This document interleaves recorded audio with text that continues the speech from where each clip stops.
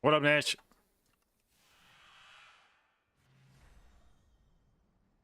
Alright. We have any...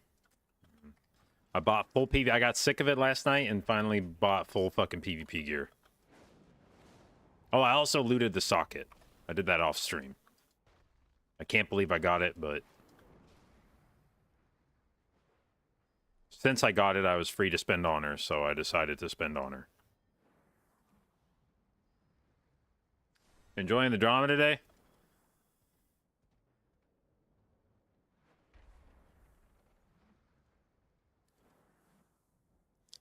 Yeah, I swear to God, that guild hasn't learned anything.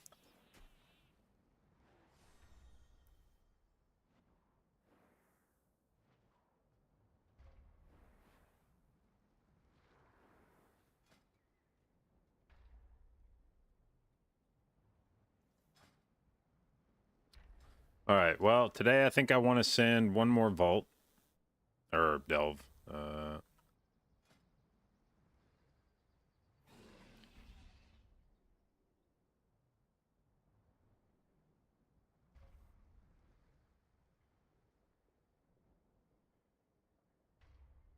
We have any other world quests that popped up that... Okay.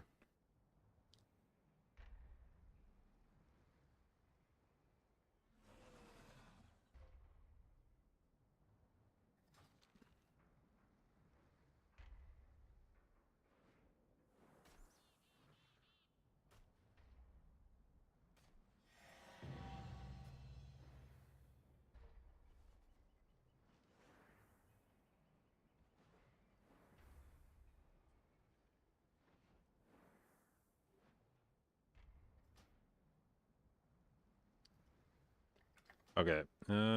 So we finished. One nice thing they've added on LVY, I don't know if it's LVY or Wind Tools, they've added in the weekly shit down here. So you can quickly tell, like I've done, actually don't think I've done World Soul. I don't know why it says that's completed, but whatever. Spreading the Light, Dungeon Quest, Ashkahet, Theater Troop is completed, and Ringing Deeps is completed. So, you can get a quick update on that.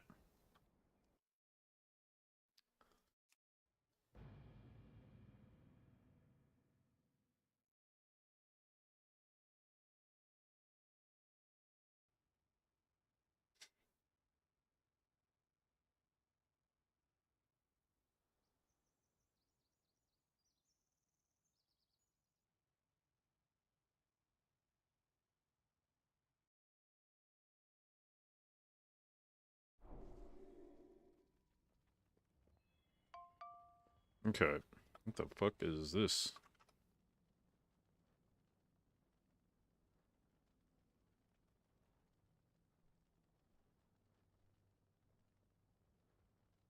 Oh, we have an update to the profession module. Okay.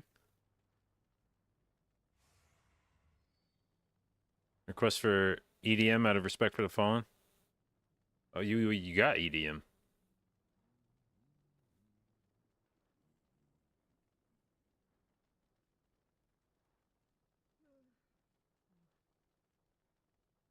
Oops, wrong thing. Wait, right thing. Oh, this goes down here now? Okay.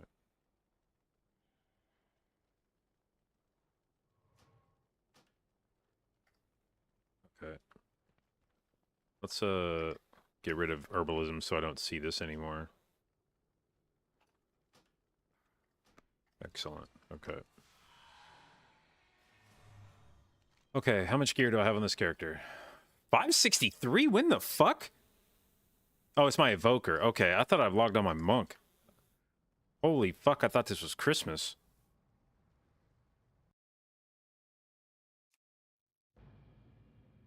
What up, Wither?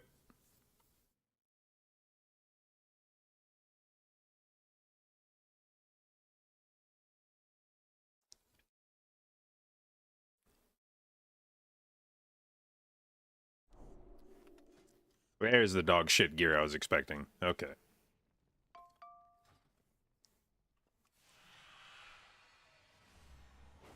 Jesus, I'm still in Valdrakken.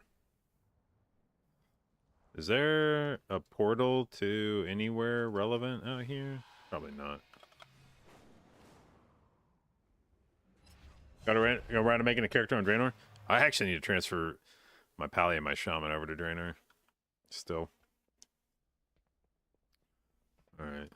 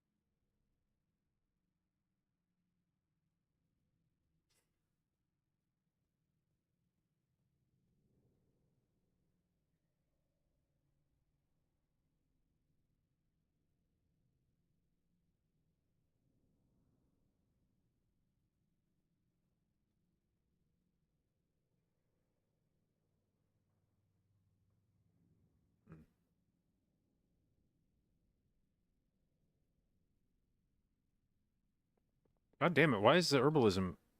Hello? You're supposed to be gone. Why are you back? Did I relearn? Oh, I dropped herbalism on my evoker. Oh, well, whatever.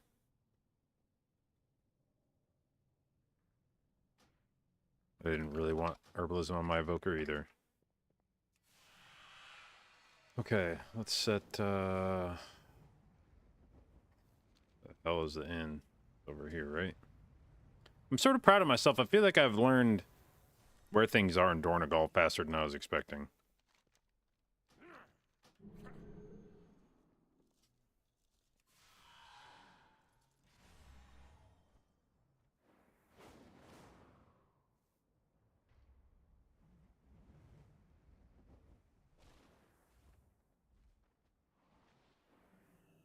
My directive is to serve you. Okay, let's unfavorite all this old shit. What do we need to buy? Oh, first, before I do anything else, let's make a trip to the Warbank, where I suspect I'm going to have some leather gear that I can equip.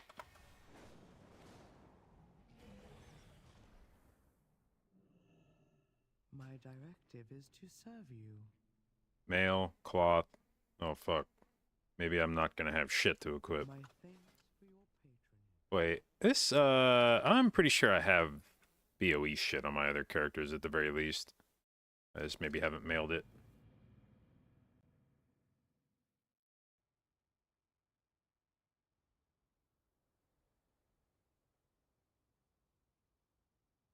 Murgy, thank you for the resub, babe. 20 months, appreciate it. And thank you for your continued inclusion in the J dot, babes. Anyway, I'll be able to update Holy Pie with a weak core that doesn't always light up Hammer of Wrath. Yeah, I need to... I changed the way that weak aura worked partway through Dragonflight because Hammer of Wrath became such low priority that I basically made it into just a plain weak aura that I more or less ignored because you just didn't really ever want to press Hammer of Wrath.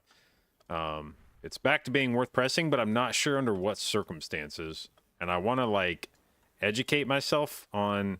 This is why I made a note when I updated the weak auras. They are all updated for the basic kit in War Within, but they haven't been, like... optimized, and I need to spend some time on each of the specs to kind of figure out how they're playing so that I know what I want the weak auras to do. So eventually I'll redo the Holy Pally. I mean, I'm playing it in raids, so I'll definitely get around to it quickly, relatively quickly, but I don't want to just make a knee-jerk update to it before I sort of figure out how I want the weak aura to demonstrate Hammer of Wrath to me. I have calibrated my prices All right, to not you. negotiable. Or I guess yes, you still want to put it in the bank. Okay, BOEs, leather belt with a socket. Yup, seems good. Offhand, perhaps staff. Sure. Ring with leech. Yeah. QQ, thank you for the resub, babe. 72 months, aka 6 years. Love it. Appreciate it. Congratulations on the sub badge that you would have if I wasn't lazy. And thank you for your continued inclusion in the J dot babes.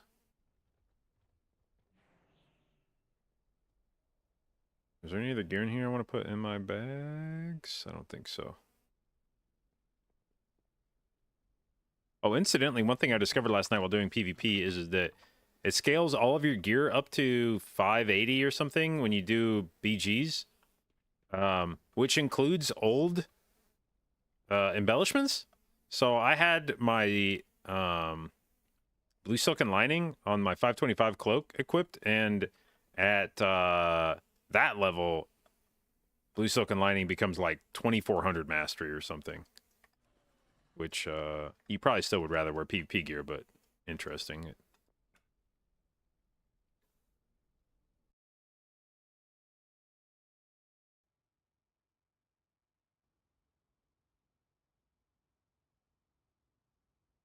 Thoughts on Liquid Max saying he won't participate in Race World First if Liquid didn't get McDonald's at least once per day? He actually said this and was serious. I mean, if that's true, I want to see a clip because that would be funny.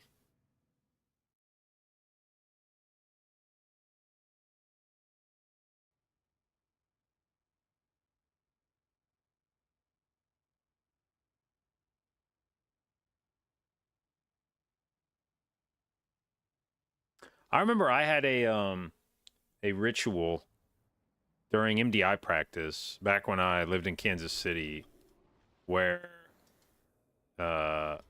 we would always our practice schedule was always such that we would start at, I don't know, like 11 in the morning and then practice till like 11 or 12 at night, and we would take like one smaller break in the afternoon and then one break around dinner time to eat.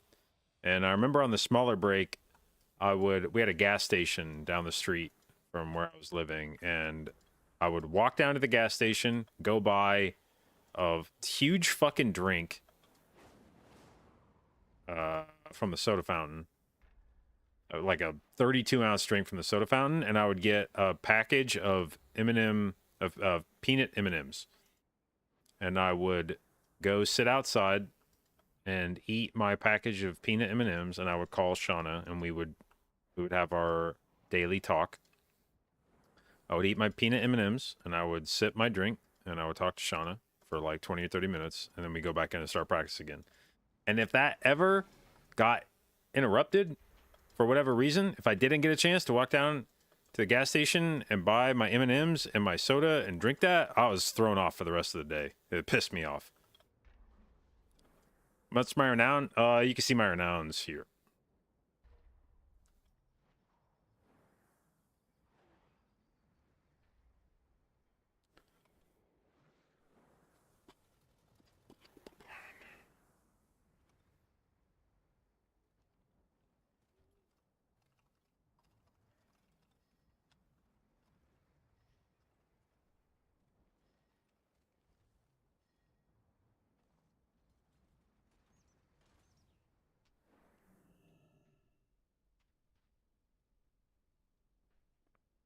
My directive is to serve you.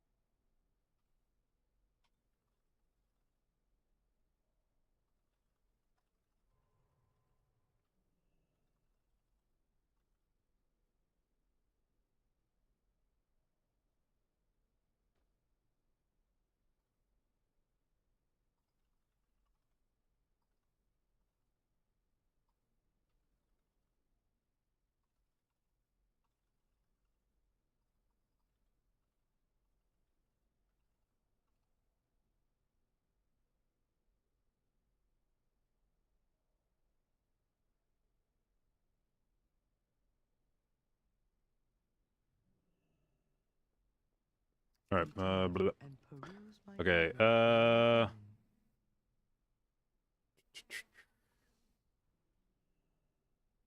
Let's see here.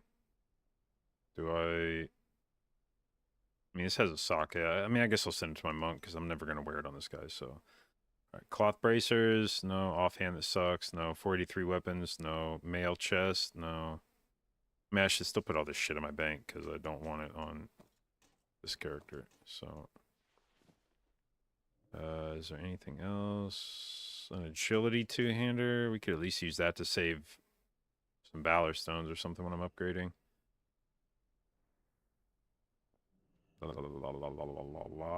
Okay. I think that's My it. thanks for your patronage. What up, Kelly?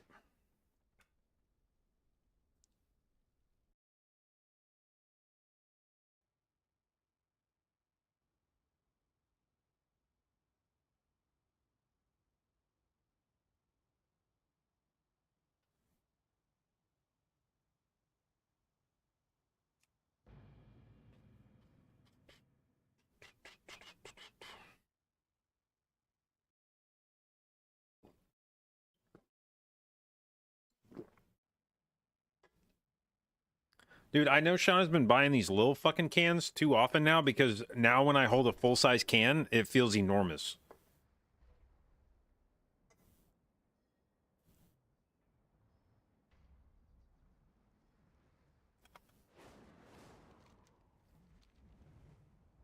That's what she said. Yeah, I mean, like, actually, like, yeah. I have an extended supply of goods for Outland. All right. Oh, Jesus. These are the stones from the pre-patch event in, what's it called? Dragonflight. All right, mail boots. No, I don't need any of this shit, do I? Okay, we'll just throw these in here again. Just any warbound shit.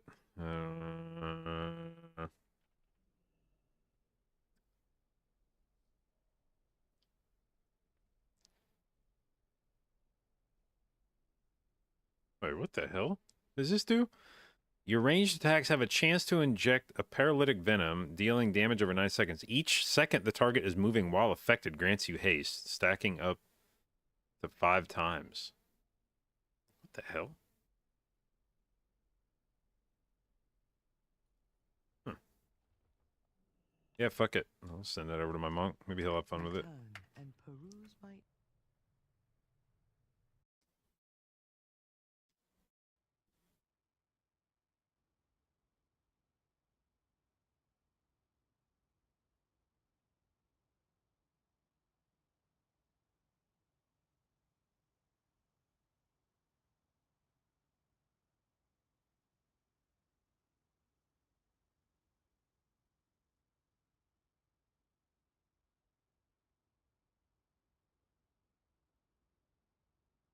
Okay.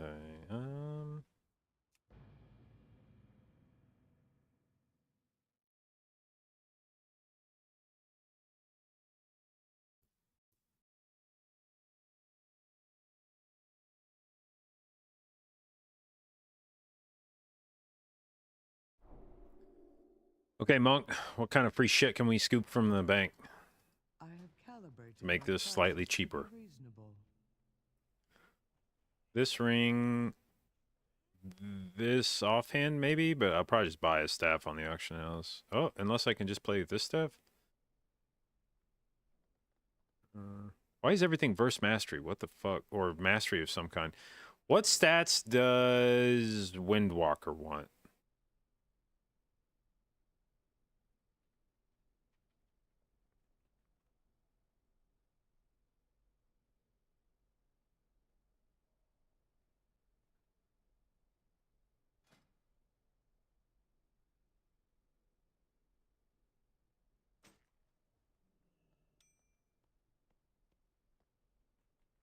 My thanks for your patronage.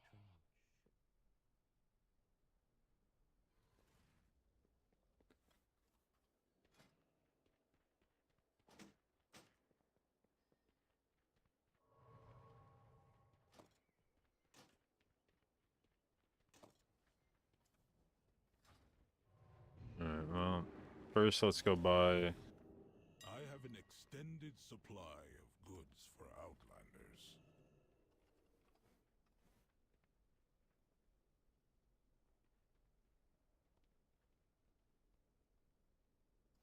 Armor.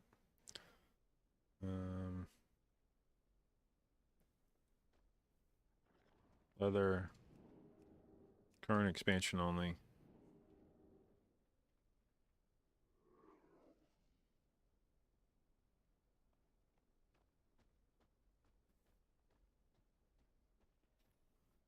Okay, nobody in guild is responding to my question about what stats Windwalker plays, so I guess I have to go look it up myself like an asshole. Windwalker. Haste verse. Oh, hell yeah. This is actually not even that bad for Mistweaver. Okay. Oh, Mastery is just bad. Alright. Noted. Put you here.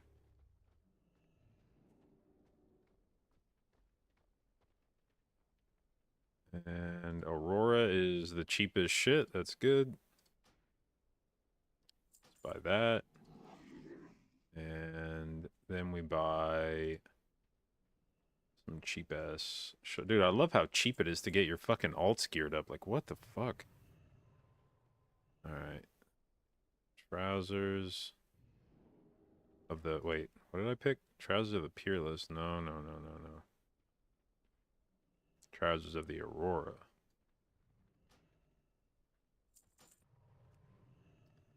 And gloves of the Aurora. And striders of the Aurora. Oh my god, why is all the haste verse shit so cheap? This is amazing.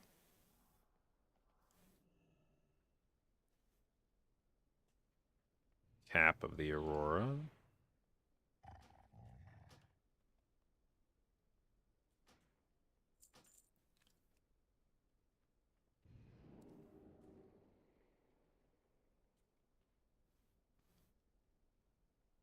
Is that... Oh no, I was about to say, is that everything? But I know it's not. Okay, belt. Wait, do I have it? No, I don't. Okay.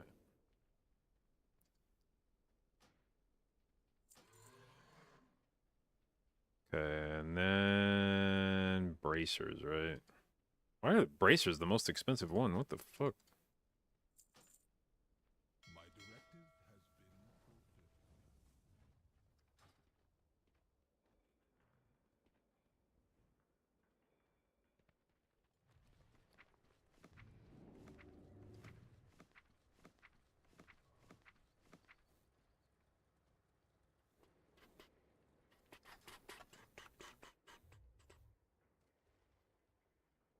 Okay. This equip. Oh, we need to buy a necklace. Equip this, equip this, equip this, equip this.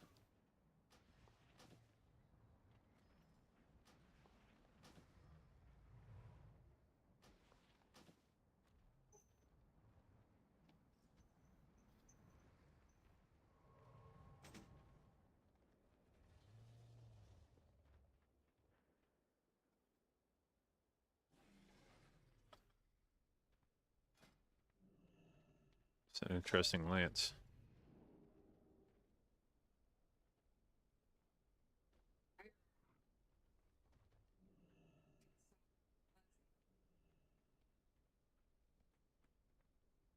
Like actually. Yeah. Imagine being the kid that saw that and then being like, Like that, like yeah, I would tell somebody, but it would be really hard not to, it'd be really hard not to like freak out about it in the moment and be like, no. Well, his parents get in trouble too because how the kid starting the cat brain.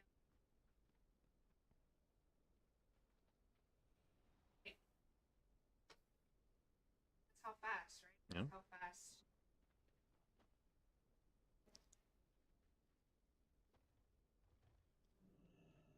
all right, jewelry and cloak. My directive is to And serve trinket. you. Okay, neck.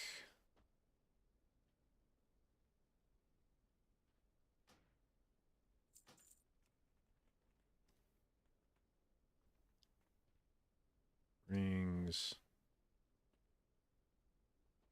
Ugh, the rings are a bit more expensive. The fuck? Can I buy cheaper ones here? I ain't really trying to spend that much. Here we go. That's more my speed. With the socket, sure.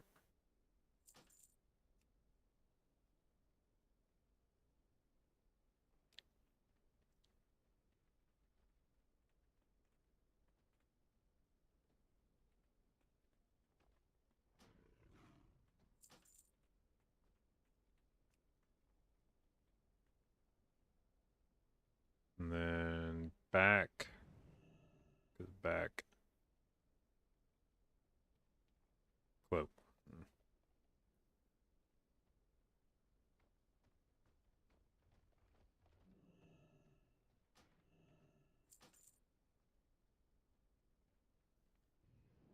And oh my god.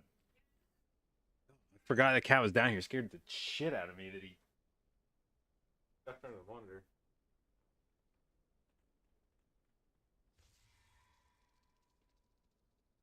Sorry, our cat snuck down here and he stuck his head out from underneath my monitor and I thought I was being attacked. Cat.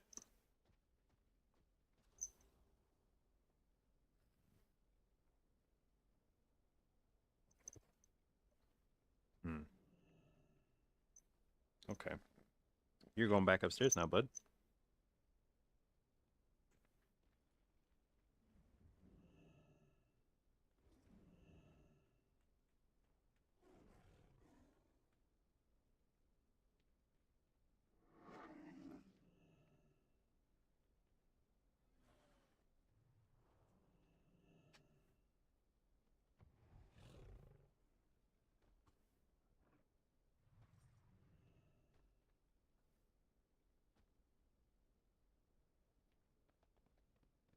Yeah.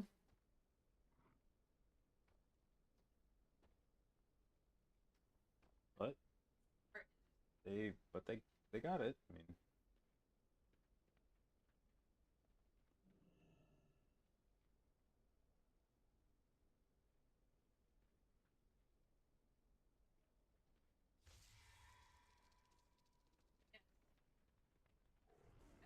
Imagine that kid is maybe the brave. yeah.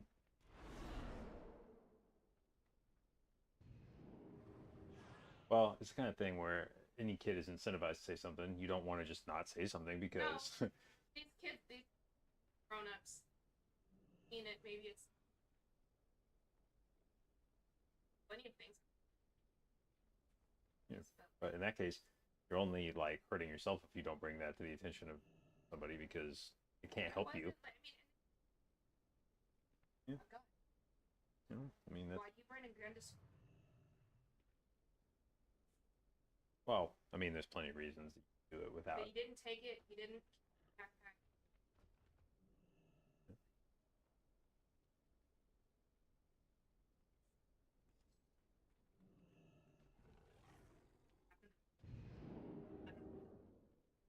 Yep. They called because they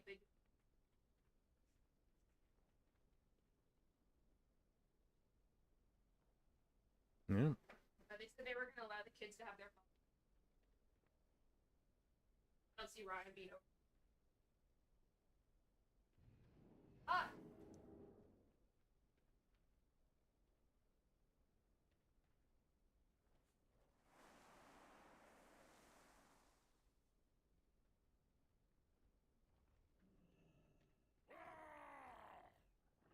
All right. Did we buy the cloak on an auction for a shawl? Yes. Okay. Now, oh, we were looking for a trinket. That's what we wanted. Holy shit! The Dark Moon cards are so cheap. What the hell?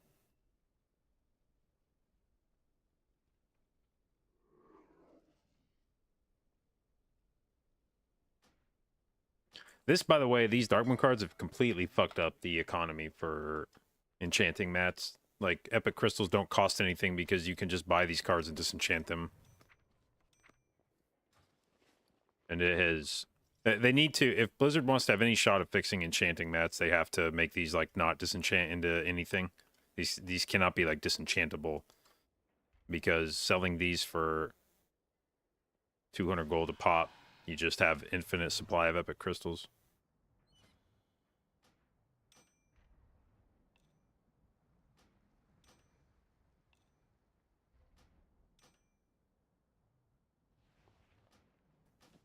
Alright, and just like that, we are up to 563 equipped.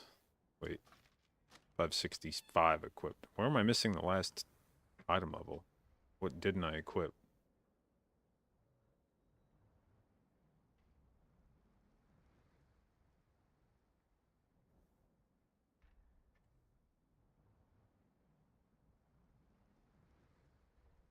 Do I just have a better ring? Oh, I do. I have this one, but I don't want the stats on it, so...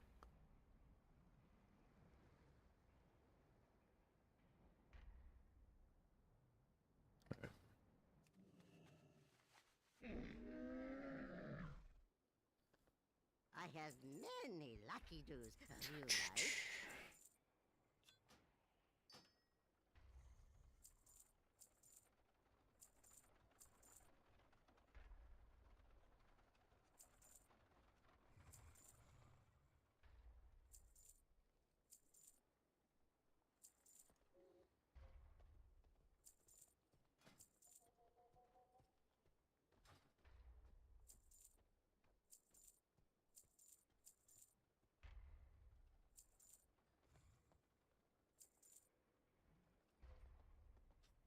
Okay.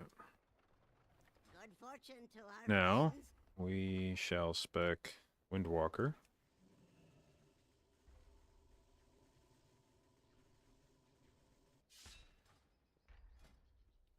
And we shall take the Delves open world build.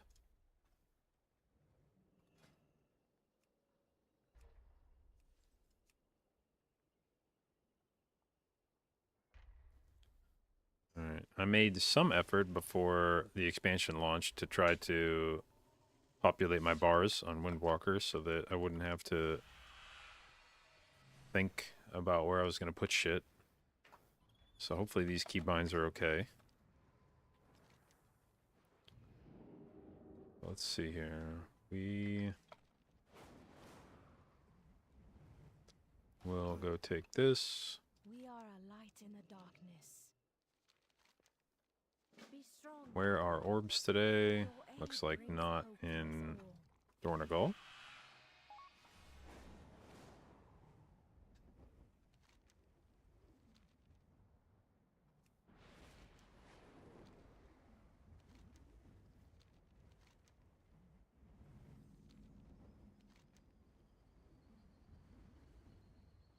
Where am I going? Not this way. We want to go over here.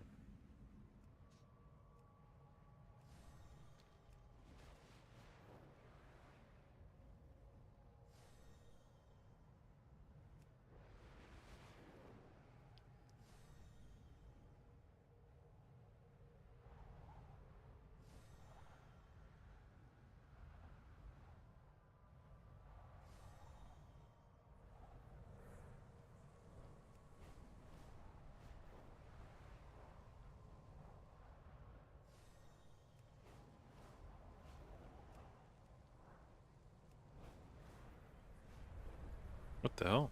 Why did I just get a loading screen?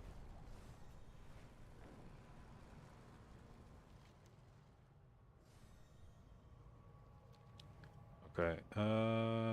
It looks like not this zone either. Wait. No, this zone. Okay, here.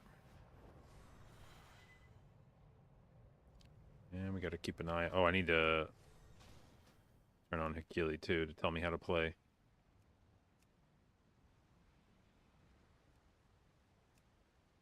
What classes do I intend to play season 1? Well, we have 3 characters that we are assigned to play for splits and raid. My 3 are Resto Druid, Holy Pally, and Resto Shaman. Evoker's looking like it could possibly be a Meta Mythic Plus spec, so I'll probably be keeping my Evoker in rotation.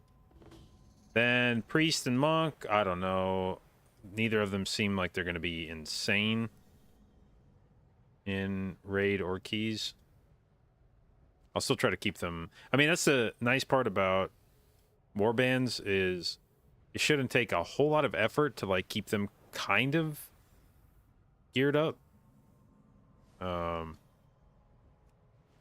The hardest part would be like grinding Valor Stones, I think, to actually level up the gear that you get. But it's one of those things where I suspect just from... Oh, shit. Why is Akili not showing? Did I not reload after I... Fuck, what do I press? Akili, save me.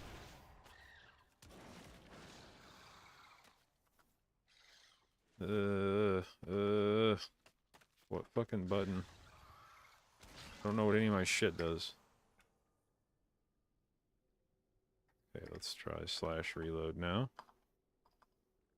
No, reload is loaded. Why is it not showing?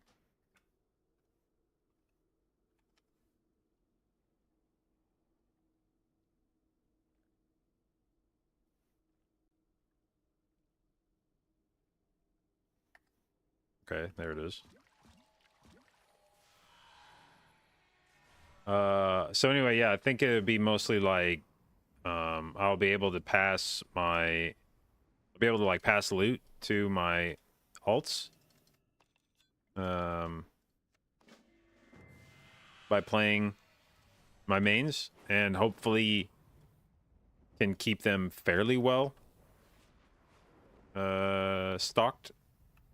And then if I ever do decide I need to play one, you know, if it becomes obvious that if there's like some patch that buffs the shit out of Mistweaver or Priest or something where I'm thinking to myself, oh man, I should get that ready to play, then hopefully it's just a matter of slamming some dungeons for a bit, maybe bringing it small raids for a few weeks, and being pretty quickly able to have it ready to go.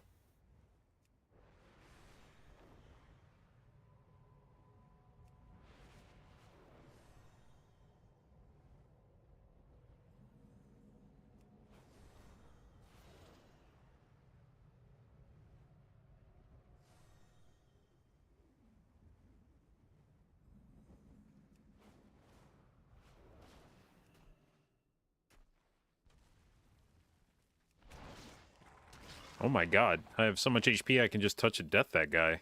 Lamau. I was wondering why it was telling me to touch a death like my second global.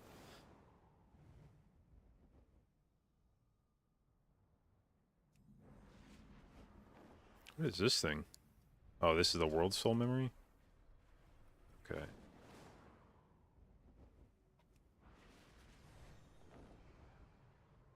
Damn, these orbs are getting farmed hard.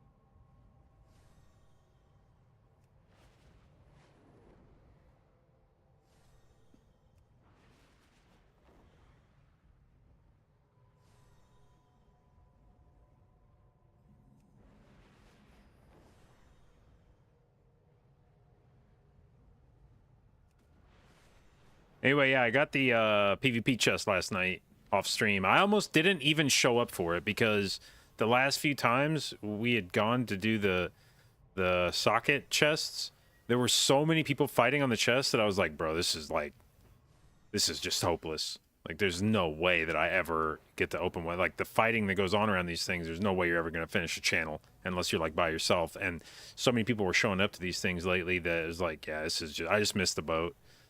I just found out about this stuff too late. But, I ended up showing up to it and actually managed to, like, there were, I don't know, maybe 10 people there, and we all just stopped fighting and everyone tried to click it at the same time. Like there was basically like no roughhousing. It was just everyone dove on the chest and tried to be the one to open it, and I was one of the first 5, I guess. So we got the socket, and thank God.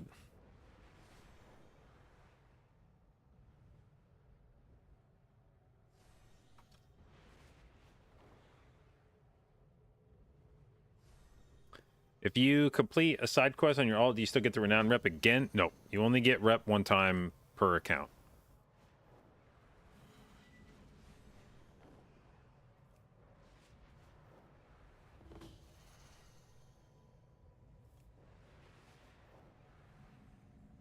Just a PvP socket? Yes.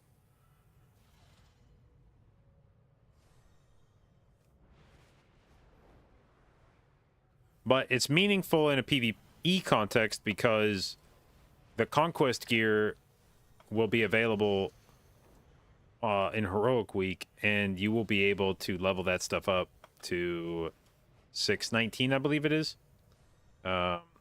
which will be like Heroic equivalent gear, and it'll have a socket in it. So you're probably wearing that until you get like Mythic Bracers, maybe even beyond Mythic Bracers. Unless they're good Mythic Bracers or you really hate versatility.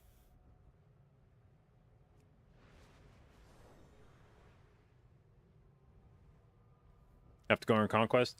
Oh, bear in mind, it's a Heroic Week, so there's not going to be that many things to do. I mean, like, you'll go raid, Heroic and Normal, but I doubt Normal takes that long to clear. Heroic might take a bit, depending on how well your raid is geared and how well Blizzard did on the tuning. But my guess is that more likely than not, a bunch of people are going to find themselves with not all that much to do on Heroic Week either, outside of raid.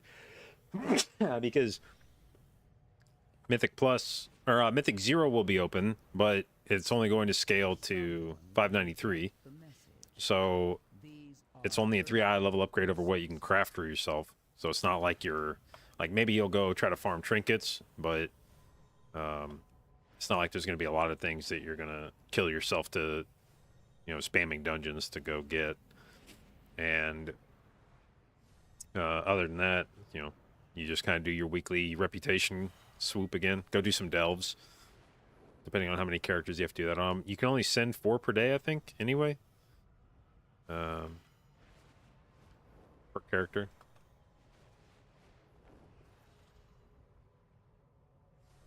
So I don't know how busy you'll be. It may be that you just have a day by the end of the week that you're just kind of free to go do some PvP.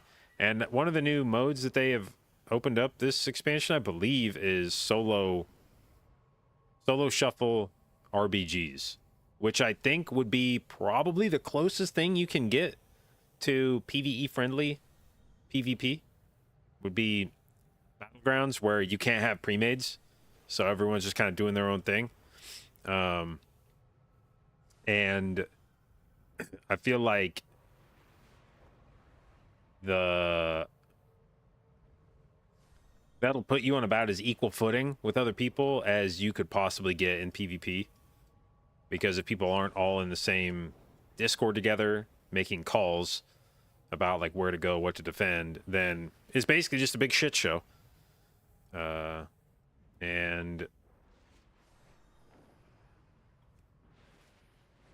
you have I would imagine like roughly equal chance of winning or losing there. So even if you just kind of show up and hang out, I think you'll get conquest at a fairly decent rate doing that.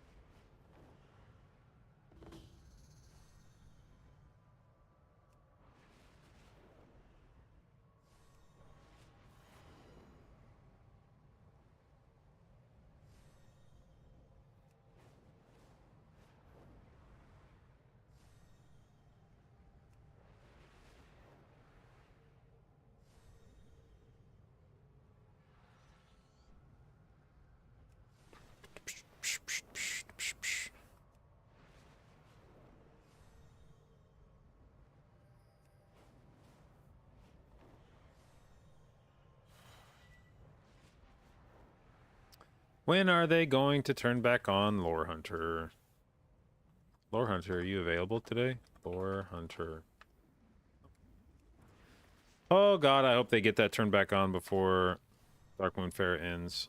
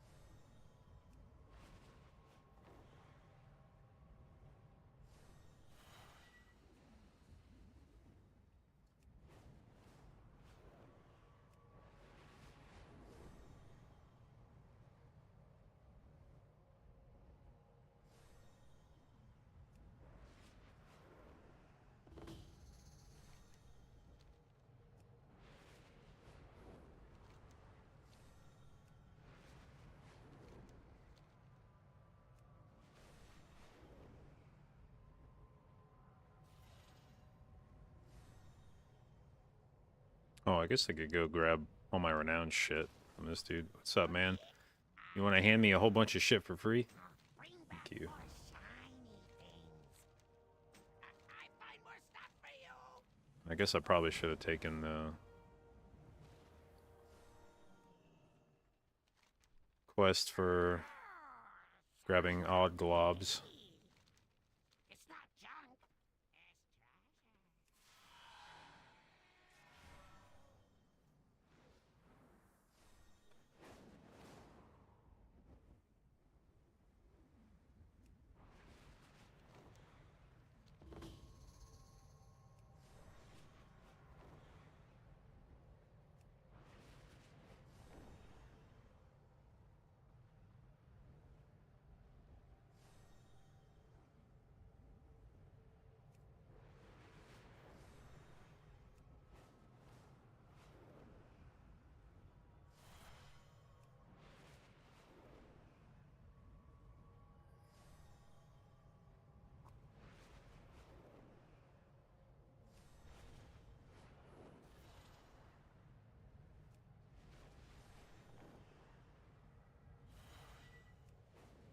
Alright, now, if I am lucky, we are going to hand this thing... Well, I'm going to hand this in for a key. I don't need luck for that.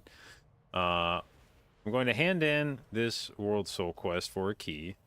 Then, if I am lucky, we are going to go do a delve. And I'm going to go get Hallowfall rep from the end of it. I have already used keys on 2 of my alts that I did not want to use keys on. One of them got Dornagal rep, one of them got Severed Threads rep. So we go again until we get Hallowfall. And hopefully this key gets us Hallowfall and then we can be done. If I don't get Hallowfall from this run, then it's a bit trickier of a circumstance. So I'll probably used one key from each of my alts I don't intend to raid on, which feels fair. But if this guy doesn't get Hallowfall this run and I want to try to get Hallowfall, then I have to decide which of my alts I want to especially bone on the stocked up coffer keys, which might end up actually just being my Mistweaver. I feel like Mistweaver is the character I'm least likely to play in the near future.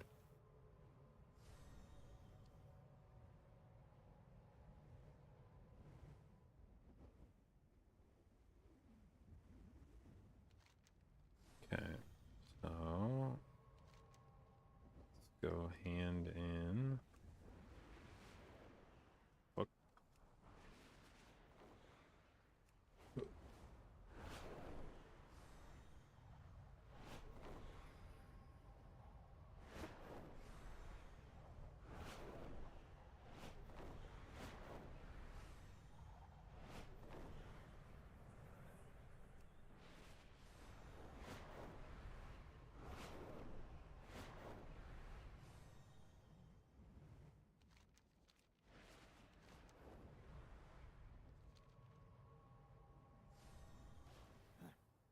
We cannot hide from evil.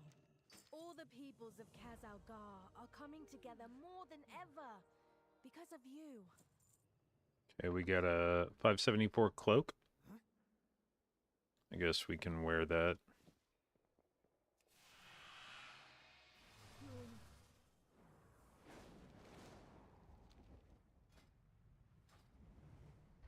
And let's go hand in this bark.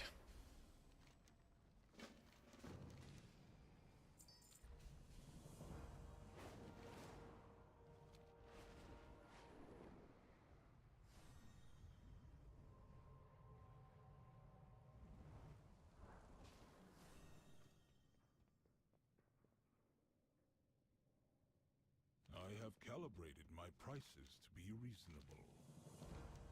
My thanks for your patronage. My directive has been fulfilled.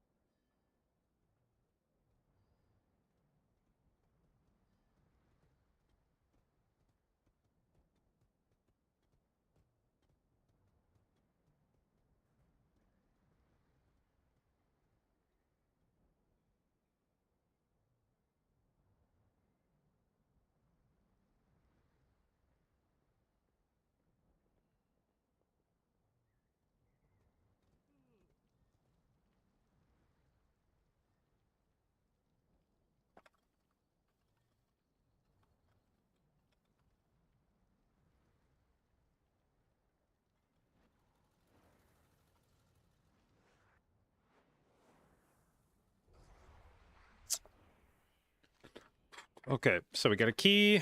I have the only the barest sense of how to play this spec. Let's go do a delve on it.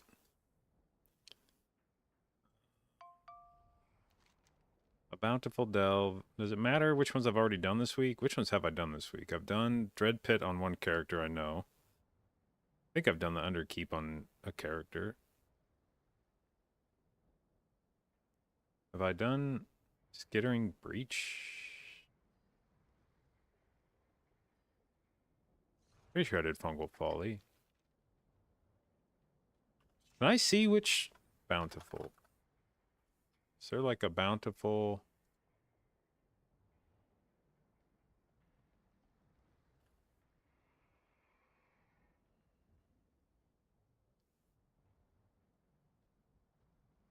Well, I've only done 2 bound. I was thinking I'd done 3, but I've only done 2. So I'm pretty sure it was Dornagal and Ringing Deeps. I don't think I've done one in Oshkahet or. We'll send Hallowfall. Fuck it. Actually, I just realized I got Dornagal rep from the Dornagal Delve and Oshkahet rep from the Oshkahet. I swear to God, if I go into this thing and get Hallowfall rep, and it didn't occur to me beforehand that maybe I should try doing the Hallowfall Delve to get Hallowfall rep. That's not how it works. Yeah, I was told that's not how it works, and I presume that's not how it works. But, you know, goddamn, if I do Dornagal and get Dornagal rep, and I do Oshkahet and get Oshkahet rep, and then I do Hallowfall and get Hallowfall rep, it's going to seem like one massive coincidence.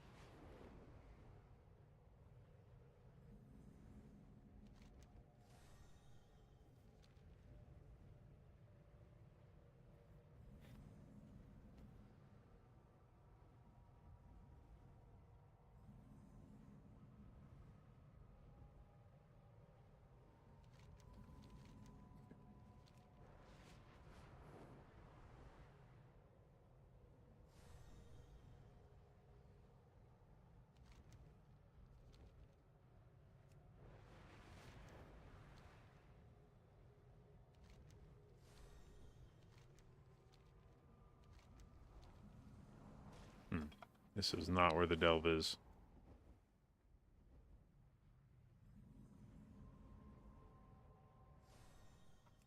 What? Hey, delve, stop hiding from me. Is it on this side? There we go.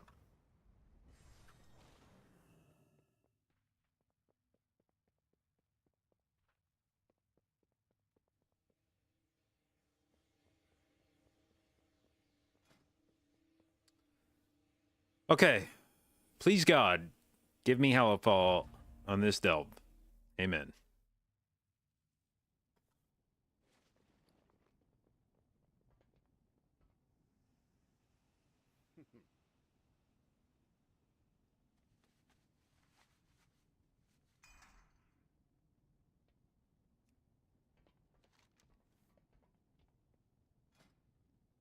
All right, Brian, you're going to be a damage dealer. You're going to cause me to have an increased critical strike chance, and you're going to cause my cooldowns to come back faster. Outsiders are a welcome surprise. All right, let's go beat some ass. Progressing with Evolve this tier? Yeah, I hope.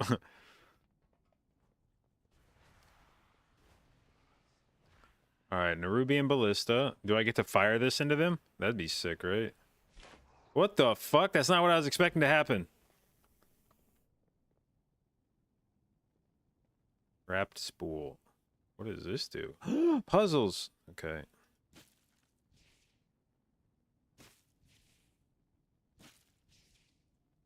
Really?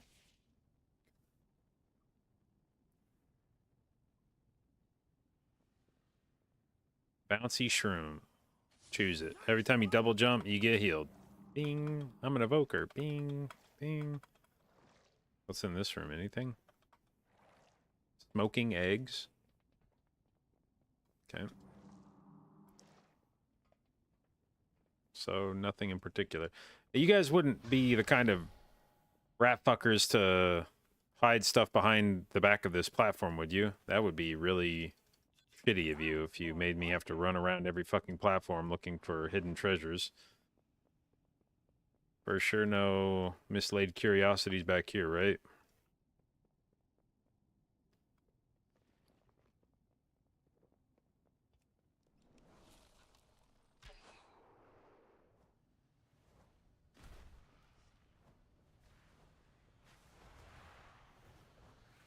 Alright, team. They'll never use it that.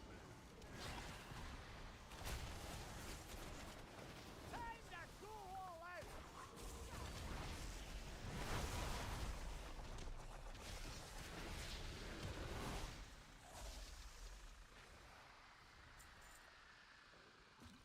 Okay. Anything else on this platform that gives XP? Looks like no.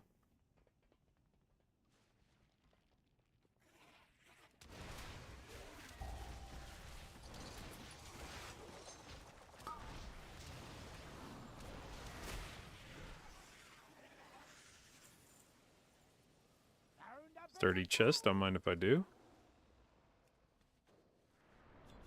Nice fight.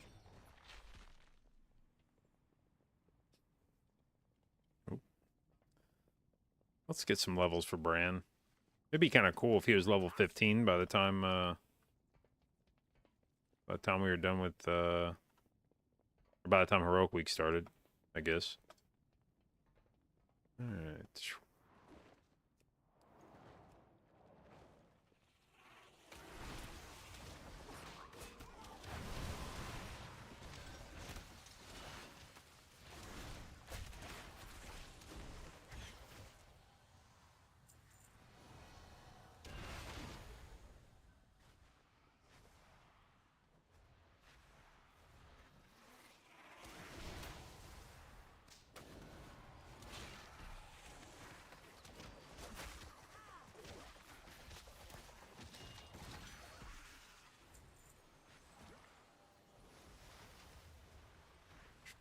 Okay.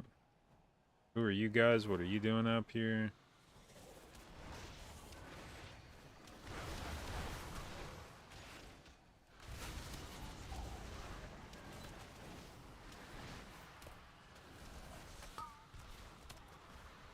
Why can't I? Okay, whatever. Keep on near me. What's in here? 3, 2, 1. Okay. Am I supposed to go in here? I don't know. What's in here? Is it probably just shit that I don't care about?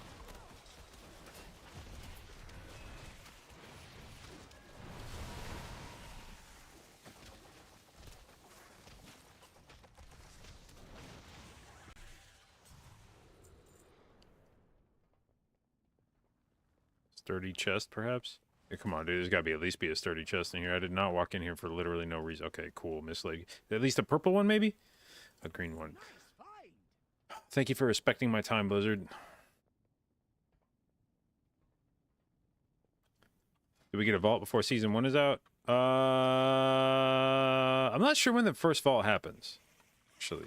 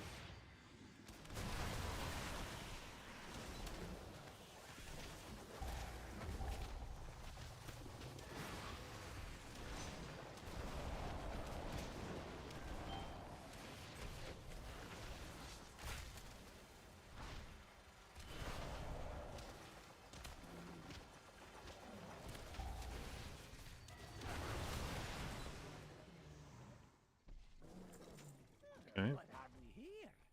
Sturdy chest, good. Lost supplies, okay. That's more like Anything else back here? Not really.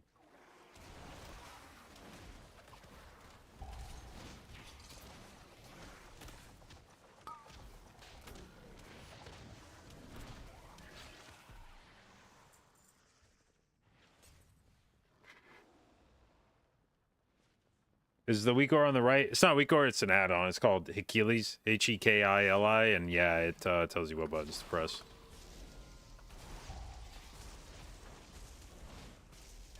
I have too many goddamn alts this tier that I need to know how to play their DPS spec, and I really don't want to learn everybody's DPS spec, so we're just letting this thing tell me what buttons to press. Seems good. Well, I imagine if you were trying to be a badass on the spec, you would probably not want to rely on it, but if you're just trying to do delves,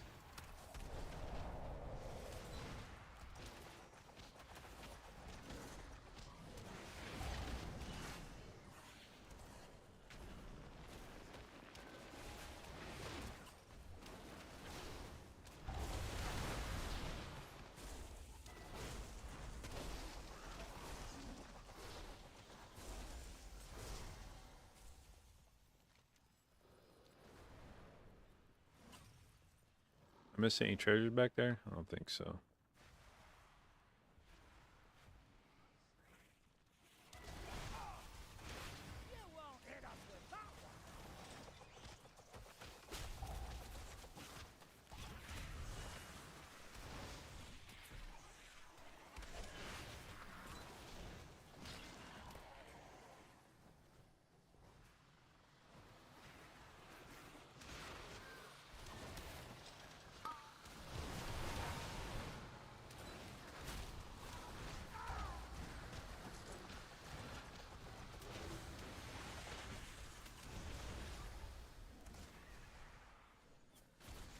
Alright, it says there's a treasure over there. I like treasures. Let's go get a treasure.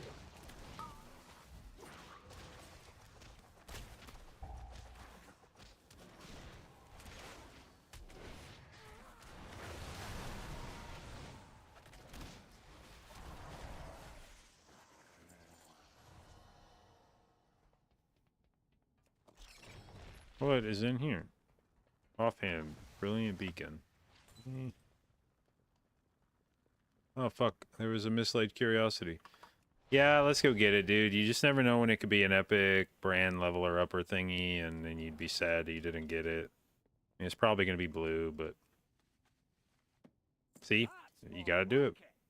550 brand XP, just easy peasy. Is there thingy in here? Let's peek if we can without engaging. Yeah, we engaged. Fuck it. Get over here.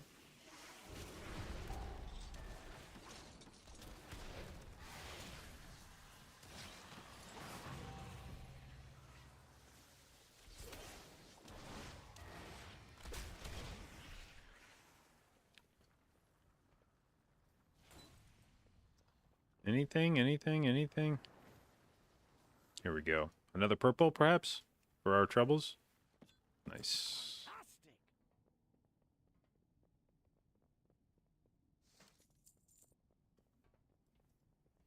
Wristwell first hasn't even started yet. We got Mega Drama. Yeah.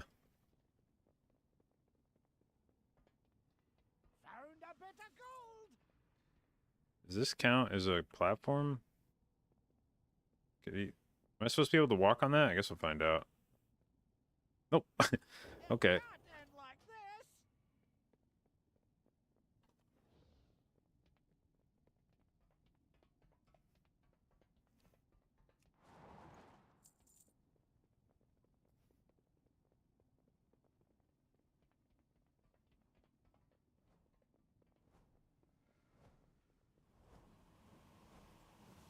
Keep 'em near me. I'm going all out.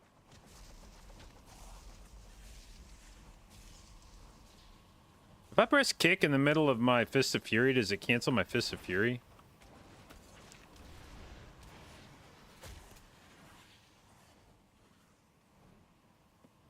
Nice find. That sucks.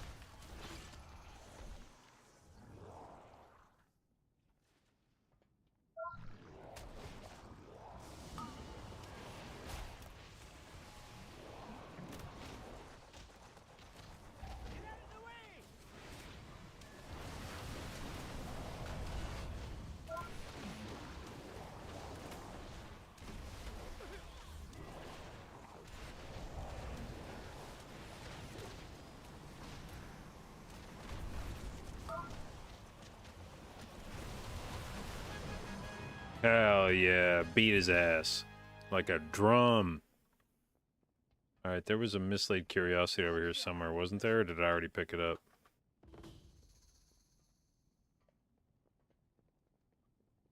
Maybe I already picked it up.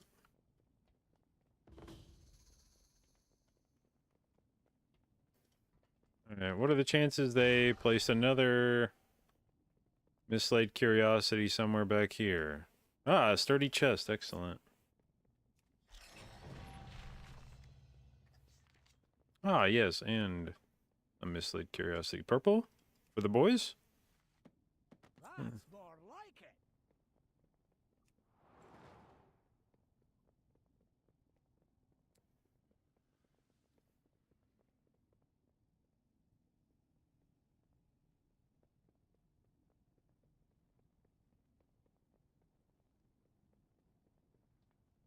Missed the add-on? It's Hekili.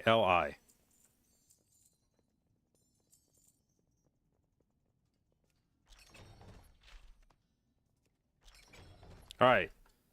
Please be Halifal rep. Assembly of the Deeps. Man, you guys are really just pieces of shit, you know that?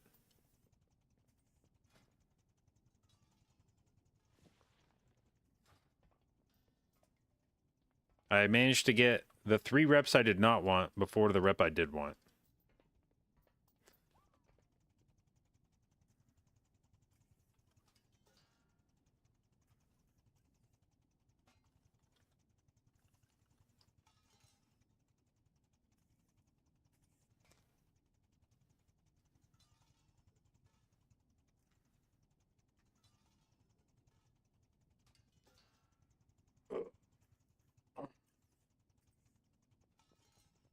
Is Delv rep still a gamble? So far as I know.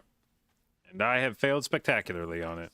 We are 0 for 3 on getting Halifal, which is what we want.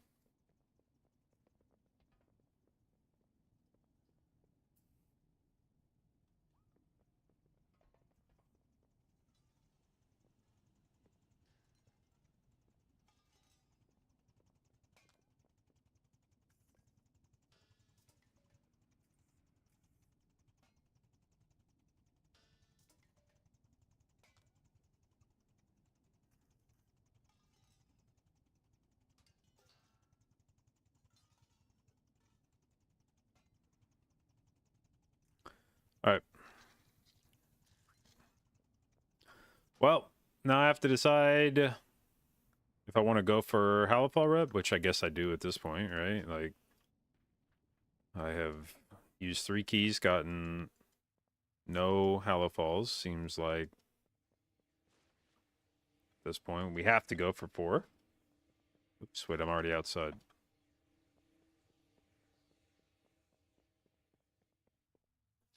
Any tanks or any DPS toning tank mechanics on bosses with the trinket the shields for 1.5 million? That's not even that big of a shield, TBH. I think we're gonna have like 5 million HP this season. Actually, I think even more than that. I think when you go into PvP and everyone has 626 gear, like if you're full PvP geared, I think people have like 5.5 million. So we might actually be like 6 million. So that's gonna be like maybe like 20% of your HP. It's not even that big of a shield. It'd be like popping a defensive, basically. Why are we using keys? So doing Bountiful Delves gives you... Oh, I did that delve without my Dark Moon Fair buff, by the way. Jesus Christ. I'm brain dead. Oh, maybe it's good that I didn't get the Halifal one then. So doing a Bountiful Delve gives you... a high chance, not a guaranteed chance apparently, but it gives you a high chance of getting 1,000 rep with one of the factions. Which faction, so far as anyone's been able to figure out, is random. But if you send one of your Bountiful Delve keys, then you stand a good chance of getting a... Wait, am I trying to go? No, I think I'm... Of getting 1,000 or 1,100, excuse me. You get 1,100 rep with one of the factions. So, if you are trying to grind renown, you are incentivized to send your delve keys, but you still don't want to send delve keys on any character that you're planning on, well, playing, like giving a shit about their gear, because you still want to hold those for heroic week. So you are then encouraged to send bountiful delve keys on a character that you are not intending to care much about in the short term. And hang on. I was going to, I guess, Awakening the Machine. The theater fucking event just finished, so that's not coming up anytime soon. So anyway, yeah, you would want to pick characters that you're not planning on playing much of, and then farm keys on them and do delves on those characters and basically burn their keys for the rep buff.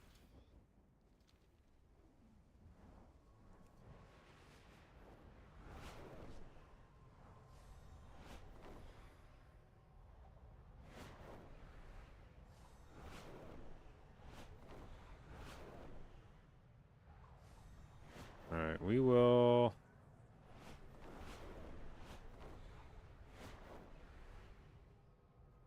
I think I might just wait for the theater event to come back around and do that on this character.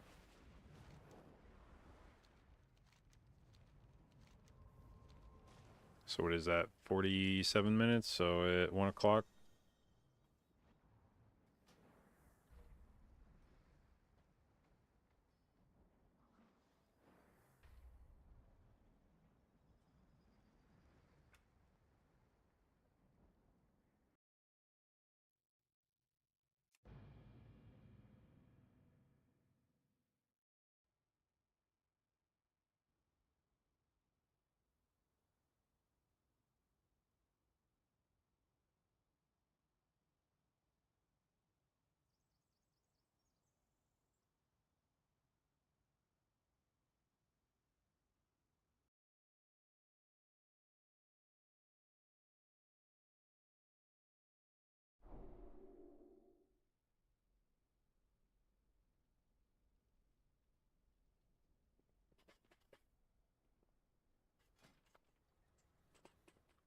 We have any no enlistment bonuses, huh?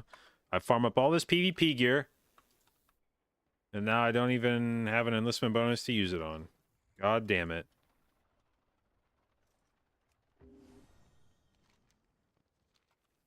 I also realized why nobody wants to craft this little adventure into PvP has caused me to realize why nobody wants PvP gear crafted, and it's because the crafted PvP gear is shit relative to what you can buy off the vendor, and the vendor is pretty cheap, all things considered. But if you craft the stuff, it goes to like I think it's like 613 in arenas, but if you buy the gear, it goes to 626. So you have like no incentive to get it crafted, other than the fact that the crafted gear doesn't require honor to, but you could just get on the auction house and buy it. It just costs gold, but it's so cheap to buy honor gear, or to like acquire honor gear with honor right now, that you could get like a full set of honor gear in like one afternoon, without trying too hard. So I don't know that there's like, the only reason why I think you would craft honor gear right now is because you can put embellishments on crafted gear. So if there was an embellishment you wanted to put on your PvP stuff, you would need to craft it with that embellishment. But otherwise, it's just like straight up better to just buy. I mean, to whatever the fuck you would call that, to earn the honor gear rather than buy it from a crafter.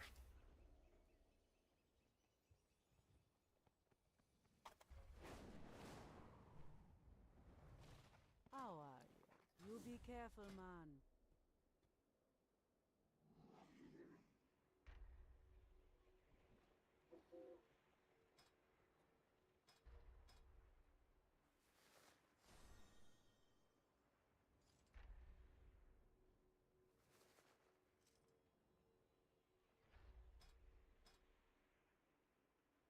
Anybody spending a lot of gold on treatises? No? Unlucky.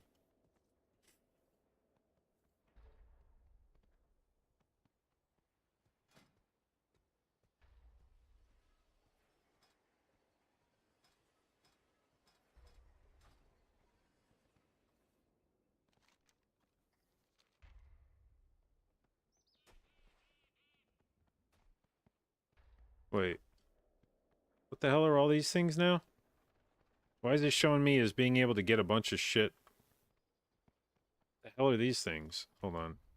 Inscription services requested. I just saw Thomas updated their thing. So what is this? Inscription services requested. What is this quest? Okay, so this is the quest from the city. I've done that. I don't know why it's saying I haven't done that.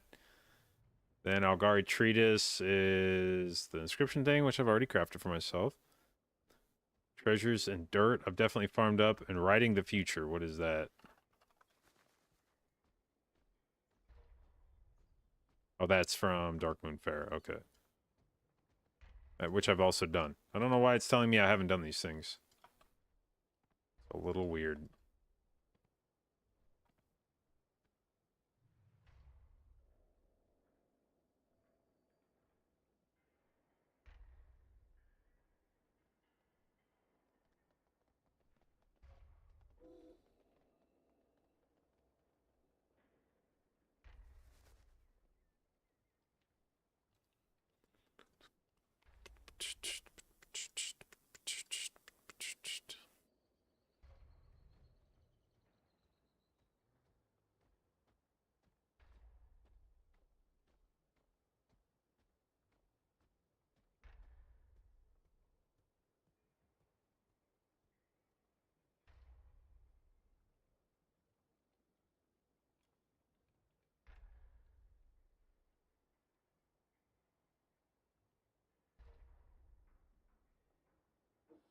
Wait, there's a new Pinnacle quest this week in the War Within, replacing the choice of the 4 activities offered last week.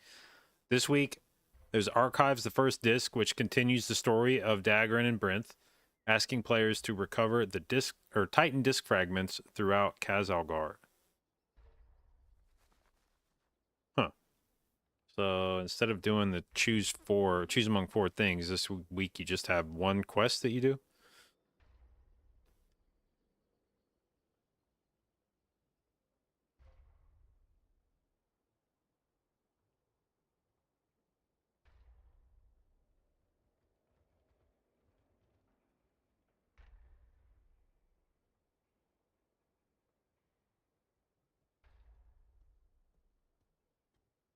Okay.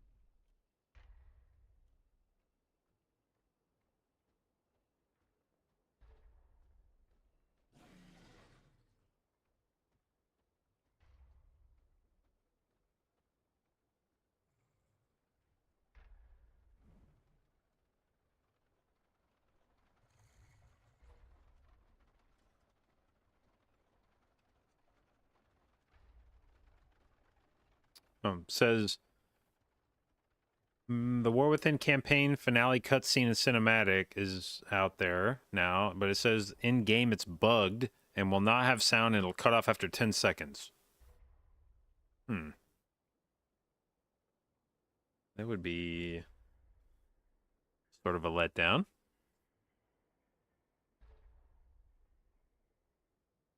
Oh, perfect. Why did OBS just disconnect? Oh, because my internet just disconnected.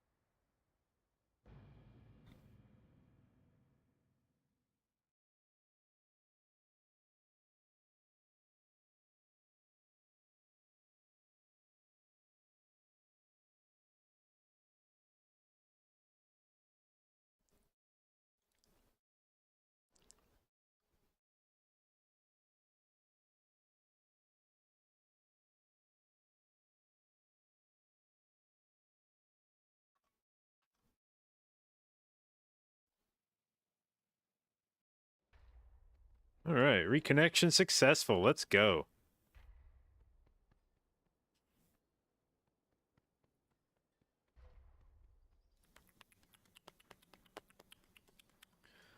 All right, any player versus player shits? Come on, man.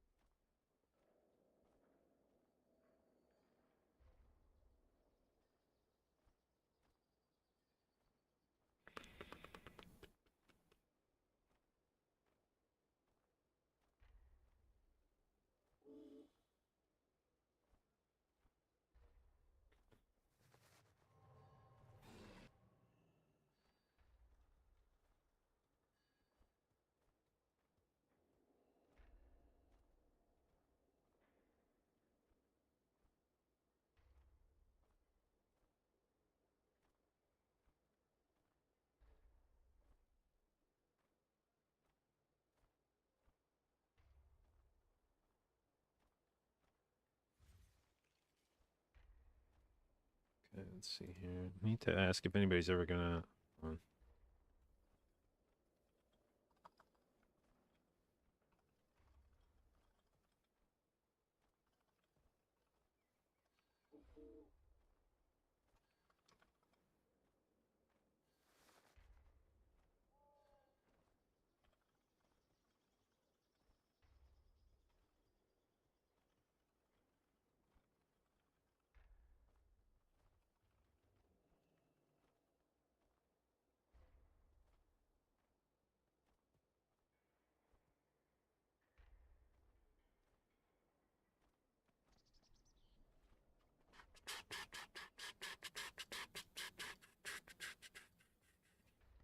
The problem, I need to get accessories crafted for inscription.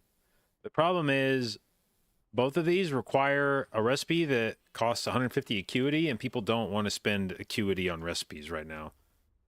They want to spend it on tools or on knowledge points. They don't want to spend it on a recipe unless they know that recipe could make them a shitload of money by being like the first person in the market with it. And there's probably not super high demand for inscription accessory patterns. Probably not going to make a whole lot of fucking gold being one of the few people on the server with that thing. So I don't know who's going to have that.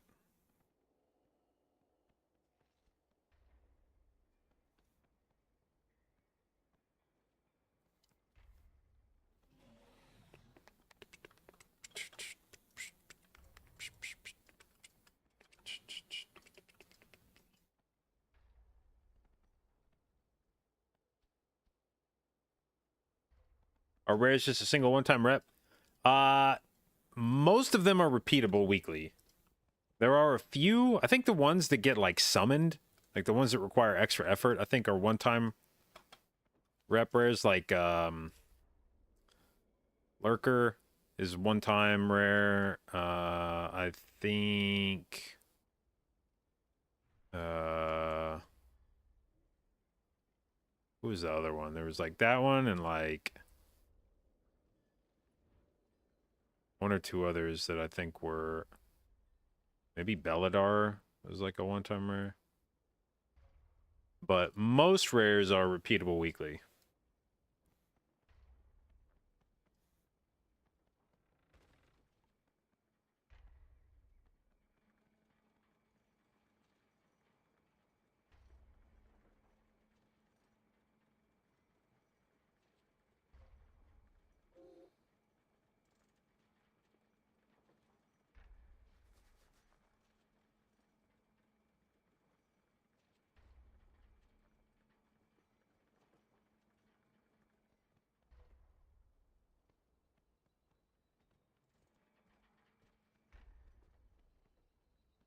All right. Guild is suggesting I just throw public orders up for blue crafts at like any any rating. I can always recraft it later.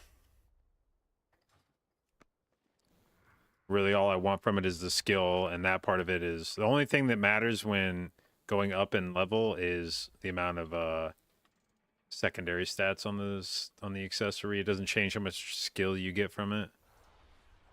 So we could probably just... What does it take to craft the Extended supply of goods for outlanders. what are they called? Storyteller's glasses. Let's look that up. Storyteller's glasses requires... Oh, I was already buying the mats for this earlier. I remember this, and then I stopped halfway through it. Alright, so Storyteller's glasses. I need crushed gemstones. How many do I need?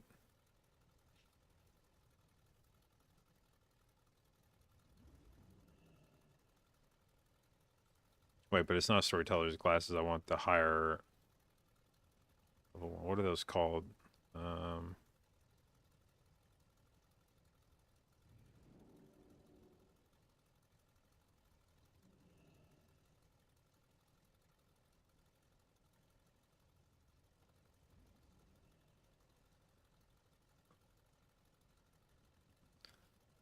Novelist specs, I think is the one. Yeah, novelist specs.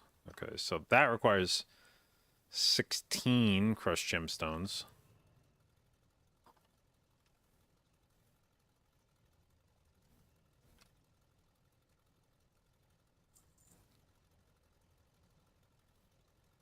All right. My thanks for your patronage.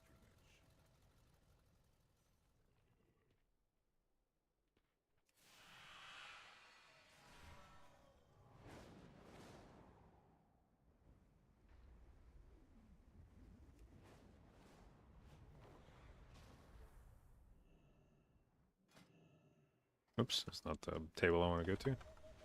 God damn, I really DC myself like this?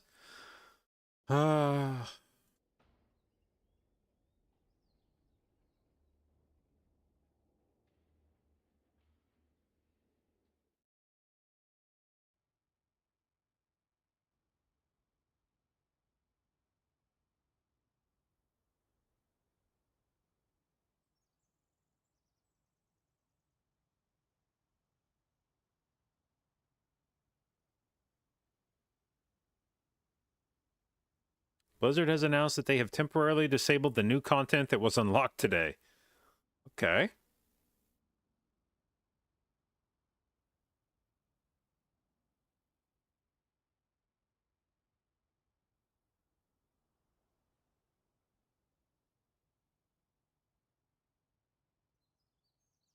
Wait, but now that page is not found on Wowhead.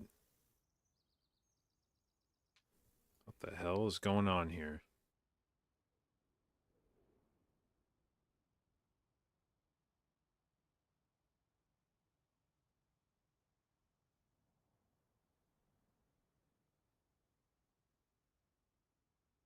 Oh.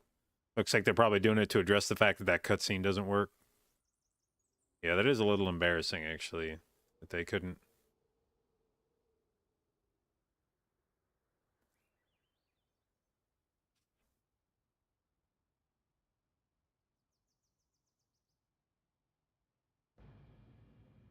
What up, Womp? Looking handsome, take shirt off. Noted.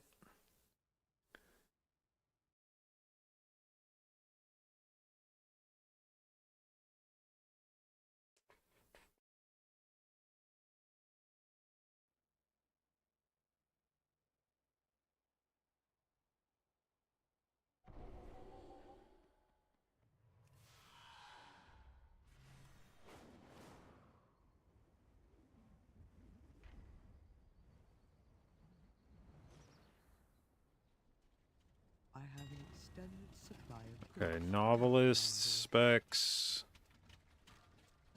Public order. I didn't take my mail out. F. My directive is to serve you. CBA, thank you for the gift sub. Much appreciated. Very generous. And Womp, you just got babed. I don't know if that'll quench your thirst at all, but...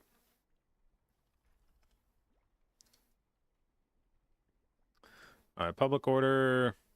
Put it up for like 500 gold. Somebody's gonna get a skill up off this, so they'll take the recipe regardless.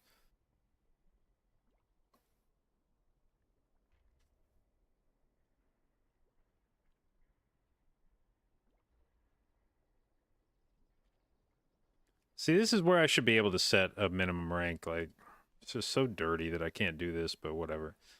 All right, so we have 475 acuity at the moment. So after I do this, I'm going to have 175 left. Should be fine, right?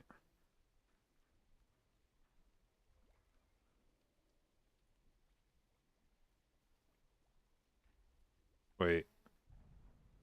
I thought this went to 12, not 11. Does that actually fuck up my calculations?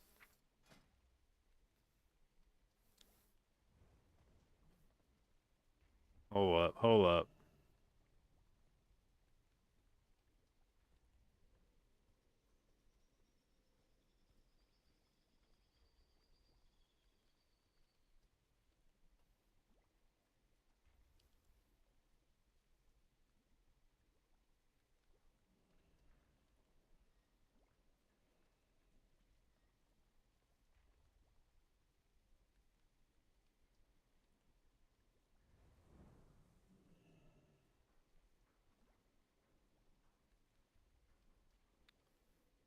All right, if I want to craft a two-hander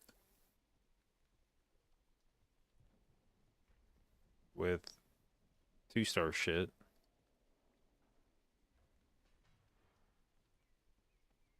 and you, and then I add in an extra, what will this be, 12 skill?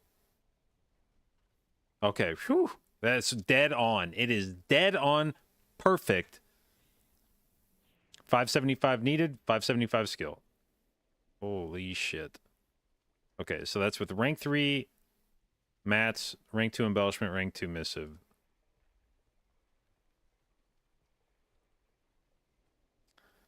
Out of curiosity, if we go 15 here and then make this rank 3, does that offset? Oh, hell no. Okay, I was going to say it'd be weird if it did, but...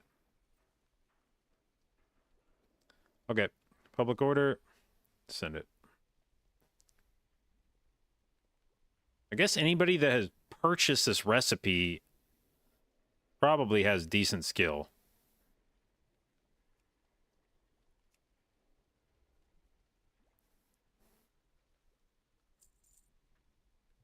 Return and peruse my inventory. Brig, thank you for the resub, bud. 8 months. Appreciate it. And thank you for your continued inclusion in the J. Babes.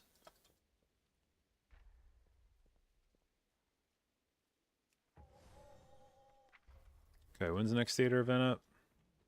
Is it just not track it if I've already done it? It's fine, I guess. 25 minutes.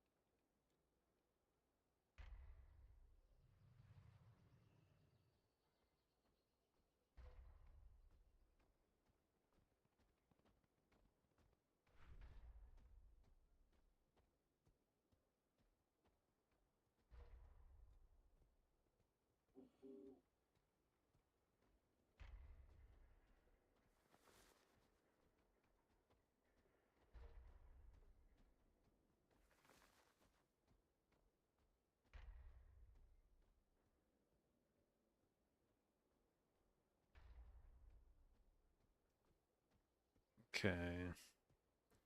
So there's another... Dude, god damn, there's another leg to the storyline after this week? Like, I'm so sick of doing the campaign on all my characters, man.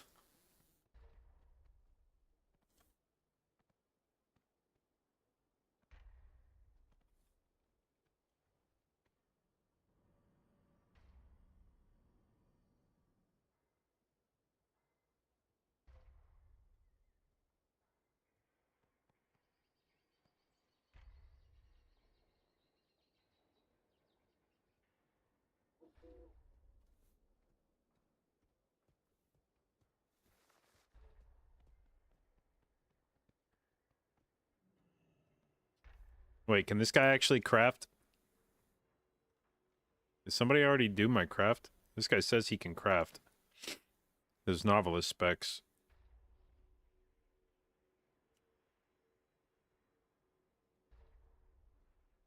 Somebody already filled the order right as I fucking... Oh well, I think it was 4-star. That's like, I think, fine.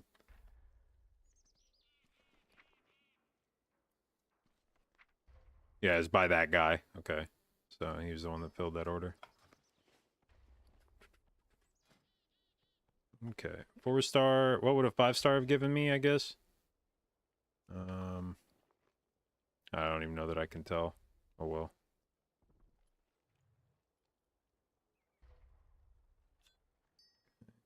Slot you in.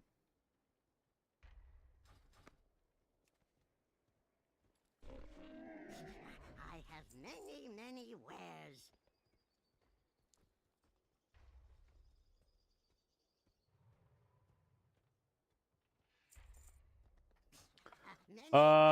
No, Merchant. Thank you for the gift subs. Very generous. Very much appreciated. Thank you.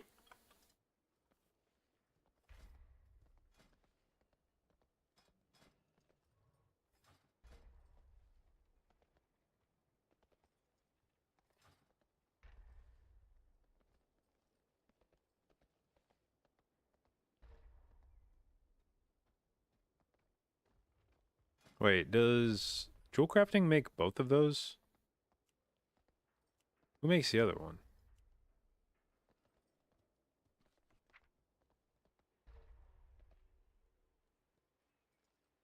Magnifying glass.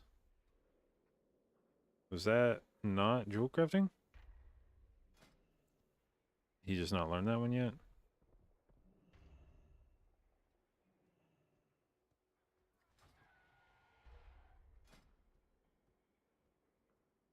Oh, there it is. Okay. Wait. No. Yes. No.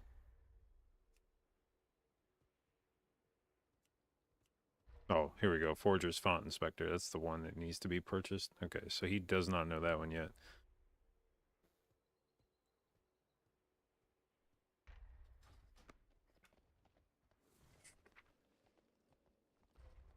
It's actually crazy that this is going to work out this way, that I'm going to have exactly... I mean, I guess I didn't do anything crazy with my equipment.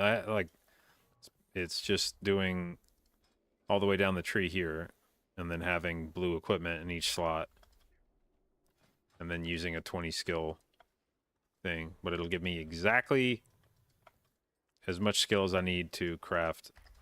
And I guess I also just have an arbitrary amount of shit.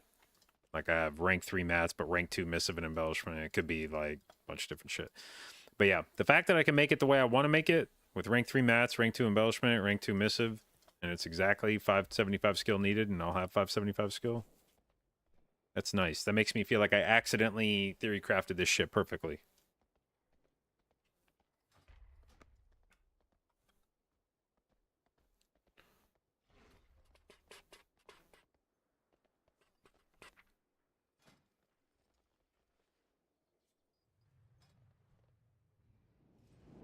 And now I need to juice up my resourcefulness as much as possible before everybody needs... my goal now on inscription is to get resourcefulness leveled up as much as possible before, like heroic... I guess heroic week, maybe, but maybe as much mythic week, before everybody decides they want to get their weapon crafted with sparks. I want to have as much resourcefulness as I can get, so that when people come to me with their really banging ass mats, you know, and I'm like, oh, I'm gonna need rank 3 mats for everything, and they bring me a shitload of them for crafting, and then I'm just farming rank 3 mats off resourcefulness, while also being able to guarantee crafts without having to use concentration, so I can just send as many as I want.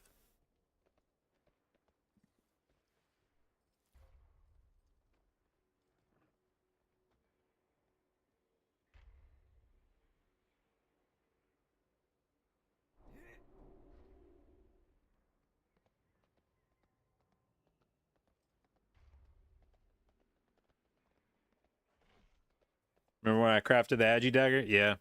Yeah, we've grown up a bit since then, for sure.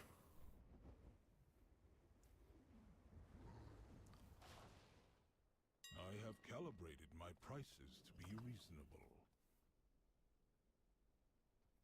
I can't tell if I should... See, I bought these Unraveled Instructions yesterday for like 1,500 gold, if I remember right. Because I was worried the price of them would go up. Let me see. Did I actually buy it at that price, or am I just remembering it that way?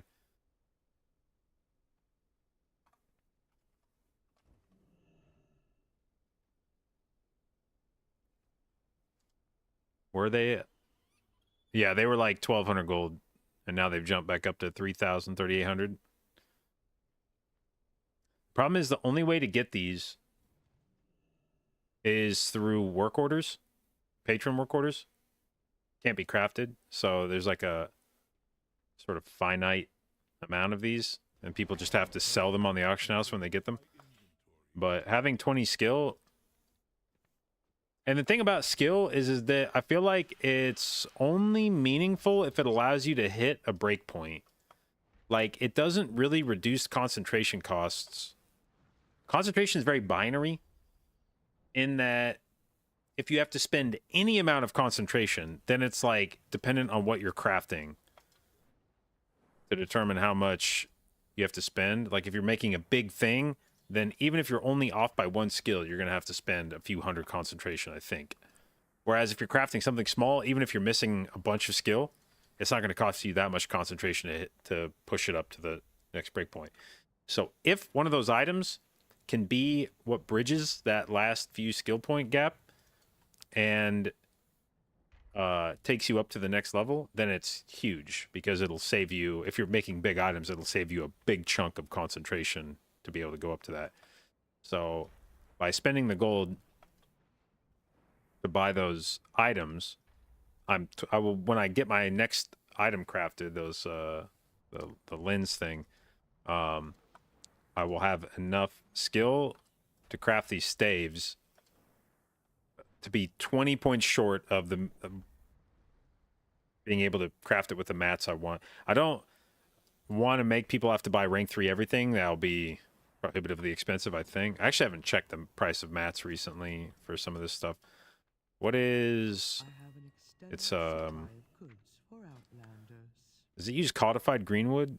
Yeah, this is like, this shit's gonna be... The codified greenwood at rank 3 is like very intense. So 2k for that, so that's 30,000 plus gold for that, and then the boundless I think are like same. I think they're like 2k for rank 3. No, 2,700. So that's another almost 60,000 gold just for those 2 mats. Writhing samples are cheap. And then if you made somebody put in a rank 3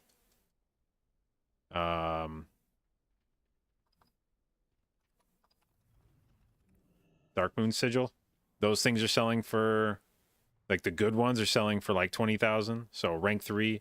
So this would be like 60,000 for these 2, and then another 20,000 for the rank 3 sigil, and then rank 3 missives are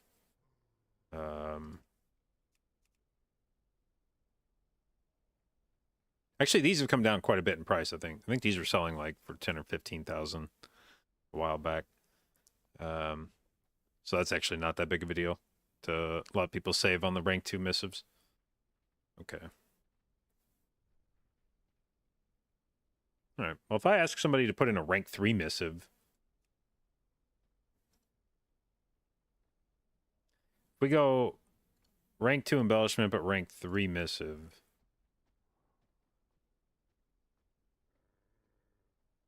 Do I even need to use... Maybe that'll save me from having to use unraveled instructions.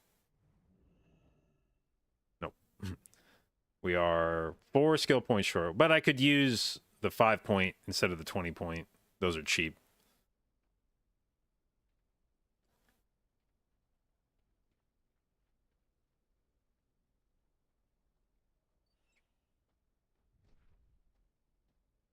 Still need to learn the crafting system. I have no idea what all the different things are. Never bothered to learn it back in Dragonflight. Yeah, it's definitely a it's intimidating at first glance. Now the good news is there's guides that'll kind of walk you through. It won't necessarily teach you how everything works, but it'll walk you through the practical parts of it. wow-professions.com or Wowhead both have guides that'll help you through leveling and also picking how you want to spend your points in the specializations. And then one thing that I've found very useful for crafting itself is an add-on called Craft Sim, which has this simulation mode that you can turn on. So when you go to craft something, you can turn on simulation mode first, and then you can populate it with theoretical amounts of stuff. So you could say, what would be my success chance if I used all rank 1 stuff and I used rank 2 embellishment? Like, how much difficulty is that? Okay, it needs 540 skill. How much skill do I have? I have 351. Okay, well, I'm 90 skill off. That seems probably not... That's not going to happen unless I spend concentration.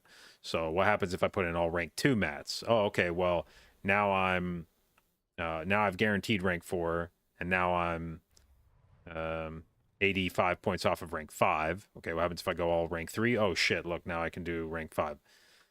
So it lets you experiment in a way that would be really difficult to do without it.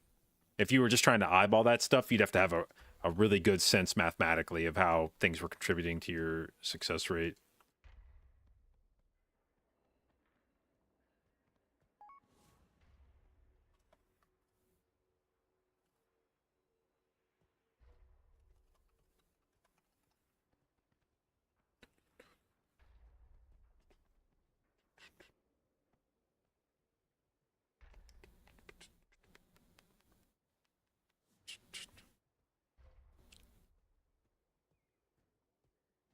Planning to use Spark this week? No, we will be waiting, I think, to craft Sparks until Mythic Week on our mains.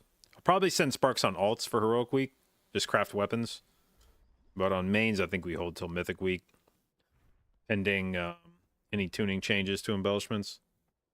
That would be the primary reason to hold your Spark now would be that Blizzard might adjust some of the tuning on embellishments and something might end up being better. Now, realistically, is it going to be a huge deal? Probably not.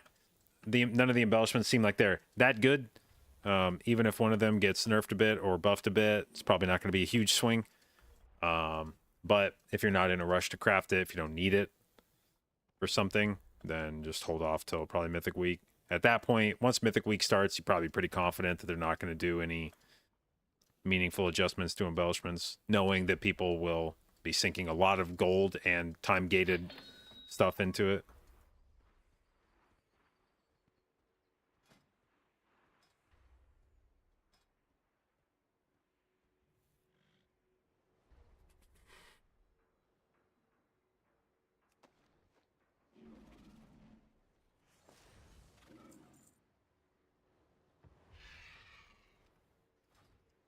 Now, see, this is like what we want to have happen.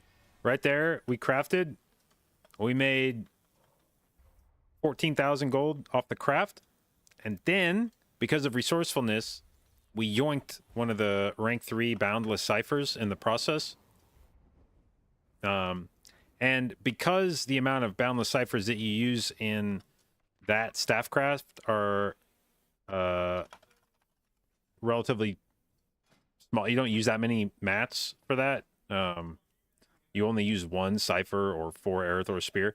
The amount that you when you proc it, you just don't get that much back. But if I make the two-hander or the epic two-hander with the spark, then you have to use 10 ciphers and 15 codified greenwood. And so if I get a resourcefulness hit on one of those, then we'll get several of those things back. And that's part of what this tree is doing. Is this central tree here is increasing all of your secondary stats in your profession. It's ingenuity, resourcefulness, and multi-craft. But then when you unlock the resourcefulness node down here, each one of the major nodes gives you X% more refund when you proc resourcefulness. So this is 5, this is 5, this is 10, and this is 25% more. So when you add all that up, that goes up to 45% more shit when your resourcefulness hits. So if you have this maxed out and you're crafting an item that uses a bunch of a mat, like 15 codified greenwood or 10 boundless cipher, then if your resourcefulness procs on one of those, it's going to dump a bunch of mats into your bag. And you could end up, like if I hit a resourcefulness proc on a staff like that, with the current price of those mats, I could probably end up with like 10,000 gold's worth of mats, independent of however much I sold the staff for.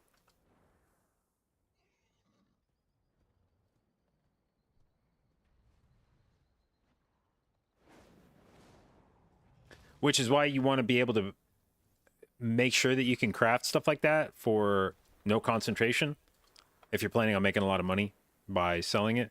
Because if you have to use concentration, then you're limited to how many times you can craft before you're just stuck waiting on your concentration refill. Whereas if you can guarantee craft it with no concentration, then you can make money on volume. You can maybe charge less to people. You can tell people you'll craft their staff for less money, knowing that you're going to be able to send a ton of them. And then you can make your money through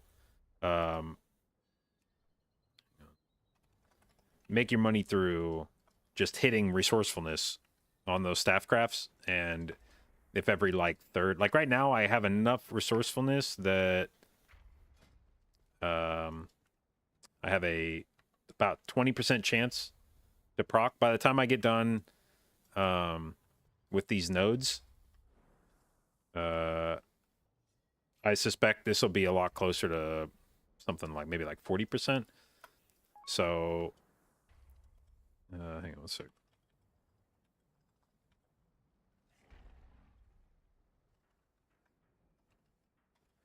So like every, second or third staff craft, you're going to get back a chunk of the resources, and you'll make a decent amount of money just in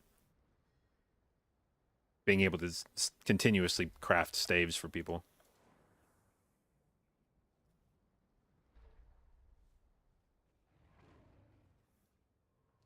How much did I spend getting my crafting to be able to do that? I'm not sure, to be honest, because I've been making money through staff crafts. I've gone up. I think I started this tier with like 300k on my character. So I have netted out almost 500,000 gold on it, apart from what I've spent. So I'm not sure how much I've spent.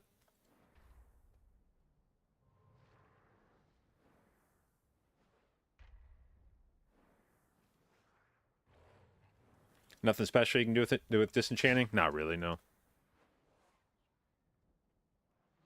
Cost you about 70k to level yours up. Well, and see, I had the advantage of my guild was going heavily into crafting, and I was the lone scribe in the guild. So every time the guild needed treatises, they would send them in to be crafted in guild, and I was the only guy that could do it. So I did all of them, and treatise becomes about the easiest way to level your skill from 50 onwards in Inscribe. Once you hit 50,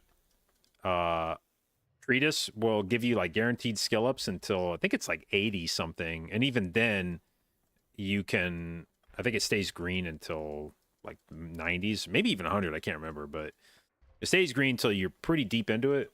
So if you can find a repeatable source of treatise crafts, which is why you'll see people spamming in trade chat that they're crafting treatises for like free or for whatever you feel like tipping them, is because they can skill up more or less for free with enough treatise crafts.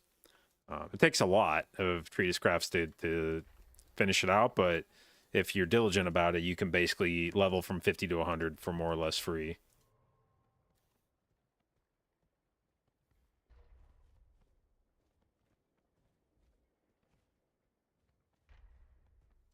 Even this early has been profitable. Yeah. Now, again, also, I have benefited from the fact that my guild had a bunch of dudes that sat in trade chat spamming, and they passed along staff crafts to me. And we worked out a system where anybody that sent me a crafting order, I would kick back 20% of whatever that craft was to them. So it was a nice little kind of rebate system where if you sent me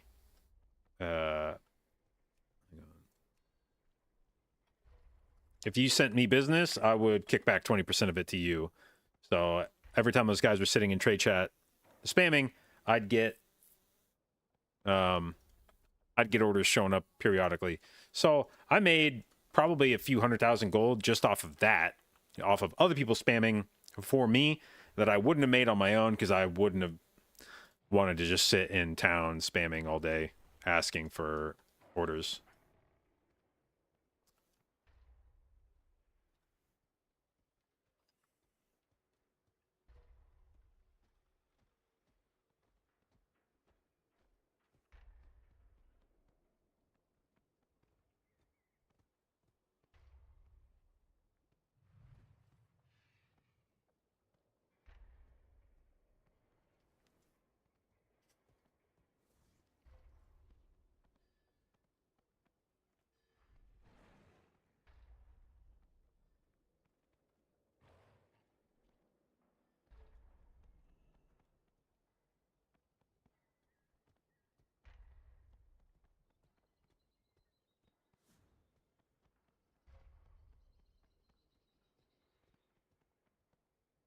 But yeah, there was definitely a big influx of cash when when everybody realized that 590 gear could be crafted. There was a shitload of orders, and then that died off after probably 4 or 5 days.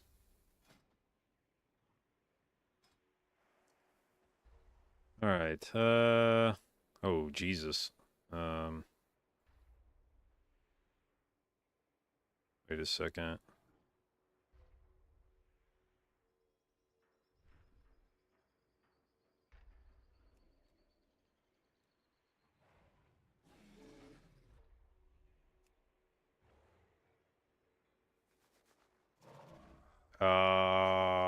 Hmm.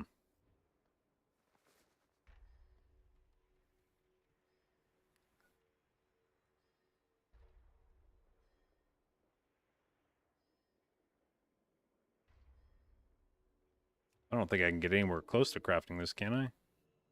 No. What if we add a rank 3 missive? How much? No.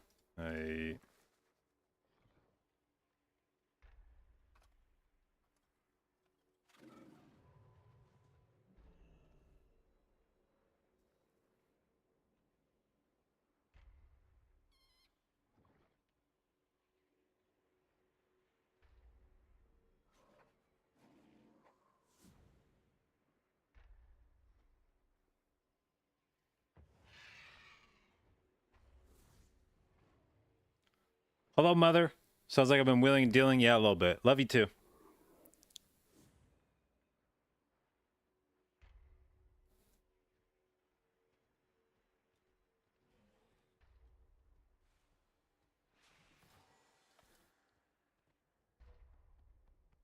I'm still not entirely sure how the recraft works, but I think it's basically like if you used bad mats in the first place, then I don't know how you ultimately fix that. I don't know. Do you have to like keep recrafting it and like bringing up the level of the... I don't know how that works. How you like save It remembers to create a mats. Yeah, but then like you can like fix that, right? I thought you could like repeatedly recraft it and it like slowly like replaces the dog shit mats.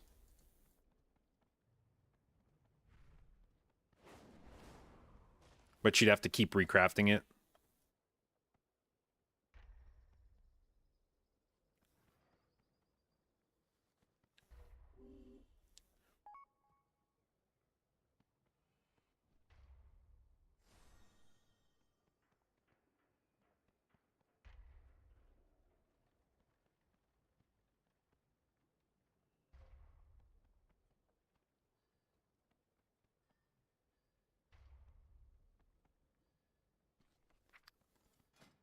Um,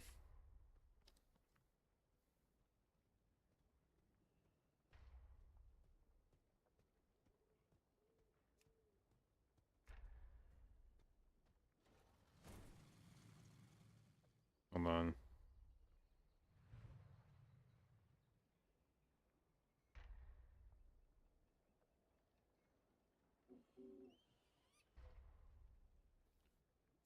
There's torch.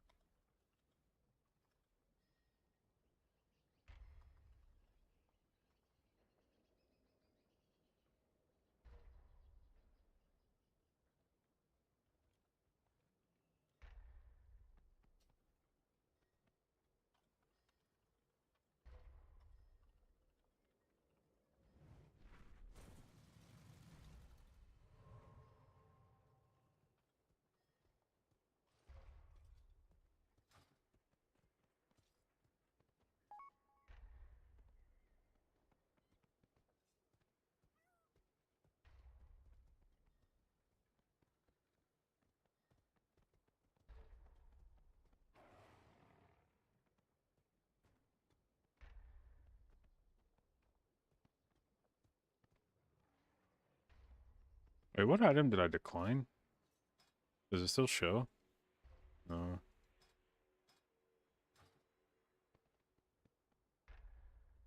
Let me actually, what, I'm pull it back up on stream. What thing did he send me to recraft? He said he was sending me a 590 item, but maybe that's not what got sent. Forward, thank you for the gift subs. That is extraordinarily generous. Very much appreciated. Thank you, thank you, thank you. Okay, yeah, that was an Inquisitor's torch.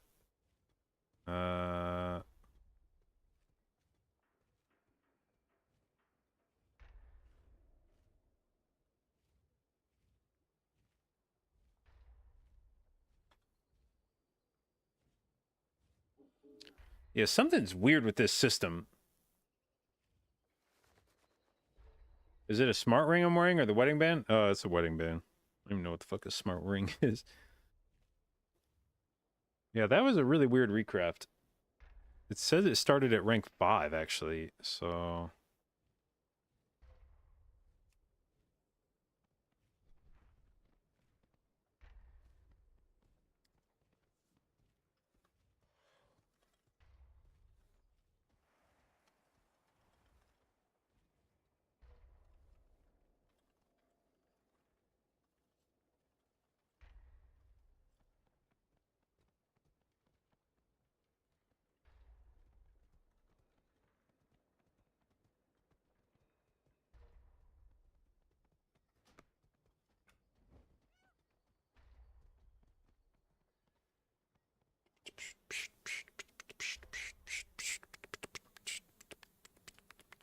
Okay, when's the theater troop? Oh shit, it's happening. Fuck.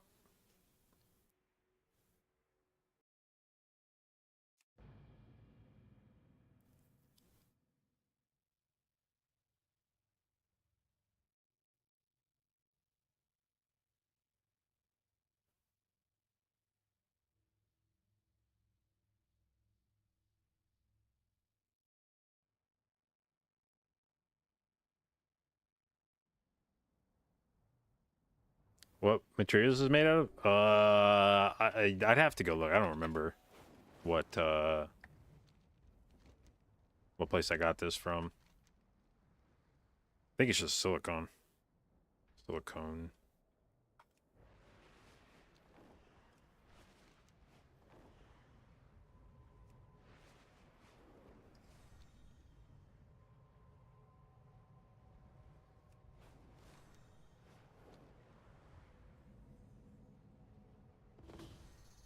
Our forged paths intertwine.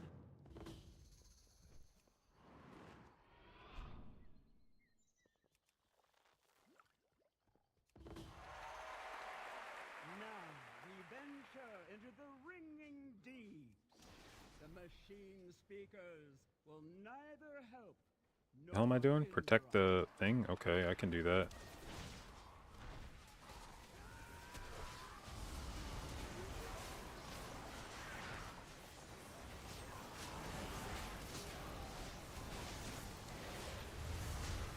Whoa! The fuck just happened to my guy, dude?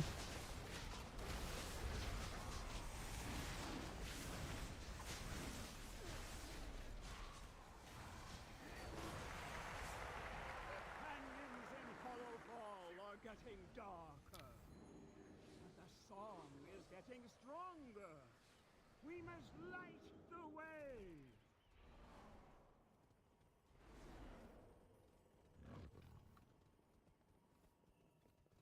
No.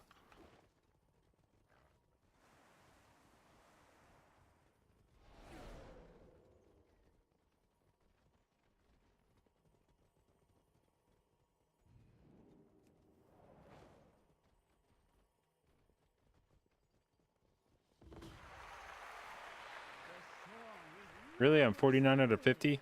Oh, man. The Nerubians. There are so many. I must heed the call. We are all slain.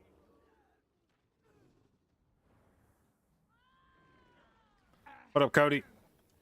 I said we are all slain. What did you get clipped for on Twitter? I can't watch it because I'm on stream. I don't know what it's gonna say. And so the Thragar's adventure ended before they reached the bottom of the coreway.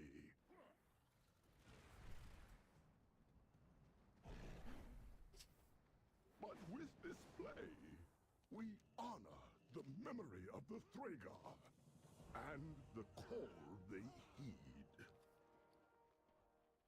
Alright, let's get ourselves another key here and a ring, crit verse with a socket.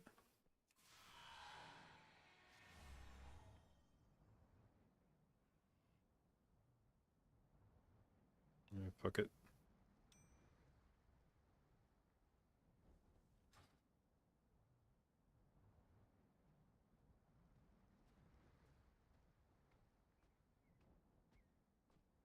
Oh, they announced MDI and AWC.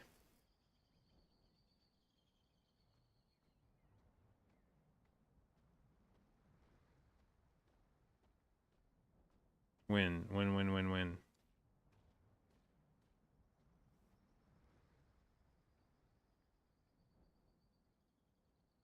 Just clipped the streamer a bit. I see. Alright, so it's November 22nd to 24th. Oh my god, dude. Are they really doing fucking MDI over fucking Thanksgiving?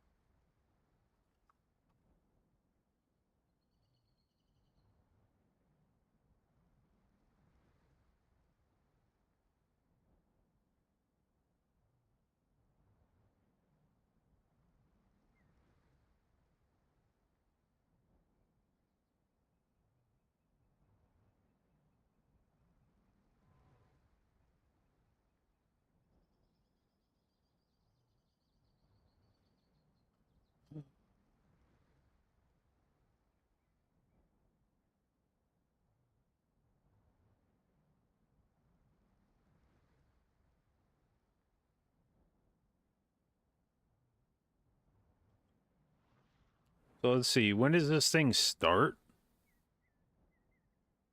It starts time trials October 16th through 21st. Bro. This is gonna be like your guild's gonna have to fucking blast raid to have a shot at not getting fucked up by time trials here. Raid launches on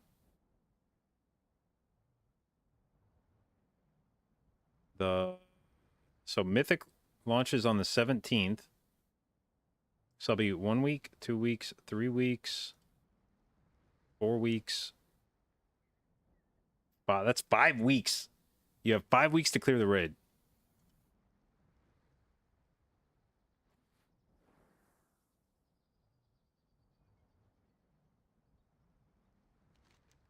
God damn.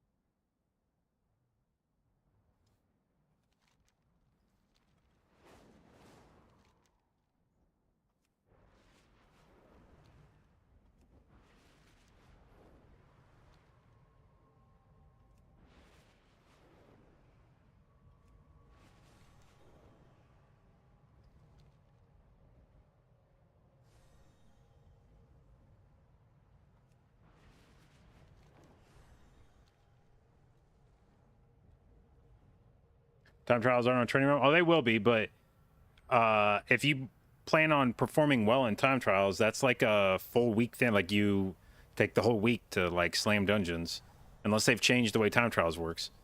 And if your raid is in the middle of Mythic Prog, and you're like, "Hey guys, I gotta just disappear for a week. Good luck." That's just for time trials. Then when does the so Group A is November 1st through 3rd. So you get time trials from what is the 16th? 16th is Wednesday. So from Wednesday through Monday, you have time trials. Then you get 2 weeks. No, you get basically a week and a half break. Then you go into Group A and then Group B. And then there's going to be China will have 8 teams. And then Globals is on Thanksgiving. Like, they could not have made this more awkward.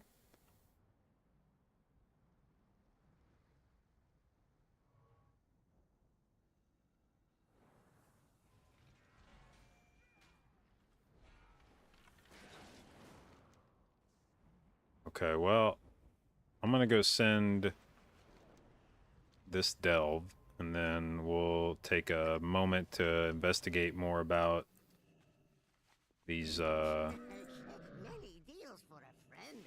timelines. I feel like if you're gonna like, I guess maybe people are just not gonna give a shit about time trials. Like, maybe that's the thing, is you just do enough to qualify and then take whatever. Obviously the like world first guilds that can be done before time trials will have an advantage in that they'll be able to sit there. Or if you just don't raid at all, or raid in a guild that doesn't really give a shit. So someone like, I don't know if like Dorky, I don't know what his raid situation is like, but I get the sense that he could probably disappear for a week and not really give a fuck. But if you're raiding in anything from probably like world, I'm going to say anything like world 75th through,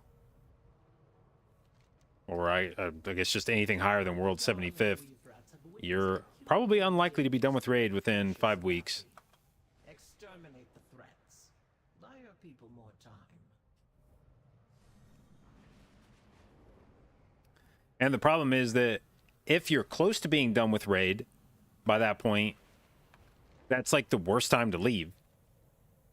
Like, if your guild is really close, that would be the most backbreaking time for you to disappear, because if you're working on last boss, if you're on like Queen Ansurek prog, and you're like, oh, by the way, guys, I got to be gone for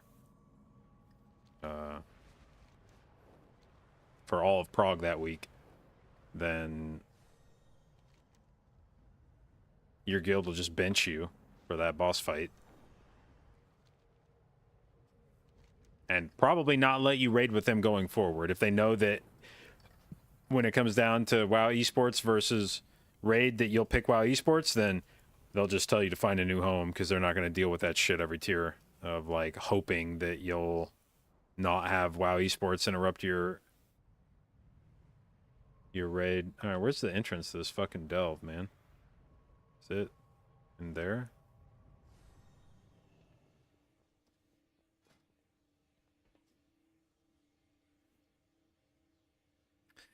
Yeah, I gotta be honest. More that these WoW Esports seasons, the more I see them, how they line up with things, the more I'm like, man, maybe I'll just become a fucking watch party guy for the rest of my life. Competing in this shit is just never convenient. All right, I'm gonna grab a drink real quick. I'll be right back.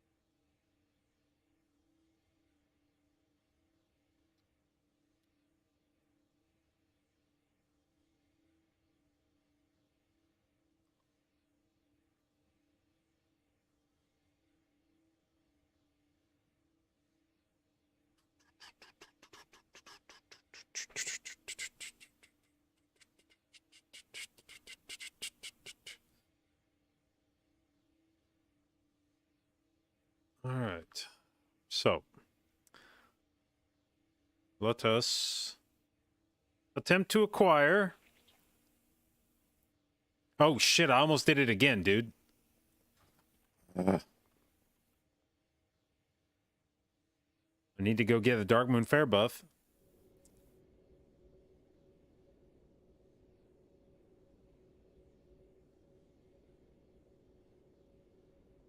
I about walked in and did the fucking delve again without it.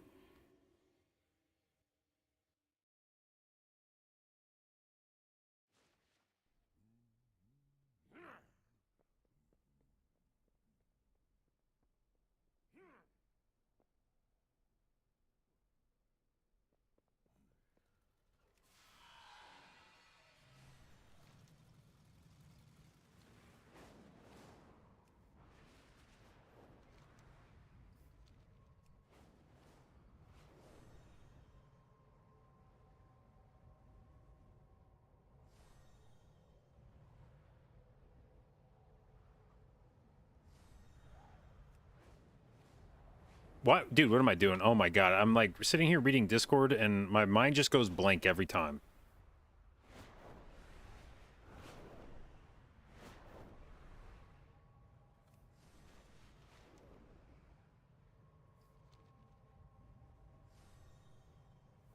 Hype to raid with new guild? Yeah. I think it'll be I mean, it's the whole thing, the prep, the rating, it's all will be a very dramatic departure from my raid. I mean, I've been on EU now for about 4 years. So, and even before I came over, it had been a while since I'd really raided in a highly progressed guild. So, yeah, it's a very different experience, but I'm having fun with it, which is the important part for me. Like, I'm enjoying it. Like, I don't know if I'll enjoy doing this every tier. You know, I could definitely see this level of effort getting old. I don't think you would put this kind of effort in for every tier necessarily. I feel like some of this is just related to the fact that it's the first tier of an expansion. You would not do this rep grind, or all this like craftable profession bullshit, more than once per tier or more than once per expansion. So I feel like in some ways this is just a new expansion thing, but it's been so far this like level of effort has been like enjoyable for me. And hopefully the raid similarly, like it will be nice to my raiding experience for the last, I don't know, 6 or 7 years has basically been watch the world first guilds do it, wait for them to come out with a strat, try to copy the strat. If it's too hard, wait for the boss to get nerfed. And hopefully in this guild, we do some of our own strat making. And more importantly, hopefully we're good enough to where we're never having to wait for nerfs to kill bosses. Because that was the shittiest part of raiding at the level I was in previously, was knowing that if you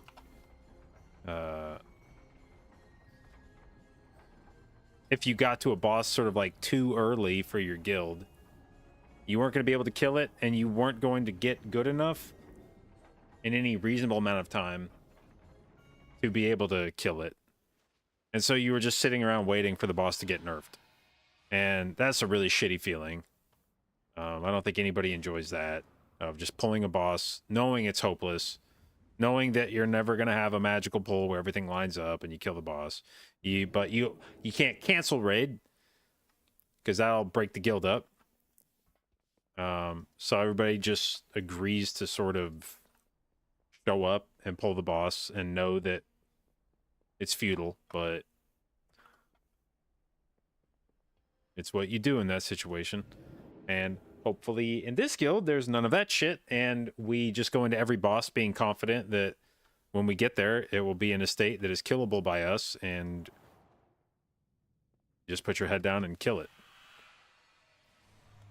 What guild is here? Evolve on Draenor.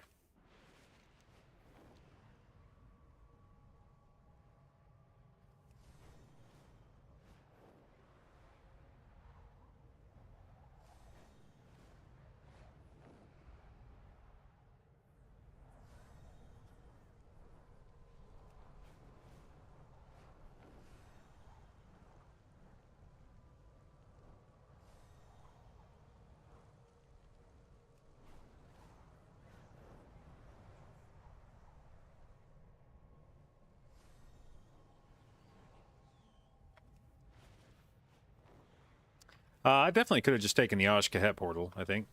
And gotten here way faster than this. I don't know what I'm doing. Another week of questing? Well, probably won't be too much questing. You'll do the campaign on each character, but I doubt that takes very long. Or I don't even know that you have to do it. You'll do the campaign on one character. If you want to do it on more than that, you're welcome to. But you should probably have every zone quested out at this point. So it would basically just be go back through, kill all the rares again, do the weekly events, and then hang out until Heroic Week.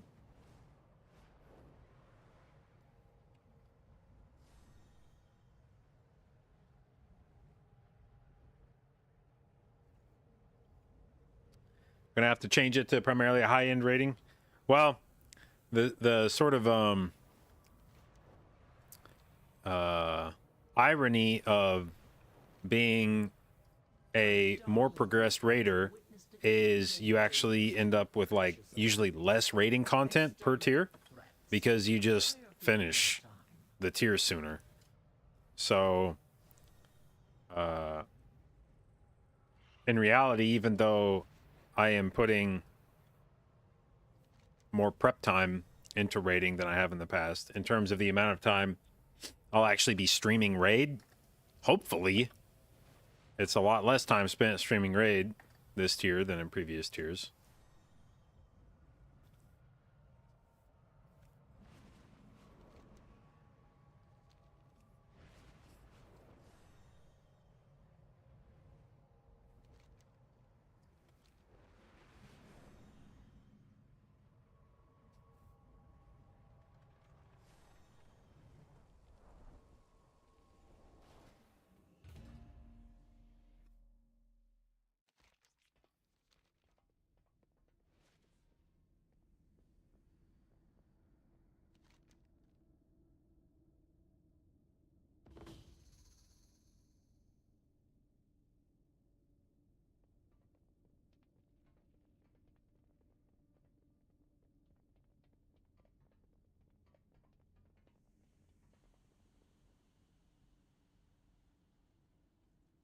Wait, what did that say? There's a sturdy chest behind a statue. You little rats! You snuck one in right here at the start of the dungeon?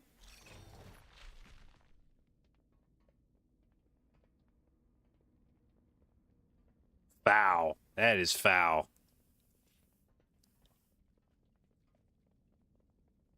What the fuck? Oh, that guy ran through me and fucked me up. Oh, they're all running through me. No, no, no, no. Stop, dude. Holy shit.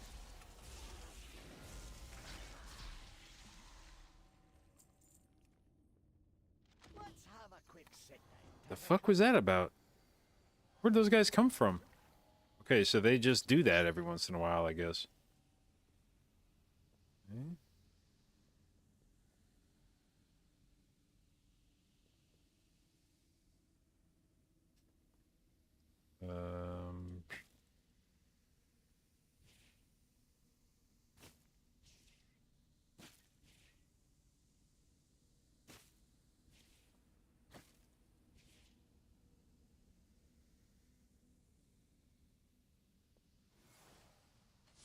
Chance when attacking an enemy to do something? I don't even see what. Yo, get the fuck out of the way. Alright, eyes peeled for... Dude, it's weird, by the way, when I disable my UI, I can see the glow of things like sturdy chests and mislaid curiosities But if I re-enable my UI, they go away.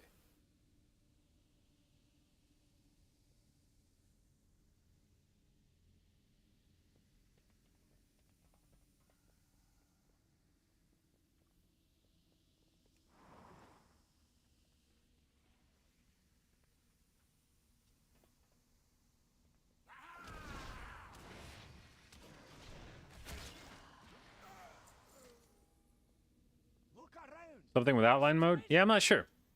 I don't know. I don't know what the hell causes that. That's more like it. Brand, why did you just lose a shitload of HP? Fuck was that about?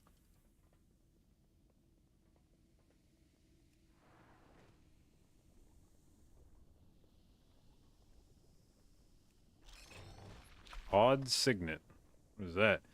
Your spells and abilities have a chance to excavate increasingly rare treasures, granting you up to 280 agi for 20 seconds.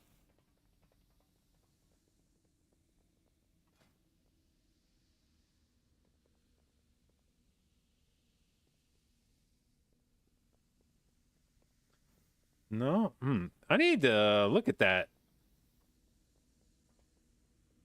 That's interesting.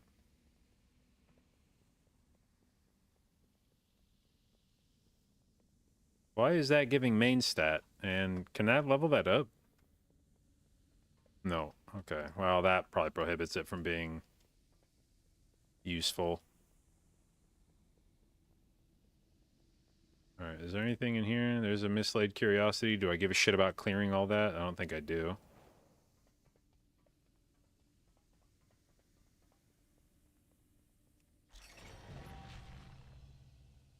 Okay. Anything else in here? Let's maybe hug the wall here.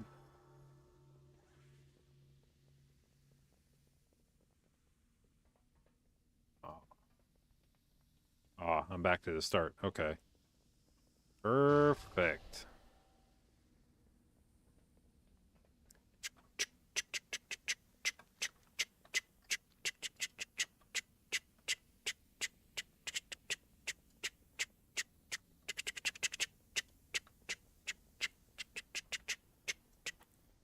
Is it down? No, I just need to go straight is what needs to happen, I think.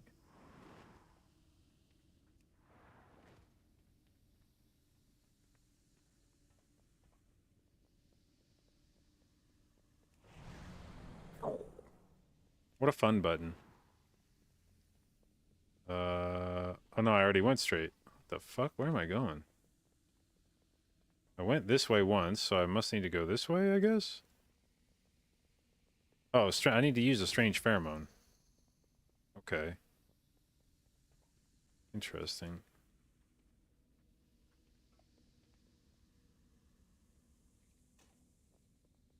Okay, there's those guys. I see. They're gonna make me clear all this shit out. Cool.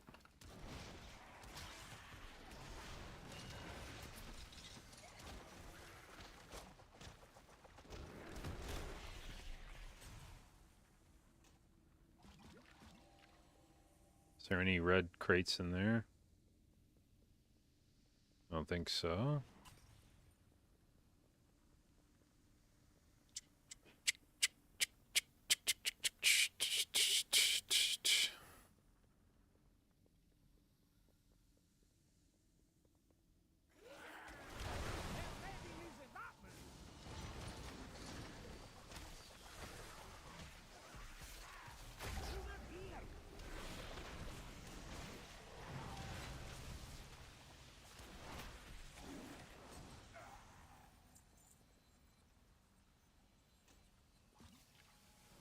Purple, purple, purple, purple, purple, purple. Nice find.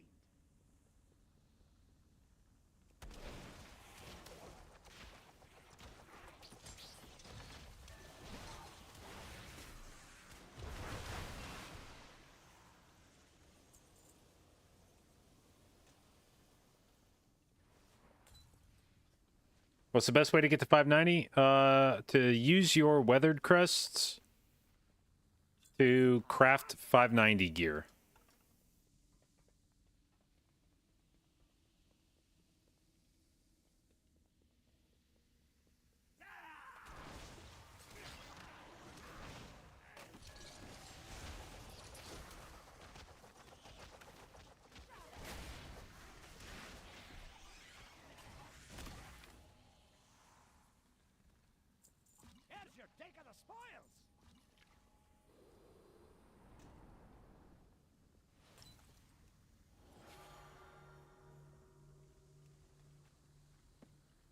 A green one, huh? Fuck you, game.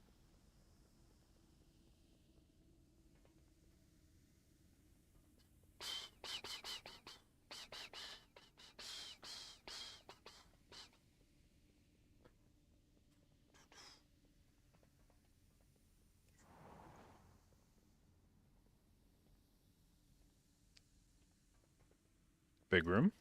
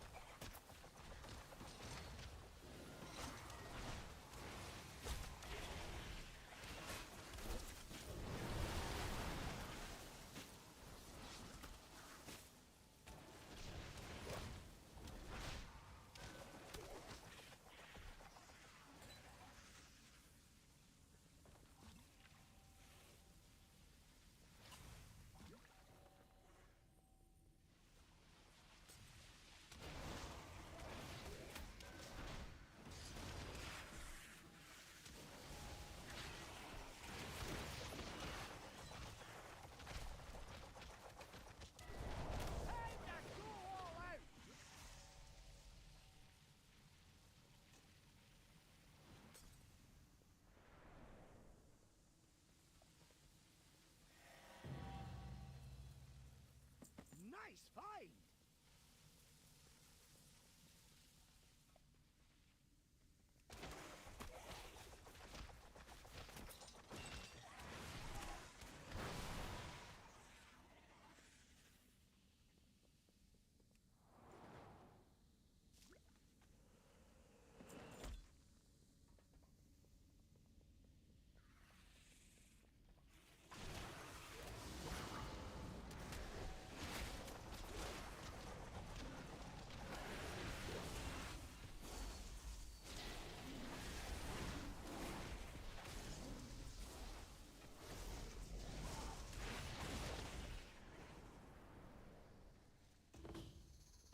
Okay.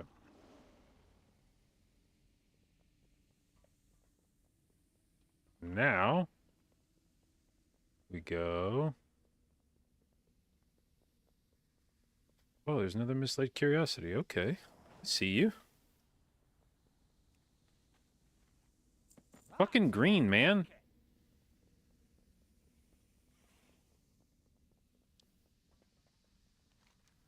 Okay, now where do we think the final zone is? Probably in here, right?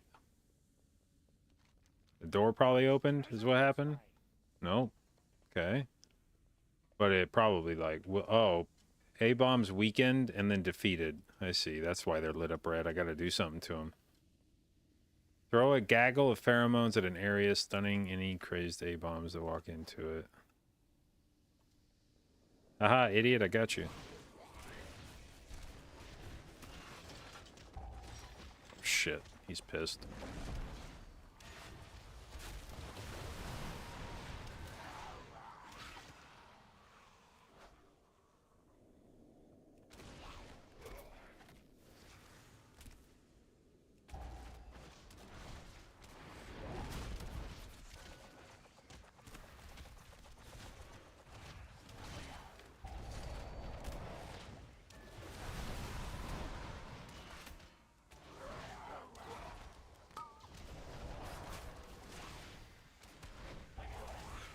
Gotcha. Alright, where's another one of these red fuckers?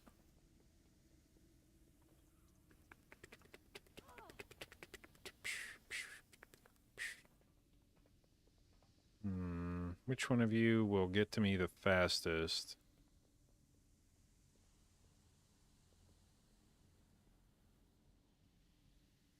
Anything to do this week besides maxing crest?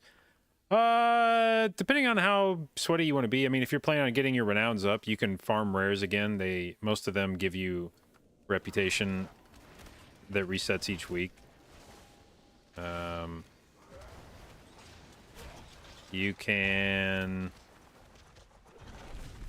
do the weekly events. It'll give you rep and keys.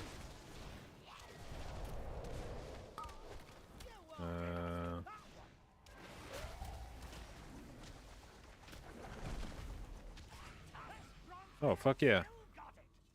Brand, what'd you level up to? 14?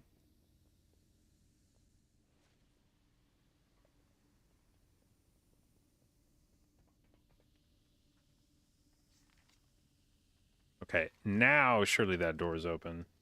Rep farm? Yep. Well, it's the start of the next pack. There's just not that much to do, you know?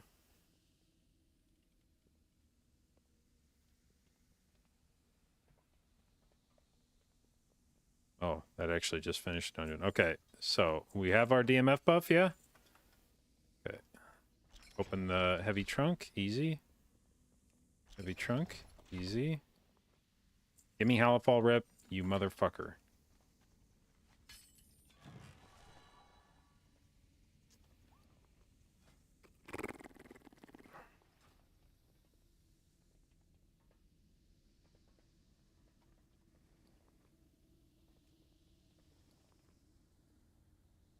Do I give this much of a fuck about Halifal rep?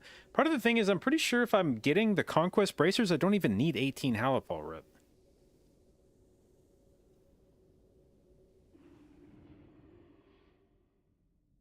What's my guess on Meta Mythic Plus Com? I have no idea. They're still doing tuning.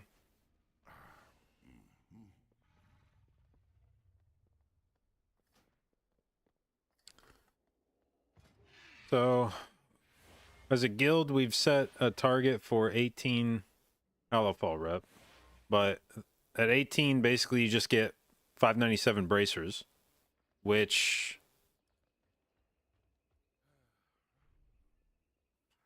will be what we were planning to buy with Conquest anyway, to put a socket on.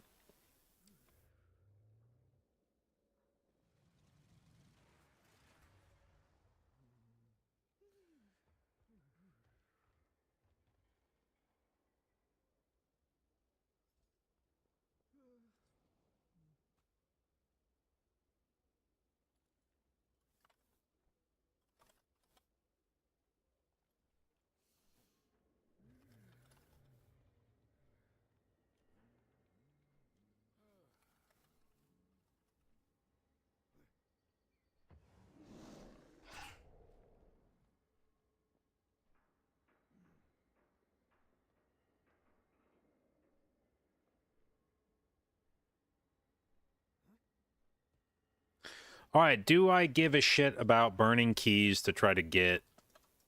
Do any of my alts already have a key, I guess is the question. I think maybe I had an extra key on my Evoker. But I kind of don't want to send keys on my Evoker just in case I want to play him in Mythic Plus. But do I really give a fuck about key? Well, I mean, if I was planning on doing Mythic Plus in like a competitive way, is that even going to be a thing I start doing during Prog? Probably not. I'll probably have at least a month before I start really giving a shit about my characters. And I don't know that my keys are going to matter before then. But just out of curiosity, how many keys? You have 2 keys saved up.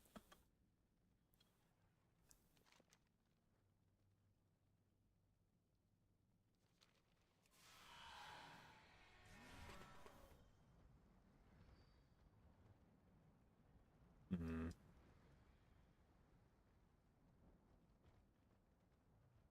What panel were you using, Ninja, for your OLED?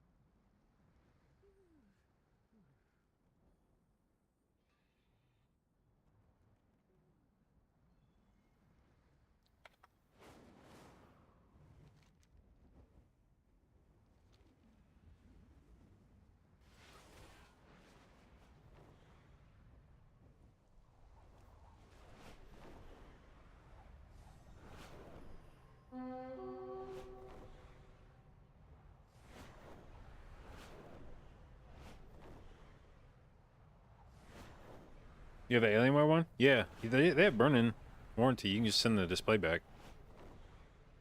I think it's like a 3-year warranty or some shit.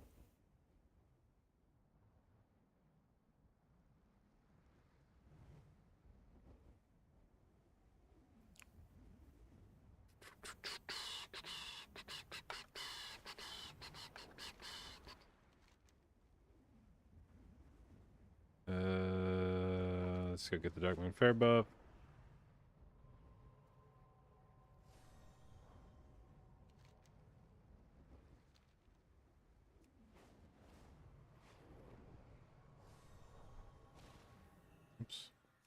Forgot your horde.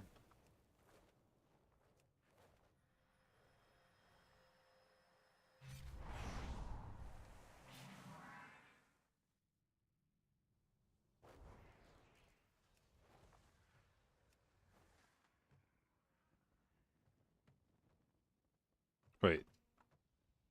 Where's Dornagal in here? Is it down here?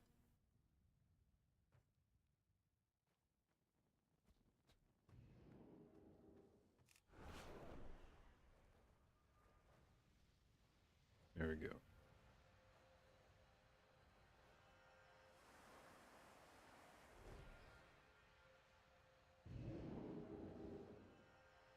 Orgrimmar Yuck. I will say, as a guy who played basically exclusively Horde for the first, I don't know, like 15 years, I didn't play an Alliance character basically till MDI. And even then it wasn't until like BFA when Night Elf started getting play. So I don't think I touched an Alliance character until BFA. And I consider myself fairly Horde-pilled in that respect. And even I'll admit... Wait, did I just go back to Dornagal? What the fuck, man? I swear to God, I just start talking and within 3 seconds I forget what I'm fucking doing. Oh, holy shit. But, yeah, even as somebody who was definitely a Horde player, I have to admit Stormwind is a bit more of a vibe than Orgrimmar. This part of Orgrimmar is actually kind of nice. The portal room, I feel like the lighting especially, they've done some good work with that. But this part of Orgrimmar just feels kind of dated. Not that Stormwind doesn't have its own issues with feeling kind of dated in parts, but...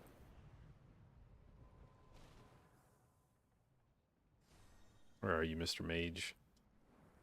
Yes. Remember the Sunwell.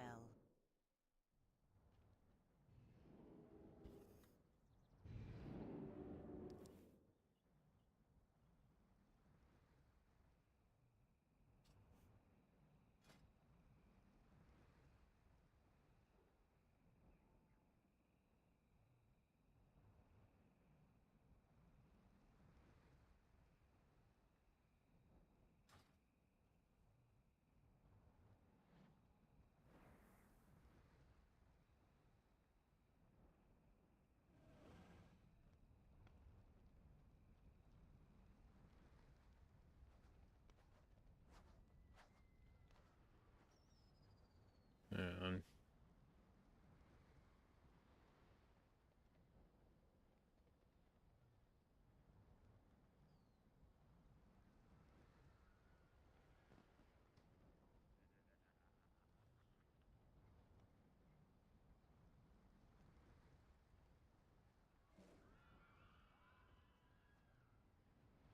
so what I'm reading in chat is that when you do these delves, you roll 1 of 4 for which rep you're going to get when you do the delve, and if it's one you've already gotten, then you just don't get anything.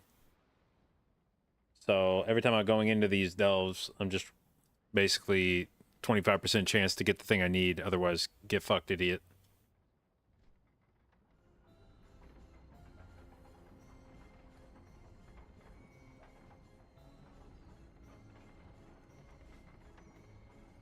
How much stuff, or how much of the rep stuff is weekly? Rares, most of the rares can be killed again. The weekly events in each zone, like the theater or the awakening the machine, world quests. I think that's about it. Where am I clicking you?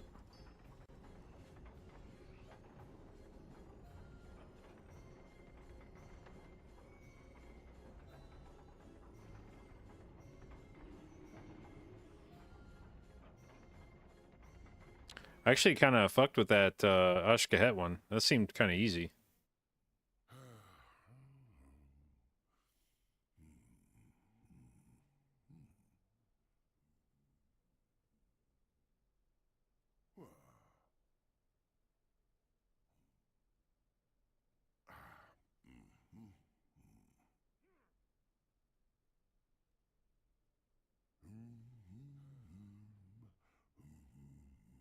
Oh shit, dude. Zalia released a fucking... Woo, that is a response.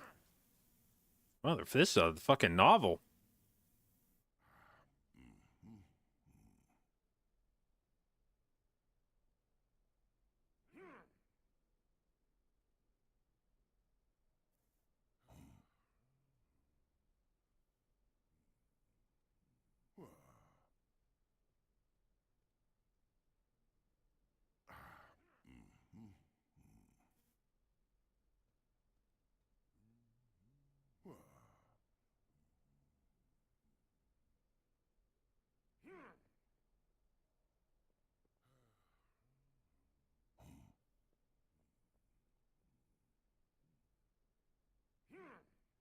Hmm. I don't know. I'm like dancing this line between like I want to read it, but I also don't. I kind of don't want to do this shit on stream because I don't. I don't know. It's like not my business.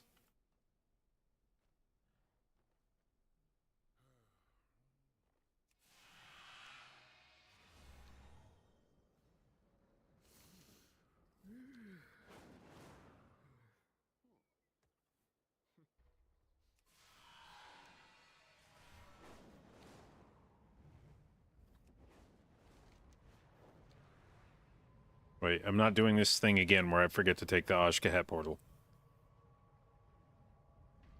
Fool me once, you know.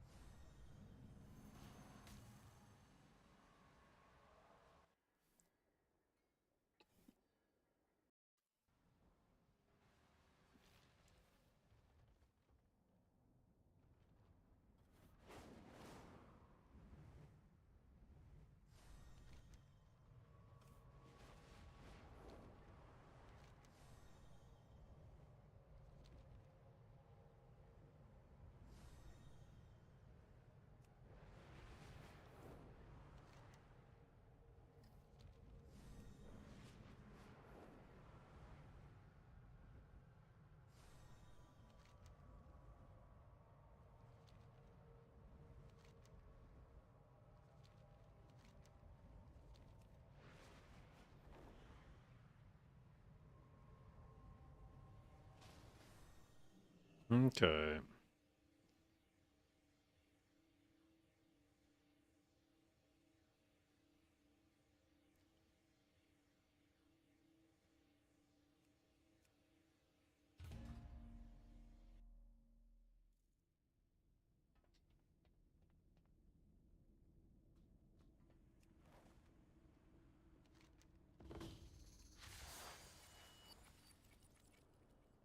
At least I can buff Brand now so that I don't get that stupid alert on my screen the whole time.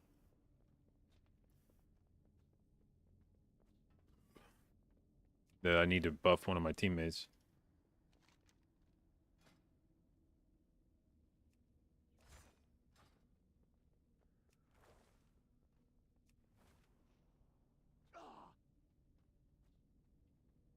Alright. Where do I get that pheromone shit from? Do I have to... Pheromone bottle acquired. Yeah, but who... Oh, okay, it's down here. It's one of you fuckers. Oh, it's that thing on the ground. Okay, let's not get run over again this time. That shit was terrifying.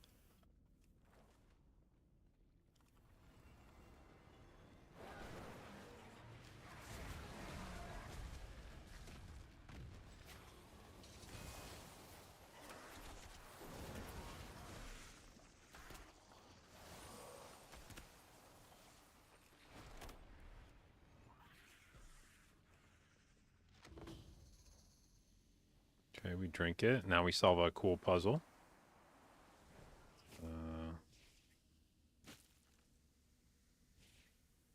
Easy peasy.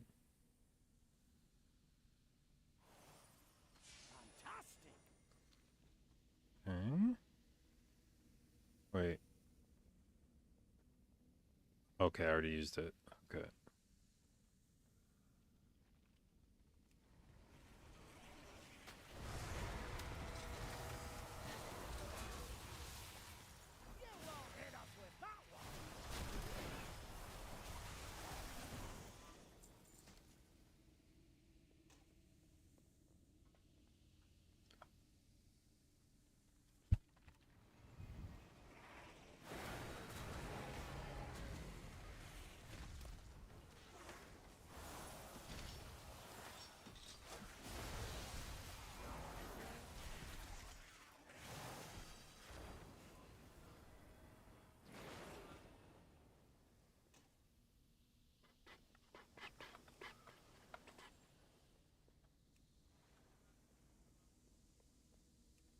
Hey, Brandon, how close are you to dinging?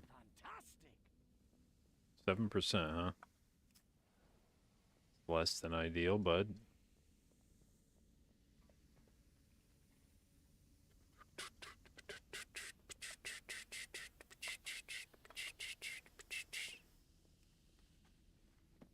Fantastic.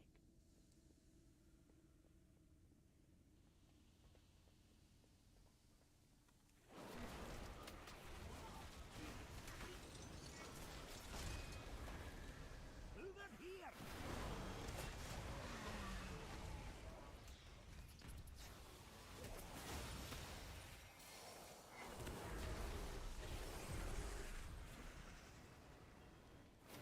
I feel like some of my DPS spec alts just get, like, railed way harder than the others. This character just feels like it takes a shitload of damage for, like, no reason. Compared to, like, my Ellie Shaman.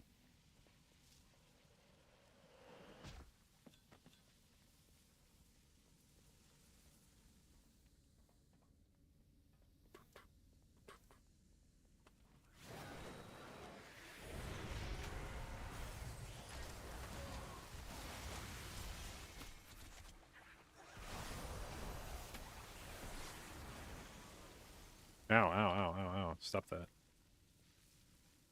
Let's have a quick sit down to recover.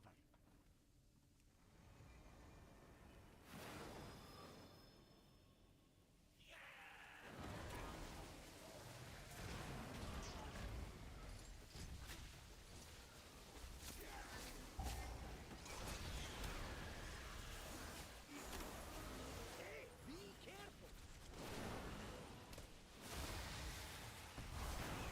God damn, that killed me? Dude, that was my Dark Moon Fair buff, you motherfucker. Are you serious? Why is this character so fucking weak, man? Oh, Jesus fucking Christ. I'm not going out to get the fucking Dark Moon Fair buff again, man. Fuck this shit. I don't fucking care. I fucking hate this fucking shit. I can't believe I'm fucking doing this shit for stupid fucking rep that I don't even think I fucking need, man. The whole point is to get fucking braces I'm gonna buy with fucking Conquest. This shit's pointless. Why the fuck am I letting myself get fucking FOMO'd into this shit? Fantastic.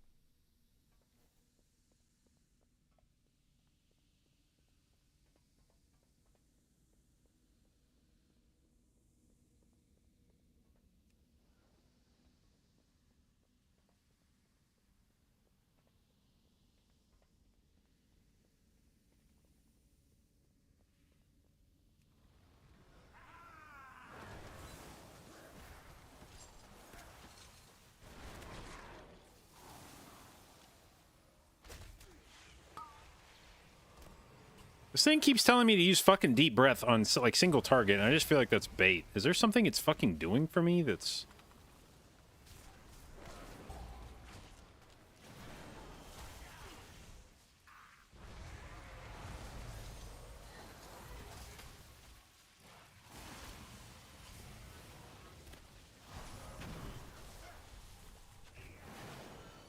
Should have made Bran be a fucking healer.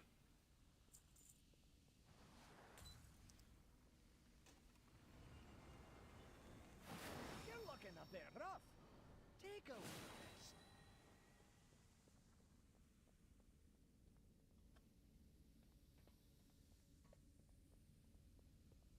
Here we go.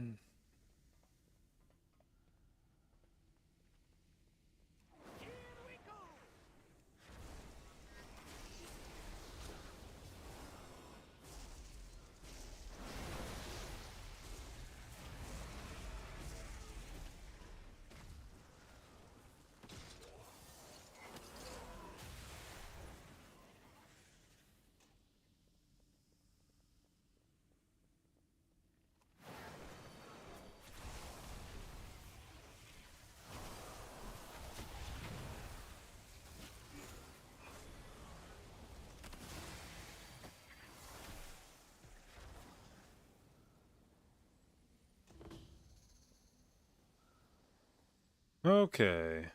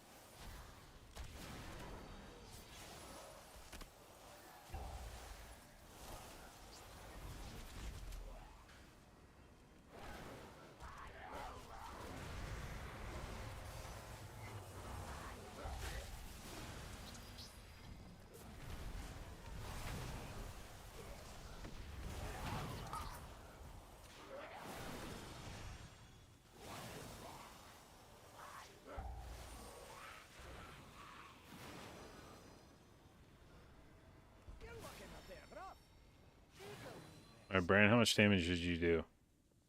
Oh, hell yeah, dude. 3.4%? Holy shit, get in here.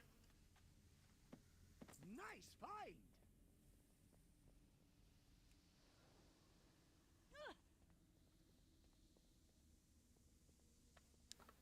Alright. Where's the red man?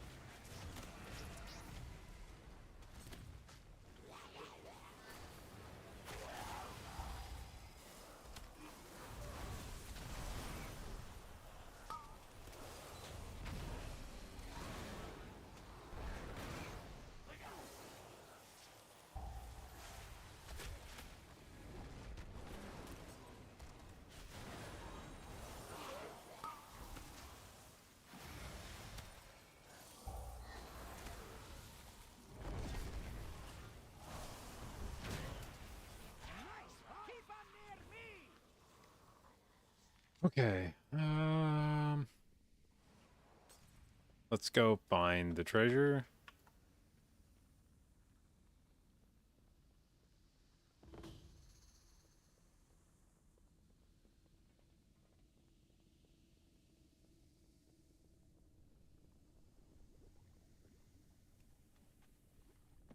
Nice find.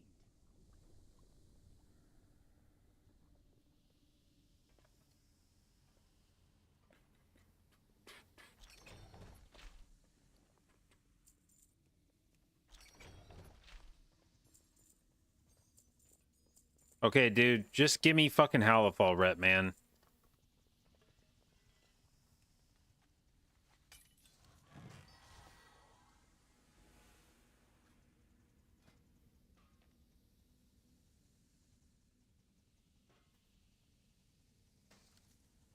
Alright. That's actually not bad. 5 runs for 4 reps. I think we take that. And I got a new curio. Hell yeah. What curio is this? Brand designates a player to guide his shot for 4 seconds before firing toward their location, dealing significant damage. It's interesting. Wait, so is that a green curio? Does that mean that there's like higher quality curios that I have yet to access? Oh my god, it is. Holy shit, there's like a whole treasure trove of other curios in here. Like epic ones and shit. That's the problem with that's the problem with Bran. He just hasn't had an opportunity to get fully juiced up with his idols.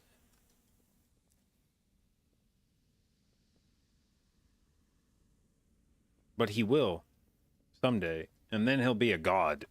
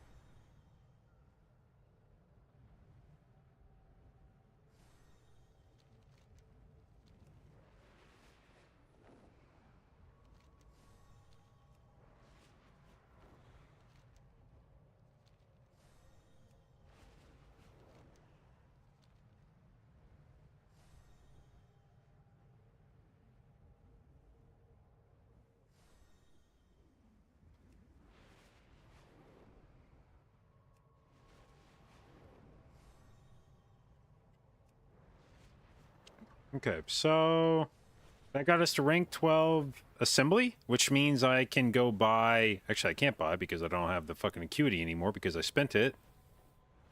Fuck.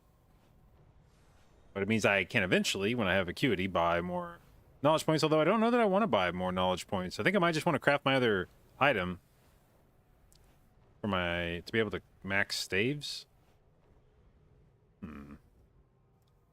Well, I need to make a decision with acuity, I guess.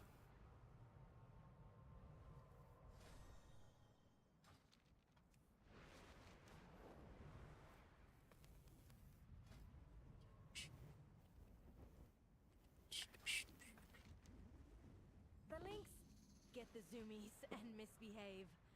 Take one for a run before it names someone. New reserves are readying to enter the front lines. Sparring with you would teach Oh, you hell yeah, dude. Free key, let's go. for the Empire. The darkness comes. We are prepared. Always be prepared. For the Empire. Always be prepared.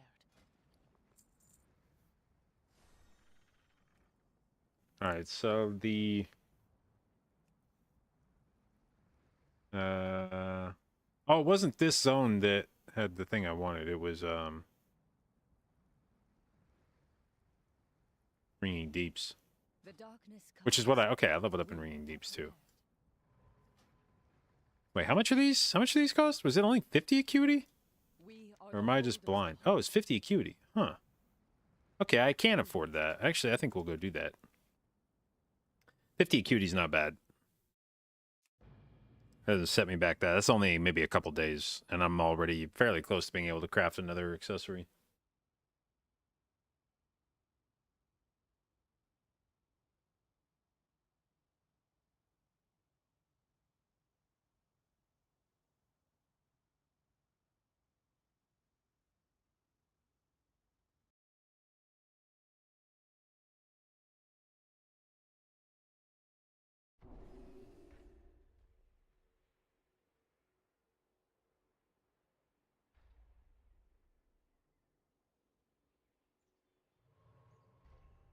Okay, tomorrow we have a raid quiz. Tomorrow during raid time, we are going to have a quiz where we discuss the first 4 bosses of the, first 4 bosses of the tier. And we are expected to know all of the, all of the mechanics for all difficulties of the boss. For the first 4 bosses. So we need to do a bit of studying, which we might do on stream here. Mayhaps I enlist chat's help for understanding my, understanding how these bosses work. Don't you get 50 acuity back for 10 points anyway? What would give you acuity back for 10 points?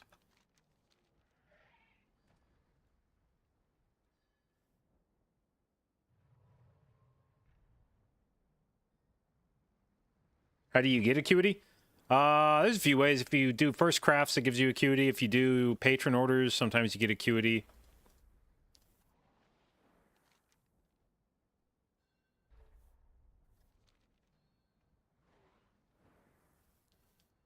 Oh, you just earn 10 for every, or you just earn 5 acuity for every point you put in? I must not have been paying attention to that shit. Okay.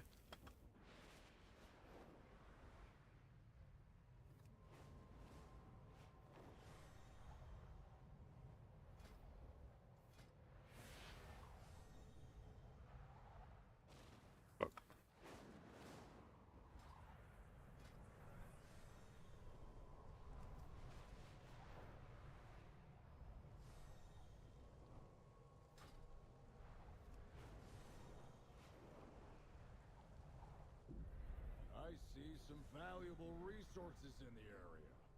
Get ready to grab them. No Darkmoon buff? I'm not doing anything that I'm going to earn rep for right now.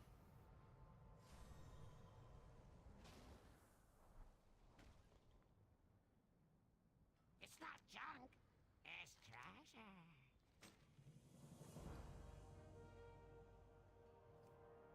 Damn, 1,000 resonance crystals. Got it. Sheesh. Okay. So how much Q do we have? 175? Okay, so we should break even on this purchase.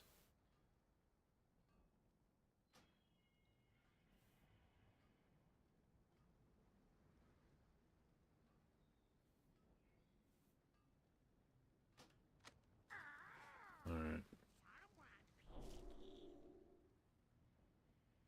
Oh yeah, we did get 50 acuity back, so broke even. Alright. Easy peasy. Well, that's actually even better than I thought. Ore supply crate. Oh, that's right here. Well, look at this guy in full PvP gear rocking up to the crate. Maybe I won't get my ass beat instantly. Okay, never fucking mind. Holy shit. Let's just, we'll just turn around and pretend like I didn't say fucking anything right then.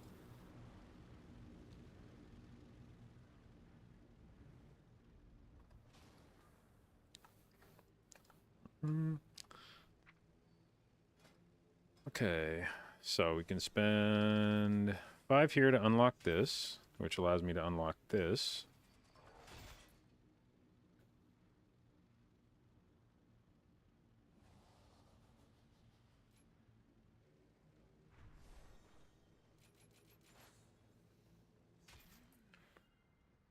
Okay, now how much resourcefulness do I have when I craft the stave?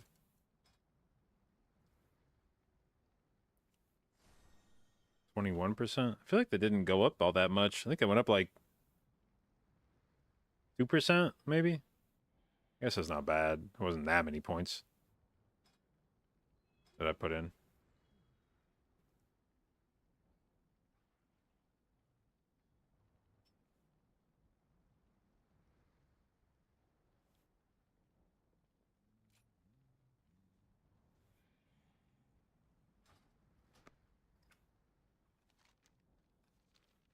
Okay.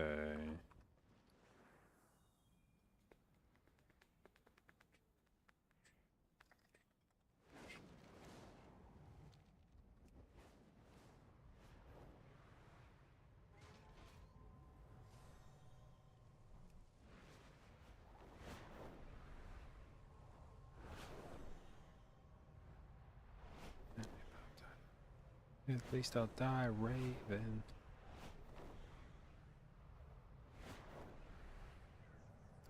All right, does anybody have any especially good resources for learning raid bosses? Our guild recommended what was it? Guild recommended Ready Check Pull and Wowhead to learn about bosses. Are there any other guides that are... Is Pineapple game out yet? Actually, the Healer Discord was talking about that the other night. It said that it's kind of fallen off. It hasn't been good since, like, Shadowlands or something.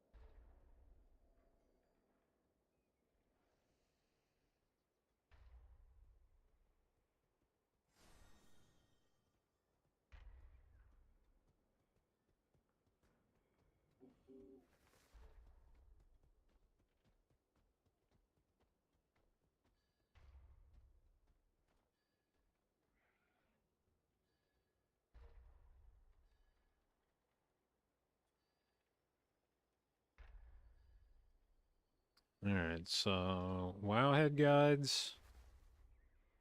There's the link to that. Okay. And ready check poll. Okay, videos.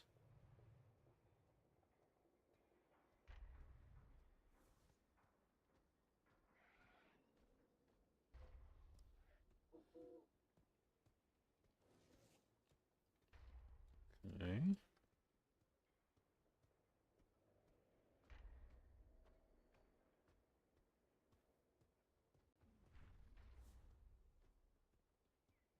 Alright, give me 1 second to read the Azalea shit, which I don't want to do on stream. But I'm dying to read about it, so give me a moment to read it, and then we'll look at the bosses.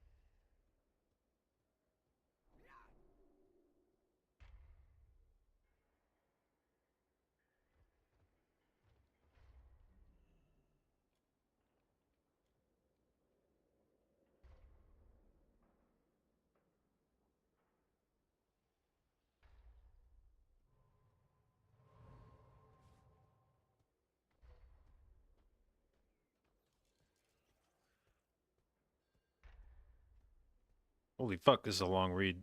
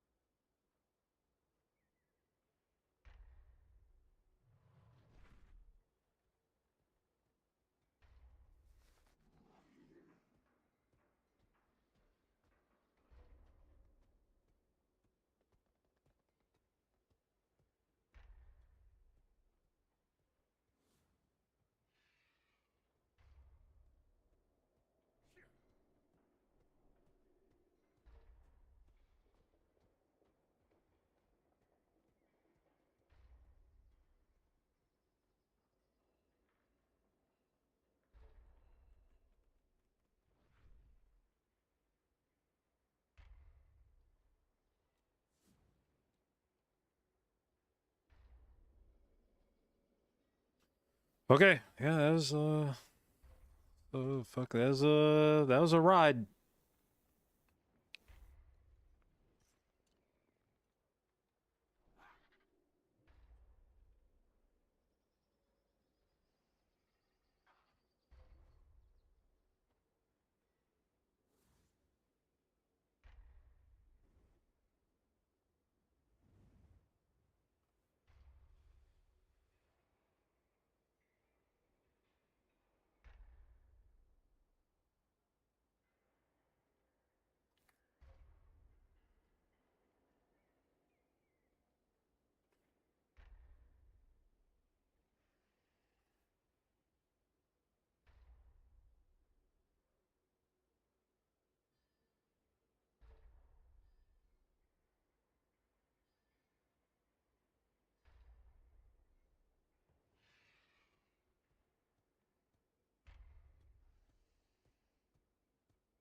Okay, so let's see, we got ready check pull, we got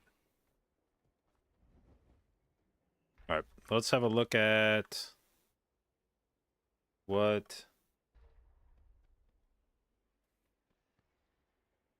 Renown up to. You can see here on the weak aura 12 deeps, 11 Dornagal, 14 Halipal, 11 threads.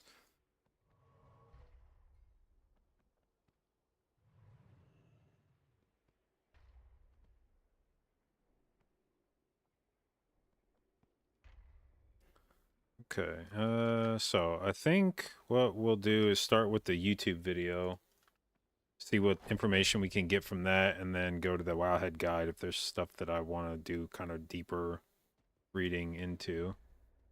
So, wait, this is telling me I have more rewards at the trading post? What?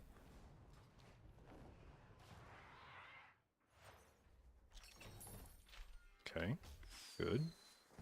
You have collected all rewards this month. Excellent. Okay, so first boss is Olgrax, followed by Bloodbound, followed by Sikrin, followed by Rashanan. And that's the first half. Okay, so first boss, Olgrax.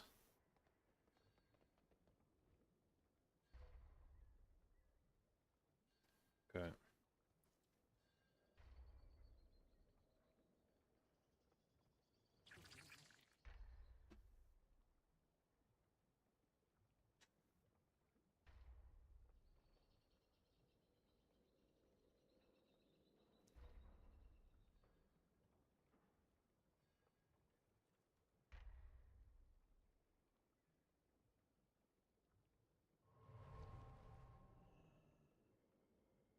All right, let's read the tooltip. Crushes current threat target, inflicting physical damage in 20 applications of tenderized. Okay, this seems like a pretty strict tank mechanic.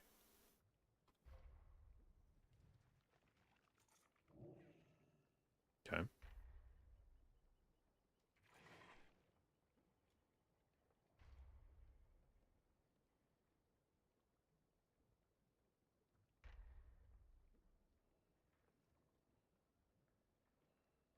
Okay.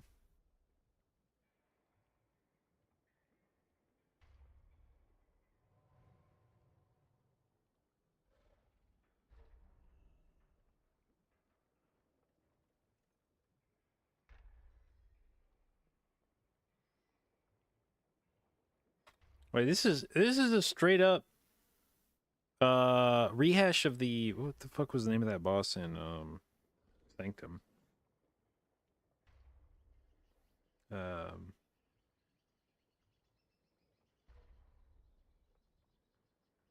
the eye boss, but it's like literally the same thing, right? Like you have to soak it, and then for every person that gets soaked, it like increases the grip strength of the chain. Yeah, I think that's like a straight copy paste of that mechanic.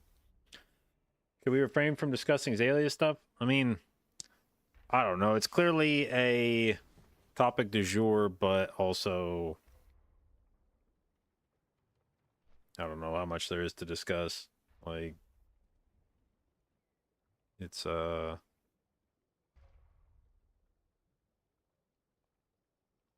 have no insight into it, so it is just a he said she said thing, and having been in an org that had to deal with similar shit in the past, I know how easy it is to get fucking clipped or dragged into something, and with these types of topics, it's best to just stay the fuck out of it and kind of let it sort itself out, because you play with some pretty serious fire when you get involved in this shit, and people are out looking for fucking blood on social media, and they are not, there's not a lot of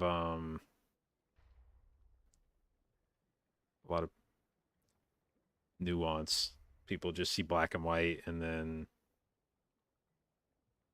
when they get mad, they'll just fucking crucify anybody that doesn't agree with them.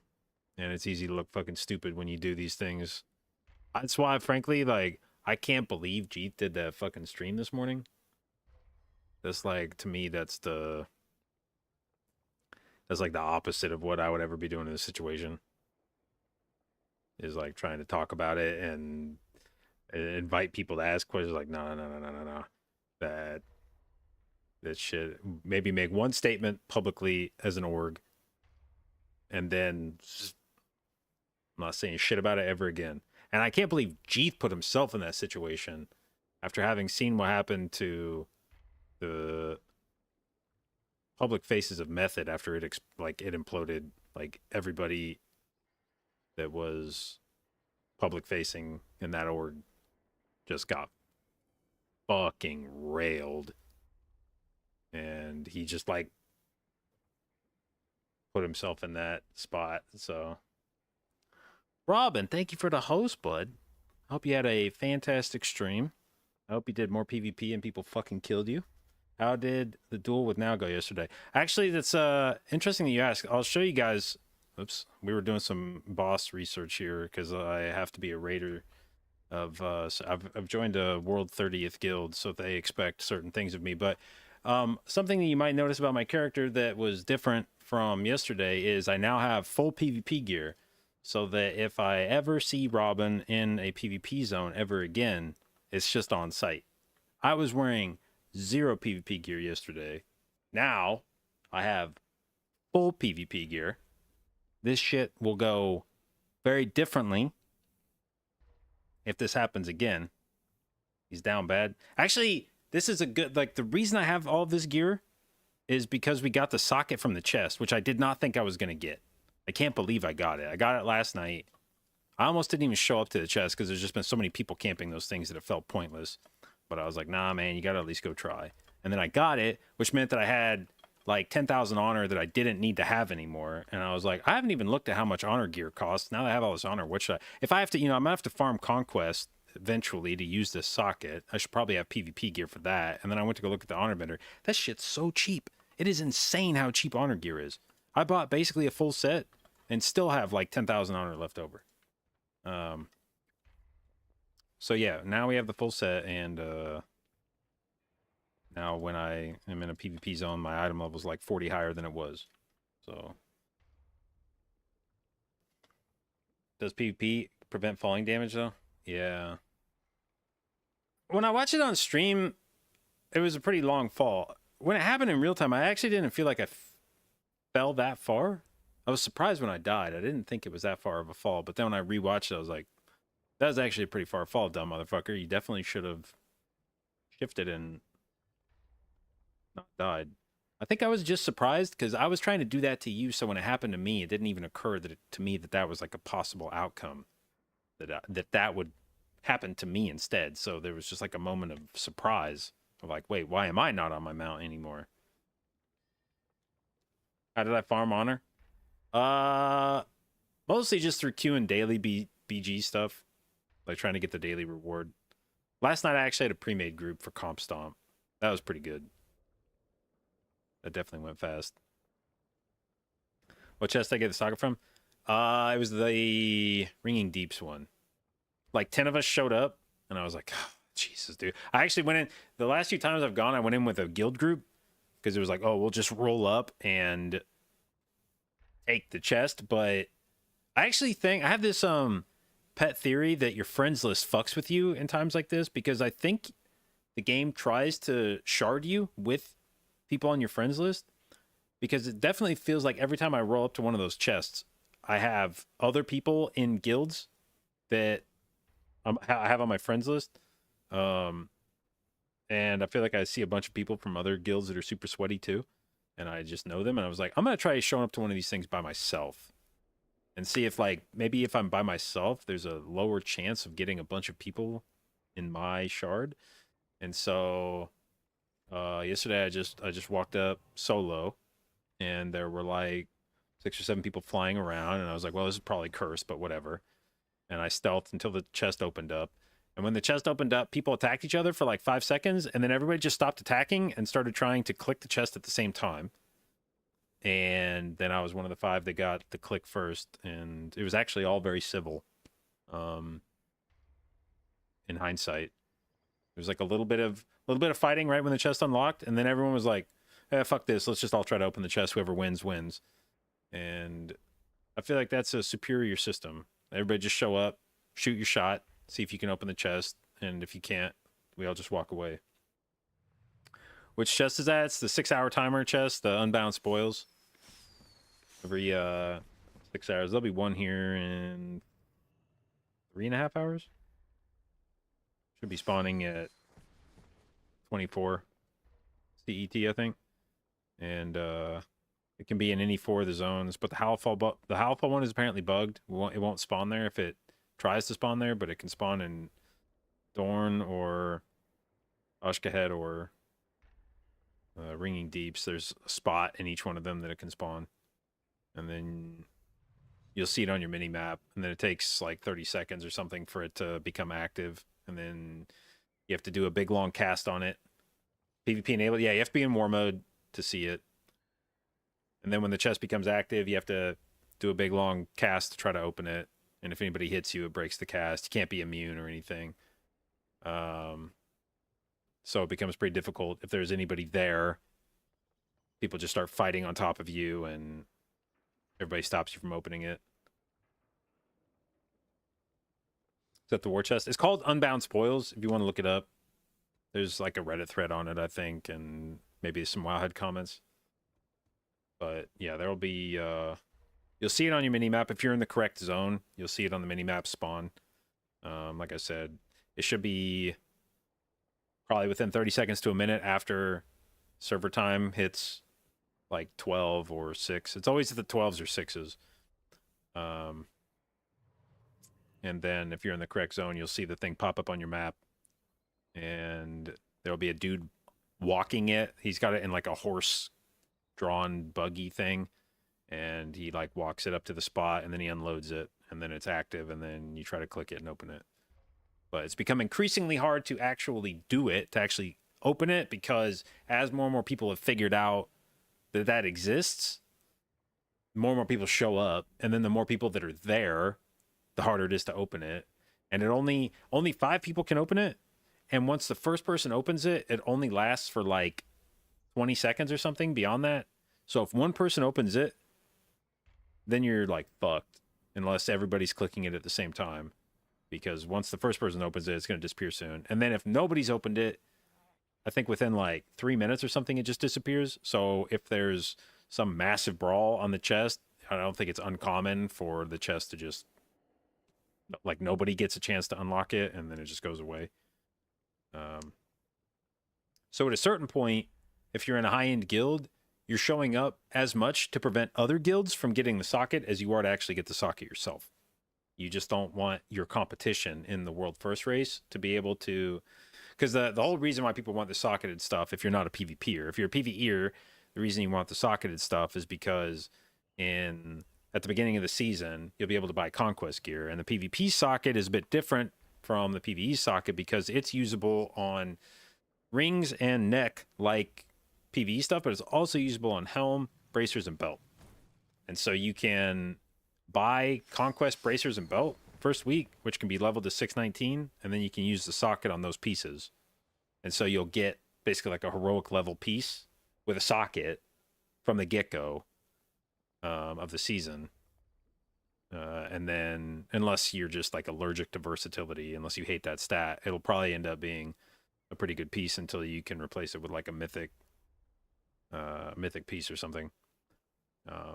So if you're willing to do a little bit of work to farm Conquest and to get the socket, which you can also buy with Honor if you don't get it from the Unbound Spoils, it's just expensive. It's like 10,000 Honor to buy one. So if you don't get it from the Spoils box, it's a lot of farming. But yeah. Okay, so we were in the midst of freshening up our boss knowledge. We're on the first boss. So if you want to see how we're doing a quiz tomorrow in guild, we're using our normal raid time to do a quiz on the first 4 bosses of the tier. We are expected to know all their mechanics, mythic included, and then they're going to ask questions to the raid. And if you don't know the answer to the question, they send somebody to your house and they kill you.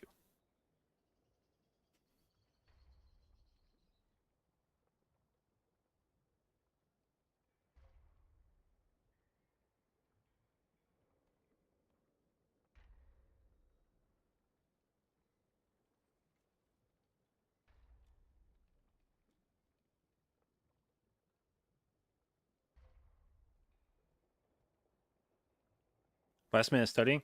See, the thing is, I would feel worse about this, but like the studying early seems kind of pointless because if I learn everything the boss does a month before raid, I'm going to forget all of it. Like if I try to, it's the same reason why you have to study before a test. Like the same reason why you don't study for a test a month before the test.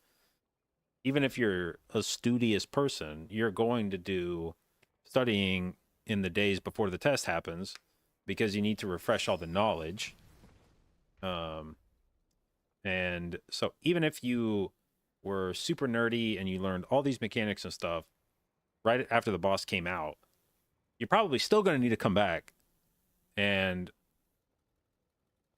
you know, do a run through of it again just to bring yourself back up to speed on it because it's just natural. You're going to forget all this stuff.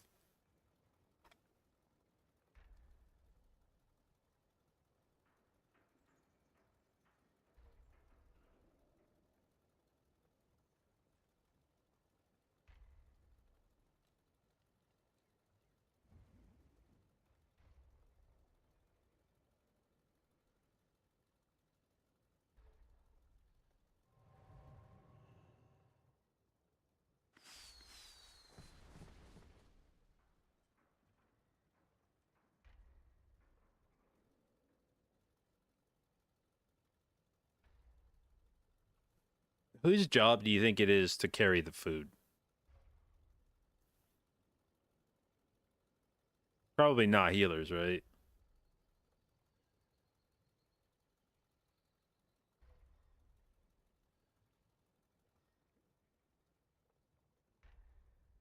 You group the ads, kill the ads on top of the boss. Oh. Hell yeah. That's way better. You still have to pick the food up and give it to him, though, right? He doesn't just, like, eat it if it's close enough?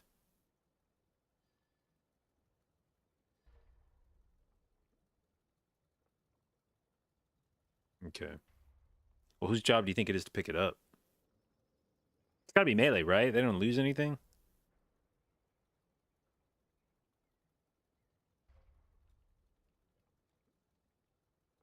Okay.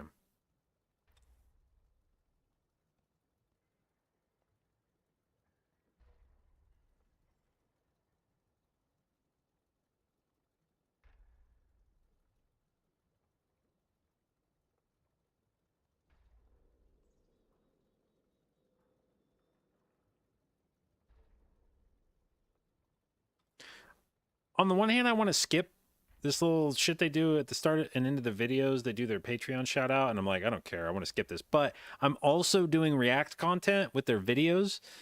It seems fair that I should watch their little fucking Patreon pitch, you know? Like, that's just being a thing. A mindful consumer of their content. So, yeah, I guess go hit up their Patreon.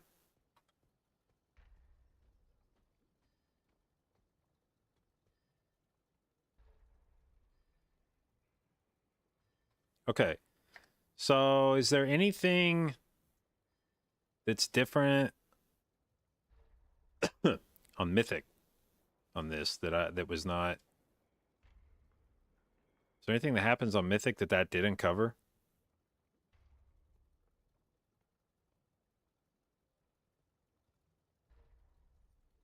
Is there anything that shows this?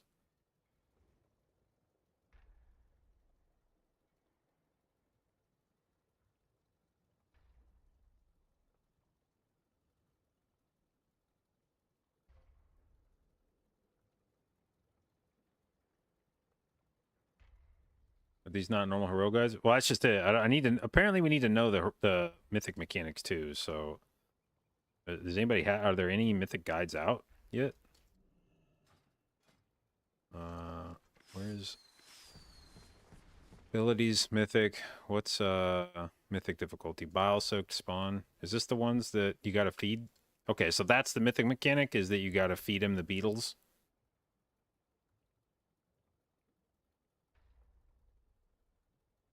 Oh wait, no, this.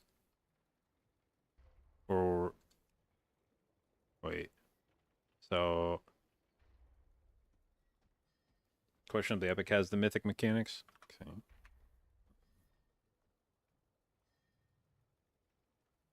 The epic.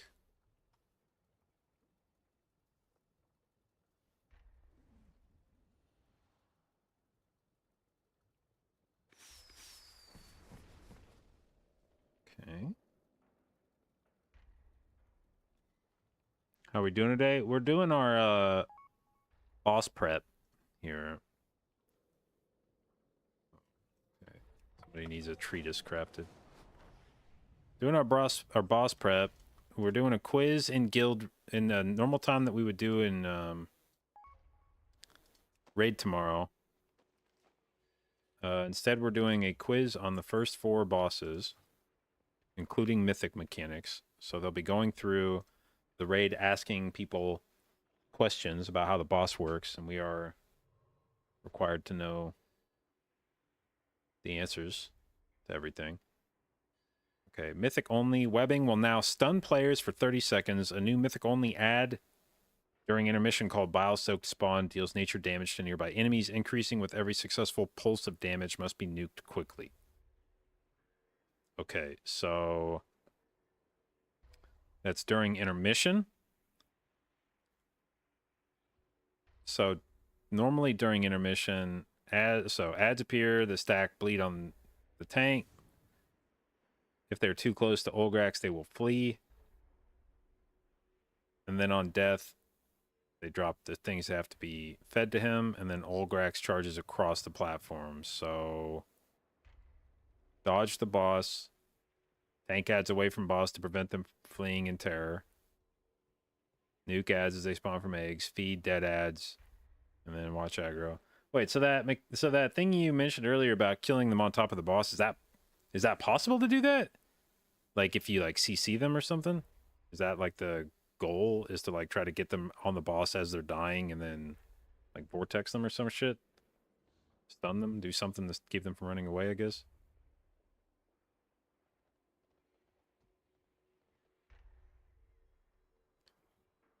You were just memeing? Oh. It was a good meme. It's a good cook. I guess we'll have to see. I mean, his first boss probably doesn't matter, but...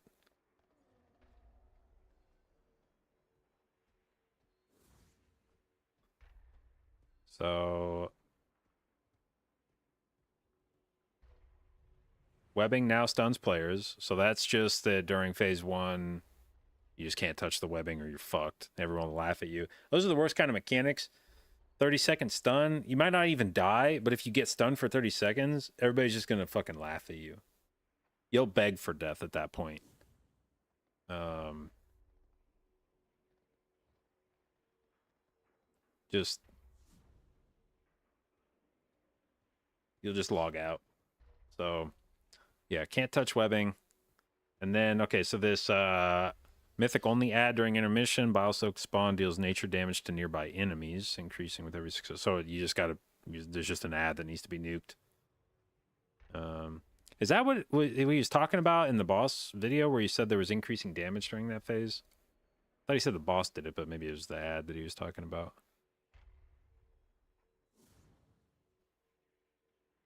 Okay. Is there anything? I didn't realize Ready Check Pull and Wowhead appear to be the same people now or something. They're working in unison, so I feel like I'm not maybe going to see anything here that wasn't discussed on the video. Oh well. Okay. Next up, Bloodbound Horde.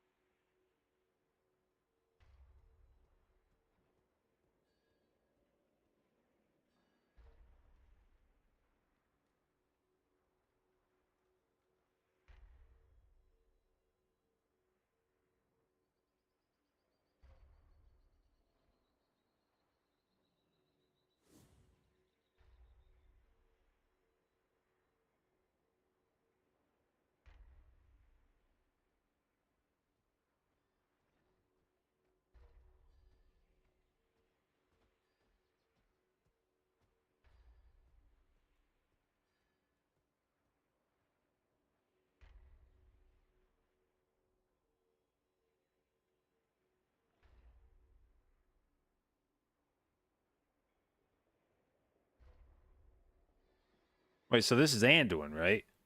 You know, like how he says narrow bar. I noticed that too, and I was like, that doesn't sound right. But then I was thinking how I would say it, and I was like, I don't actually know that I would pronounce it.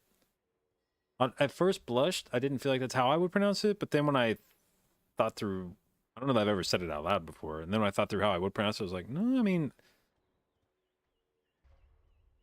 unless you want to put like a longer U noise, like Narubar Palace, but that seems kind of weird. I don't know.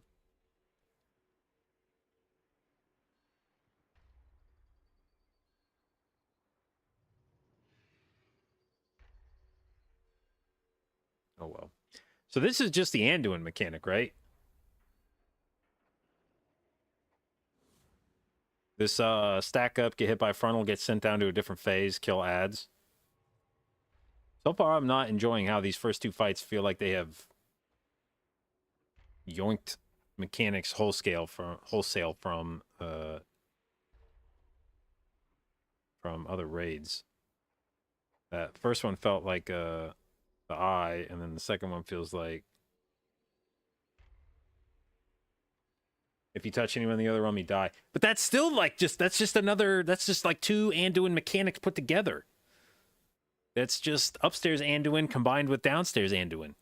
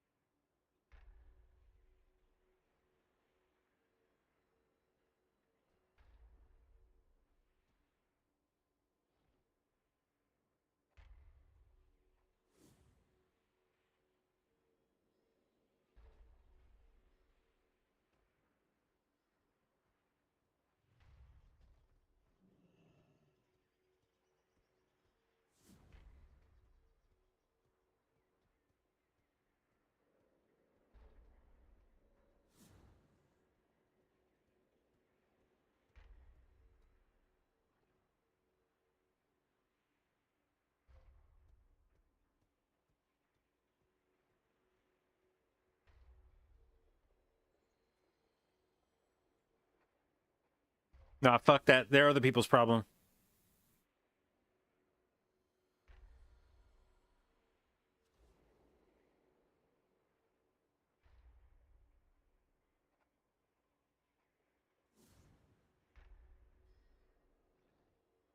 It actually feels like a lot of mechanics for the second boss in the raid. Maybe it's not that intense when you're actually in the fight. Like maybe some of that's just kind of mindless type stuff, but I felt like there was sort of a lot to do there. I don't know.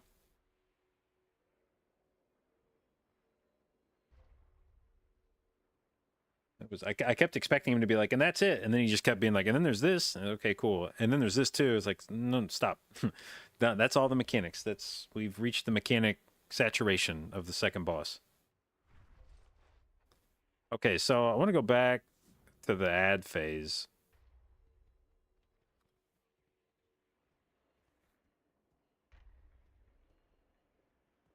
Okay. Okay.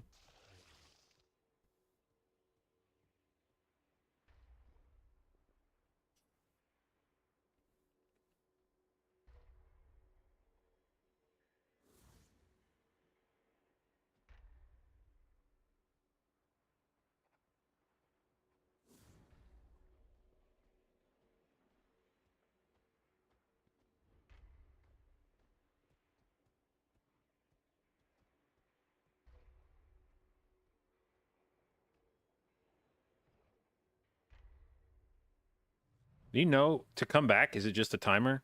Like you don't have to do anything special to come back. You just wait long enough, and you eventually come back upstairs.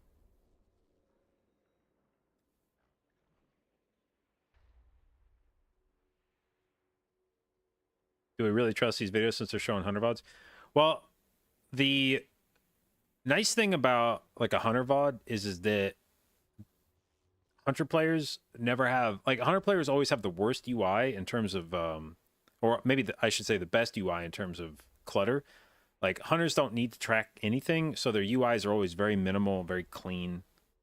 Um, they always have all their shit like pushed to the edges of the screen. It's very small.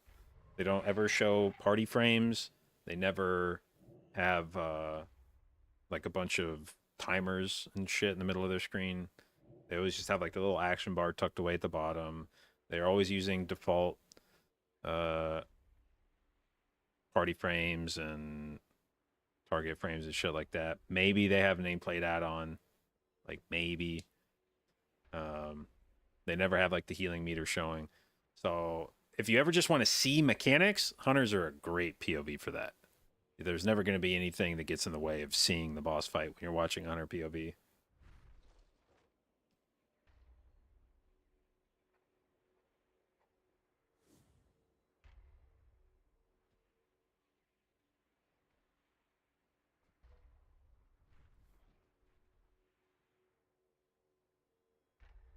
Okay. So basically, you just take turns going downstairs, kill the ads. Maybe someone has to be responsible for like CCing the little ads until the group finishes the other things. Then you come back upstairs. Then it's the other team's turn, and then in between that, there will just be the mechanic that makes you dodge swirlies on the ground, and the mechanic that makes you run away from the boss. And don't get hit by the beam, or else you'll actually fail your trial.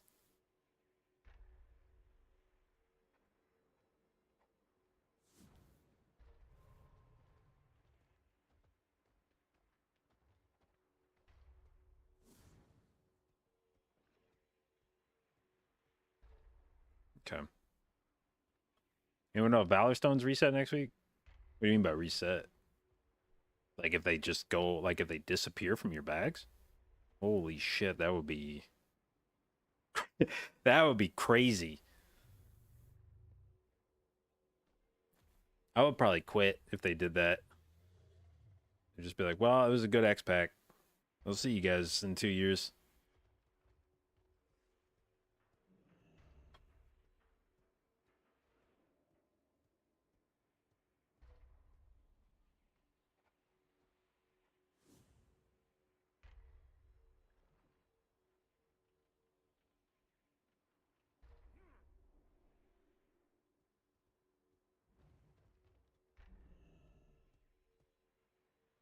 Okay.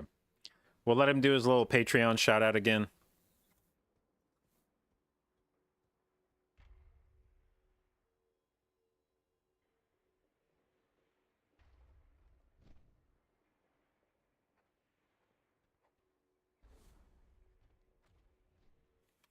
Okay.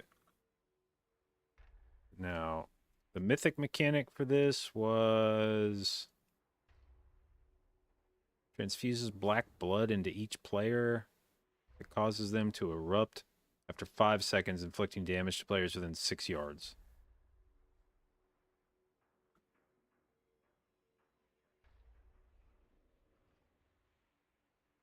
Okay, I'm gonna need Questionably Epic to dumb that down for me.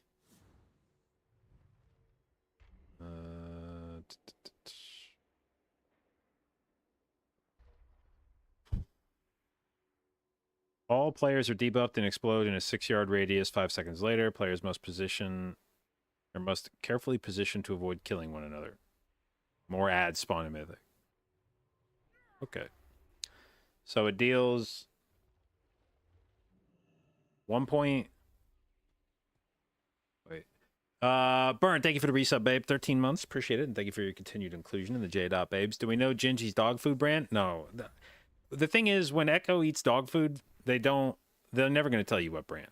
Like, they'll show, like, maybe you'll see the dog food and, like, maybe you could guess from looking at it, but it's definitely one of those things that they're not just going to share with the public.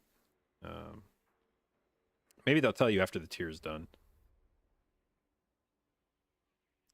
All right, so 1.7 million is what it said.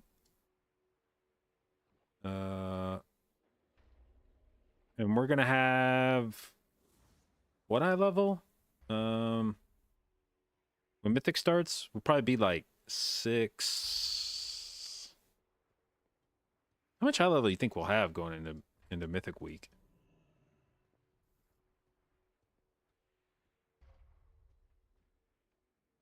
I think when we were in like 6, what were we on beta? It was like 610, 620-ish, and I think we had like 5 million HP or something. So that'll probably be like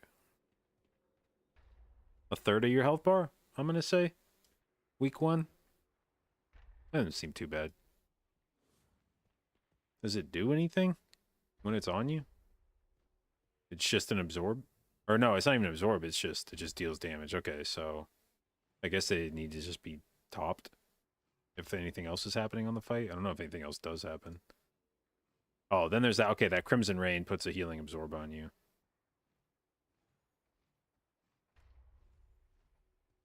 And if any of the ads reach the boss, I guess they explode and deal damage. Alright.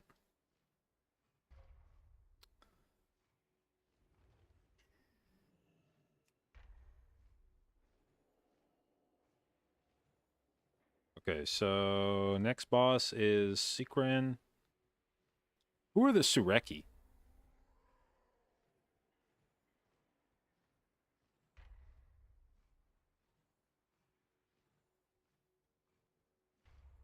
You got any lore knowers?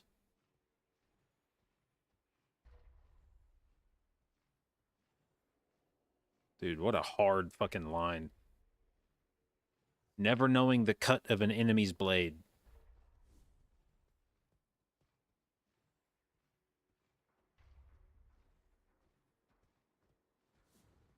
That guy is too cool sounding to be the third boss of a raid. This should be like the second to last boss. Mr. Purple Hands here. It's giving me strong Vega vibes with the little mask.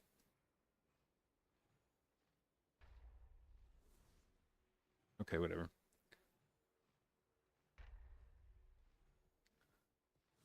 They're just a group of people that exist in the upper city. Okay. I was hoping they were going to be like some military unit of badasses.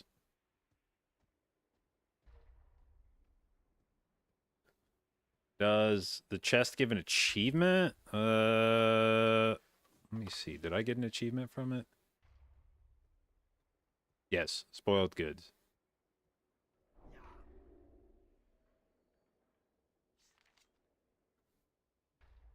All right.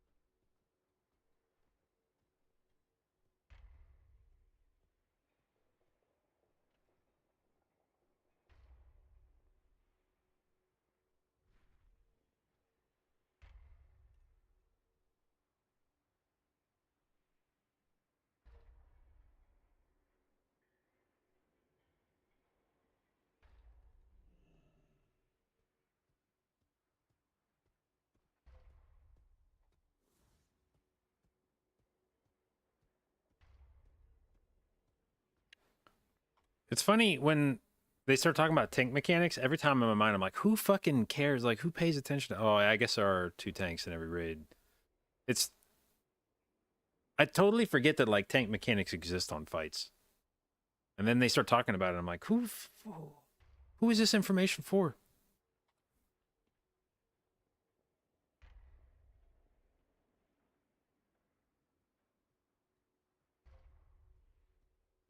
Hell yeah. Okay, so we drop guys and then they have to be exploded, but not exploded too often. Did I understand that correctly? Something about so every time he kills an ad, he gains energy, and you don't want him to go to full energy. Why do you want to blow the guys up at all? I guess that's my question. Why am I blowing the dudes up at all?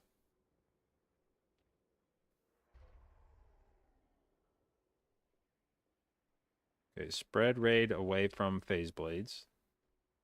He blows all of them up at the end of what though?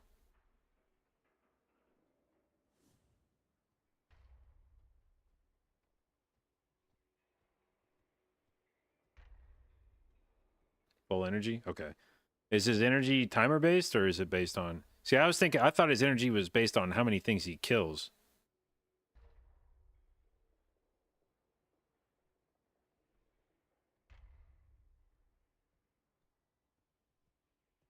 So, aim to estimate at existing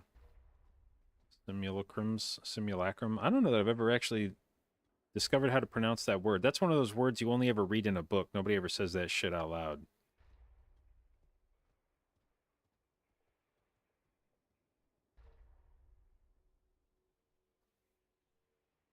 Prepare to heal any missed simula. I'm going to look it up right now.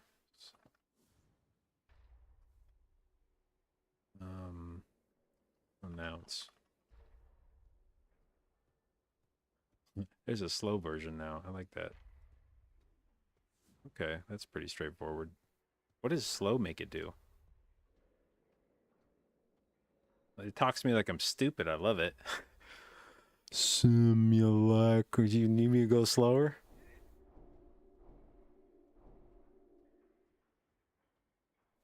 All right. So we drop simulacrums around the room. We try to blow them up because if they don't... So what's the thing that explodes on the raid? Okay, so simulacrums erupt on death, dealing raid-wide damage in a 6-second stacking dot.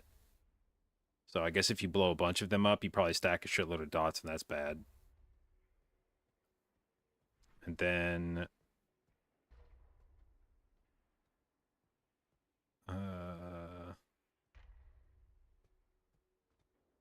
Cosmic Simulacrum pulses raid-wide damage for every clone live. So is there just like constant damage throughout the fight based on how many of them are up? Is that the deal?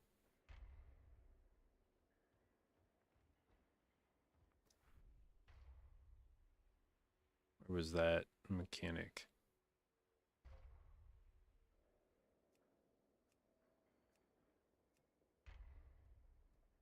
I don't even fucking see it here. Hello?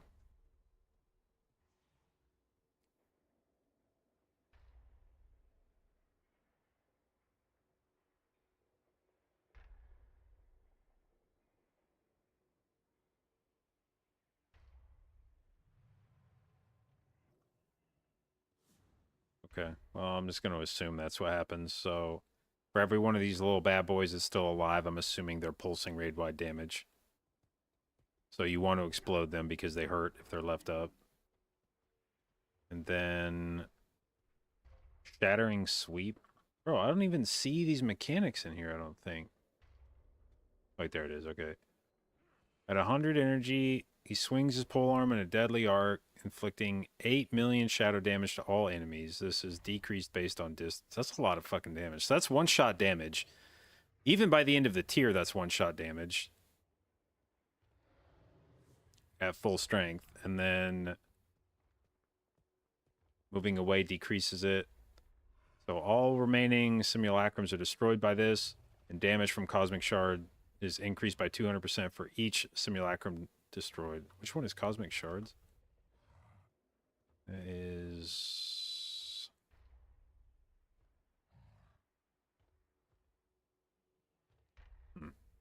something. Wait, there it is. Erupt on death. Okay, so... So when they're blown up, each additional one that blows up increases the damage of the next one that blows up by 200%, stacking. Okay. Any players within 15 yards are knocked back and have their damage taken increased by 50% for 20 seconds. All right, and...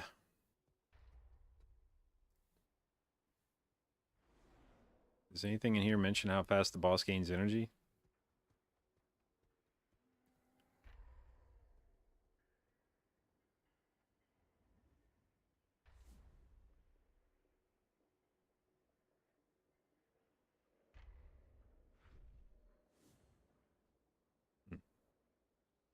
Does anything make the boss acquire more energy?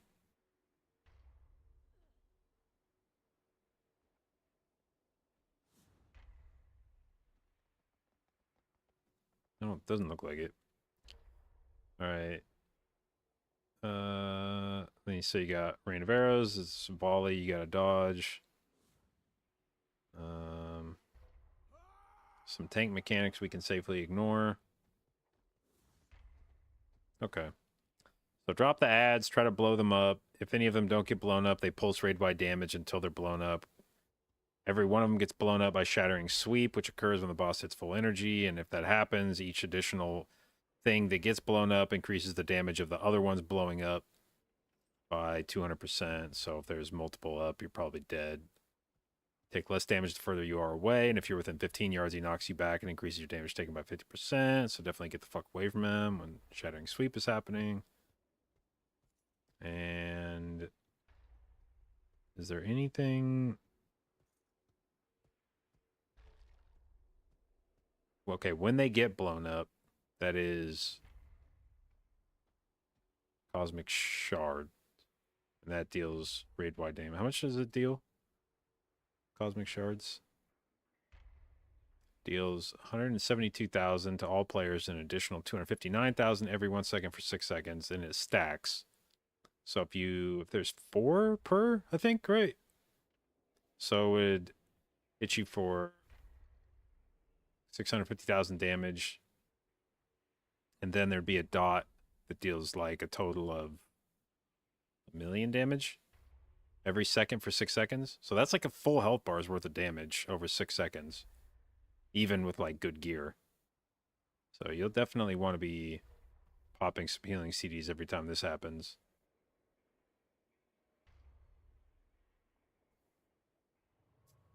Okay. And then I think that was basically it. So just make sure you drop your ads in a good spot. Make sure you blow all of them up. Make sure you're not standing close to the boss. In fact, be as far the fuck away from the boss as you can when he sweeps. And dodge swirlies, I guess. Okay, and the mythic mechanic is that the images now explode if placed next to other images, pulsing damage every second, so players must be extra careful where they're dropping their debuffs. So I guess that just means be spread out a bit. Can't just like stack really close to each other when you drop your dudes. Okay. Okay. All right. Rashinan. Now, for anybody that actually did beta keys, I've been told that this dude has like the same mechanics in the raid as he does in the key, so hopefully this is not new territory.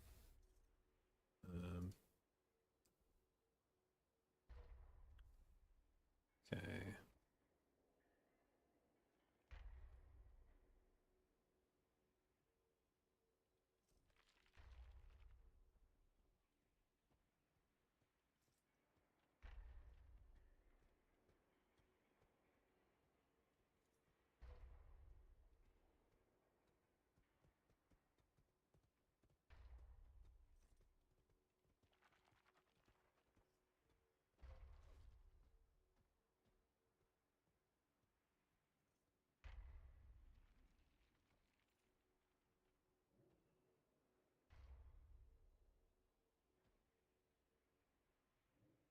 Bro, I wish you hadn't have said that shit so, like, condescendingly. I could feel it just radiating from him. Boss starts at 60% because of some, like, RP in a dungeon or some shit. I don't know, some stupid fucking minigame shit that they do in somewhere else. So, anyway, it starts at 60% for largely inconsequential reasons.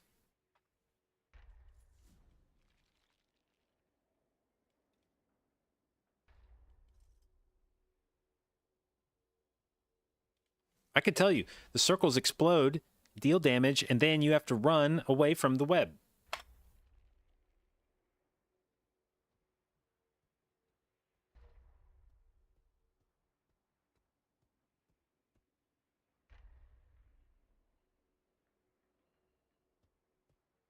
Ugh, you all get tethered. What the fuck?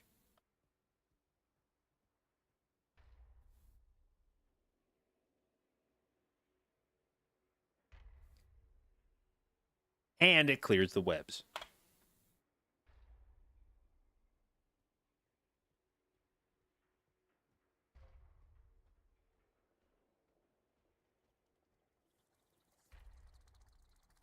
Okay, now that's new.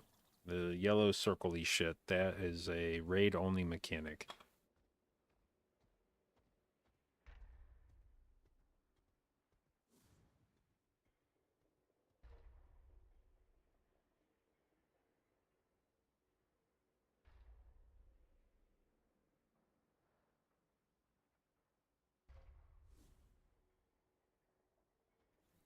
All right.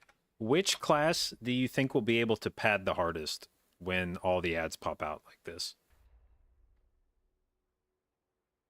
Who's parsing on this shit?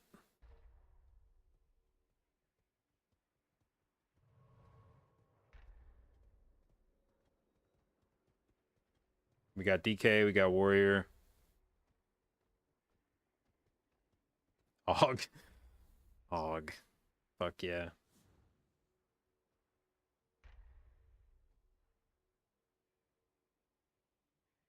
This is good for funnel.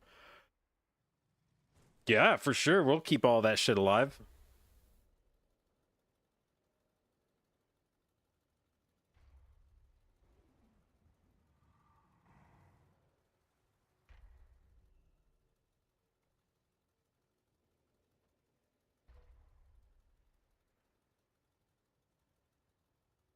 Whoops, it was placed on. I mean, I was just using it on CD, guys. It's just when it came up.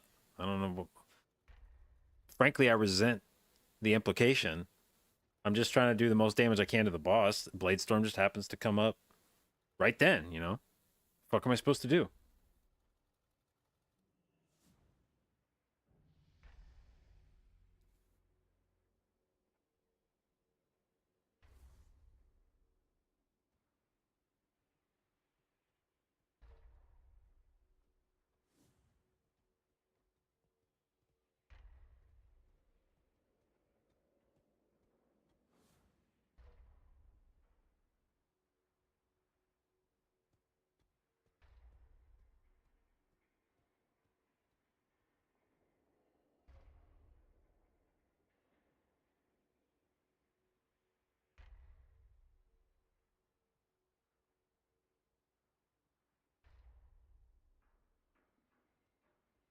Thinart, let's go.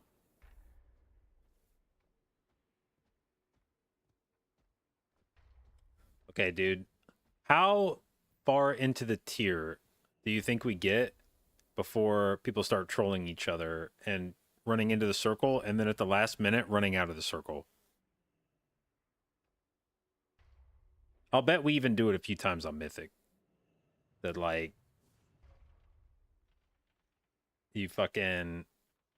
a warlock puts, like, a gateway right as the circle's going down, and then everybody slams it except for, like, 2 oblivious people, and those 2 dudes just get yeeted off the platform.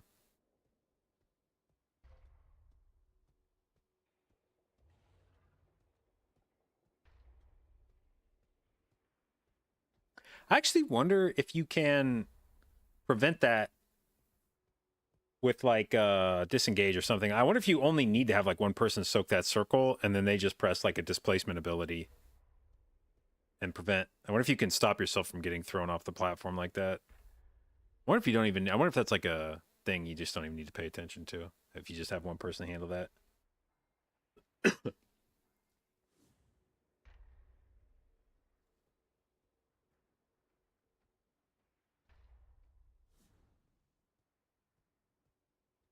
Wasn't there some, yeah, that's the only thing is if there's damage associated with it.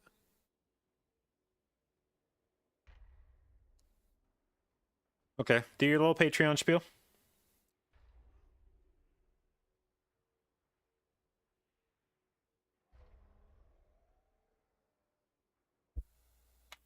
Okay. So, rationing on questionably epic. Run away from the raid to drop off the web zones. Drop off ads near boss when infested. Okay, so you get infested.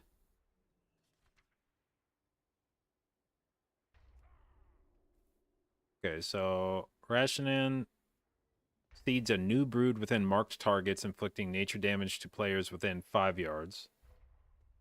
These spawn, then infested bite their host before finding new prey. The fuck is infested bite?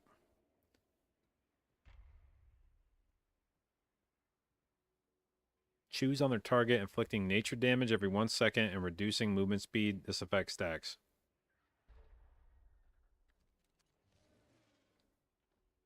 Wait, how many of these spawns come out at one time?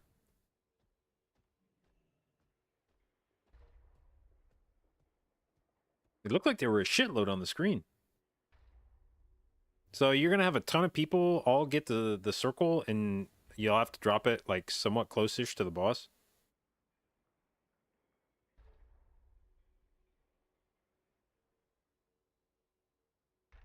Because it looked like there were, like, 10 of those things out at a time. It seemed like probably half the raid gets infested spawn. Okay, well, that hurts. That infested spawn shit. That's 3.7 million. That's going to be... When Mythic Prog starts, that'll probably be 60% of your HP bar, at least. Maybe more. That'd be closer to 3/4 of your health bar. So that thing's going to slap. Then they put nature damage every 1 second for 6 seconds. So that's another 300,000 damage. So without any healing, you just die. You're not... Nobody's going to have 6.7 million HP on Prog. So definitely sending some healing CDs on Infested Spawn.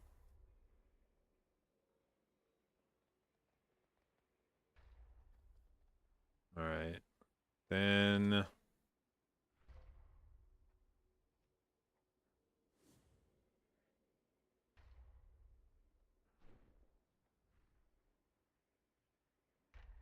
Wait, what was this part? Enveloping webs? So, okay. So that's the mythic thing. So, snapping the spinneret strands applies a debuff to the player, causing them to explode in a small radius around them for massive damage 4 seconds later. I missed that part. Where was that? Oh, that... Okay, that's... Okay, 2 million. I don't know that I'd classify 2 million as massive nature damage, but it's fine. Semantics. Although, I guess, how hard does the spinneret itself hit you for? So, you'll take 1.7 million when the spinneret goes off. Then you tick for 575,000 damage per second until you break it. Then you're going to get hit for 2 million afterward.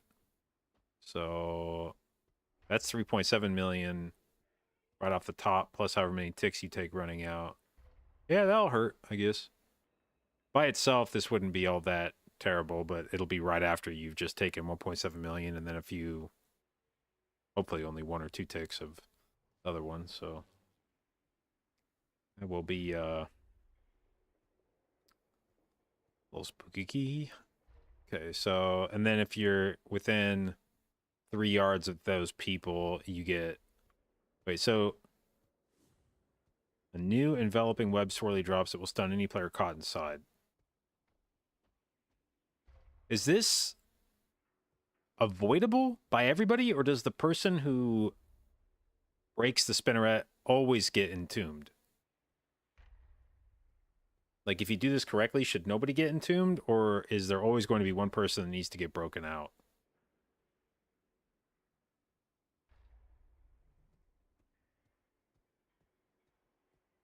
That's what's unclear to me.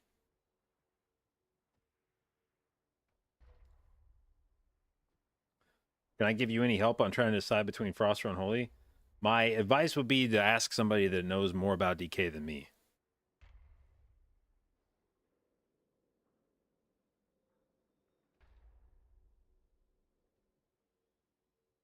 You do not want my advice on that topic. I would play Frost because it looks cooler, and that would be a bad reason.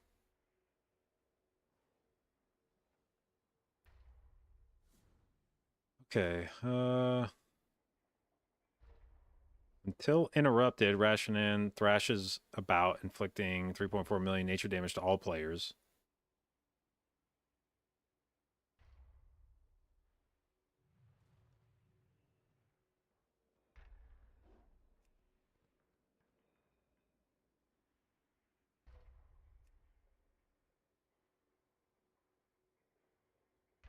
Wait, so I think I missed that part. So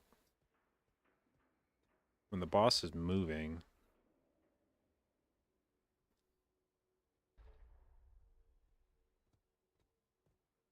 Okay, so how big were these circles?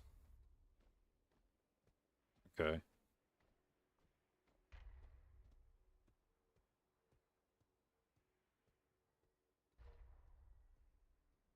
Dude, hold on.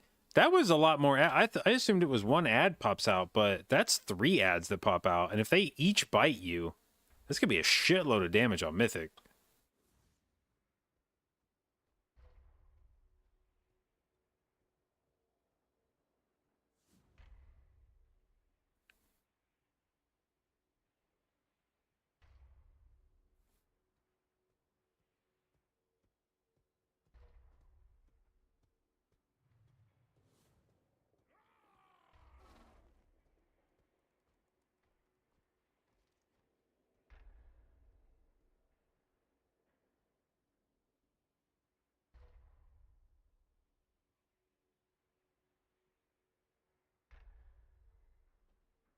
Okay, what I don't understand from the combat, from the abilities tab is it says until interrupted, Rashinan thrashes about, inflicting 3.4 million nature damage to all players and increases acidic eruption damage by 50% forever.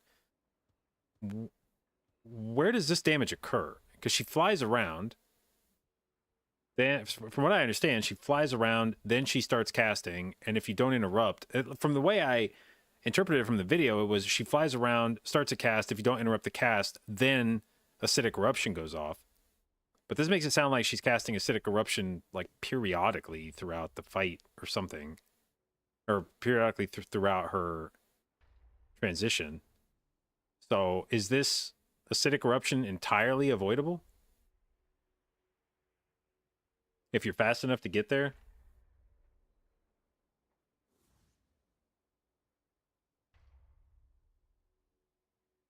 It's the green circle. Well, the green circles I think are caustic hail, which is confusing because it's the same amount of damage, 3.4 million and 3.4 million. So I think the green circles are the caustic hail.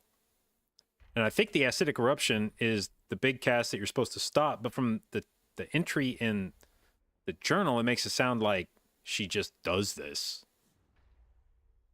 Until interrupted, she thrashes about, inflicting 3.4 million nature damage. But then acidic carapace makes me think she only casts it if you don't interrupt her.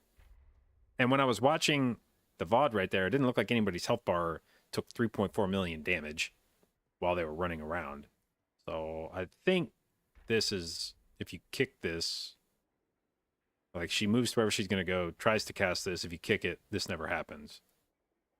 And then this is if you stand in the green swirlies while she's running around. And then erosive spray, caustic hail, and rolling acid can form caustic zones for 2 minutes. Contact inflicts 2.3 million nature damage every 0.5 seconds. Okay, so if you step into any of this shit on the ground, it will slap you pretty hard. And then if no players are in melee range, she does 1.4 million nature damage plus an additional 575,000 nature damage every 3 seconds for 9 seconds. Ouch.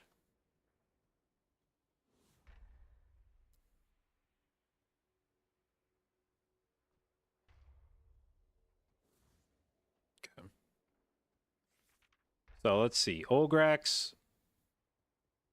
This was the dude that shoots out the webs, and you can't touch them, and then you get the green circles, and you try to spread out to break as many webs as possible, and then he does a charge backwards, and then he does the thing you have to soak, and it tries to grip you in. Then he does his intermission, the ad spawn, and when you kill him, you have to pick him up and feed him to him. And if they get too close to him, they try to run away. And on Mythic, there's a dude that fucks the raid up that has to die really fast. And then this dude is the one where you split in two and you soak the frontal to go downstairs and you kill the ads. And dodge the beam. And then dodge the swirlies and run away from the boss when he does his big AoE thing. And this dude, you drop the images and then blow them up. And then don't be near the boss when he explodes. And then this one, run the webs out, break the strands, point the acid in the right direction, spread out with green circles, chase after the boss and interrupt it, stack up for whatever the hell that thing's called. Web breathe. Oh yeah, that thing does have a shitload of damage associated with it. Does 52 million nature damage and then pulls everybody in. So you would need to have, assuming you can't cheese it with like an immunity. If Web breathe fails to hit at least 4 targets, all players suffer the full effect. Okay, so see how that gets interpreted. Whether that means you have to be able to, whether 4 immunities is sufficient or whether it needs to deal damage to 4 people. what could you do with that? If you sent 4 people in, is there anybody that would just be able to like cheese the fuck out of that? So if 4 people go in, that's an average of like 13 million damage per player. If you had like the off tank, and who else could go in? It would be like off tank, like a shadow priest with am I blanking on the name of their defensive? Because that's 90%. And I don't know. Fucking monk with diffuse up or something. Dispersion, that's the one. I wonder if you could just cheese it with a few people that have really good defensives.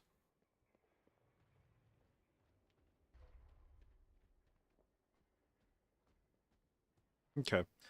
Well, that's the 4 bosses we need to know for tomorrow night's quiz. And now hopefully I don't get clowned. And let's see, what are the mythic mechanics for each of these? So the mythic mechanic on this one is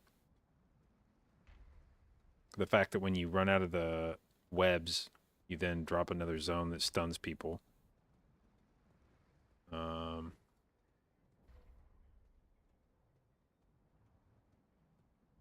Okay, on mythic difficulty, the first person to snap, or the first person to unleash a spinneret's web snap triggers tacky threads.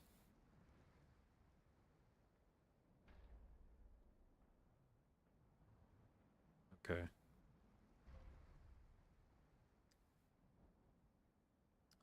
And on this, the mythic mechanic is that the ads can't be stacked close to each other. And on this, the mythic mechanic is that people just get a thing that forces you to spread out and you take damage.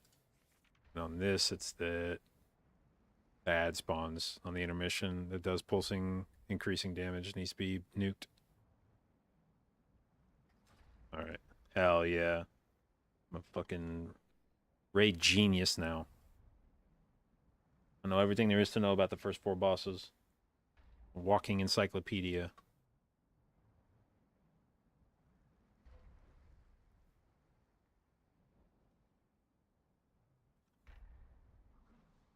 Yeah, the week order shows. Yeah, it's part of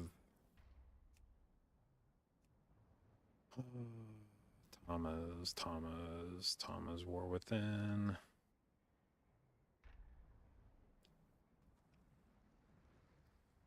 How do I like news of MDI and TGP both in season 1? Yeah, it's interesting. But it makes me wonder what the cadence is for remaining seasons. Like, I feel like there's no way they do an MDI and a Great Push every season. Unless they're planning to only do major content patches like every 1 year. I don't think their prize pool can sustain that.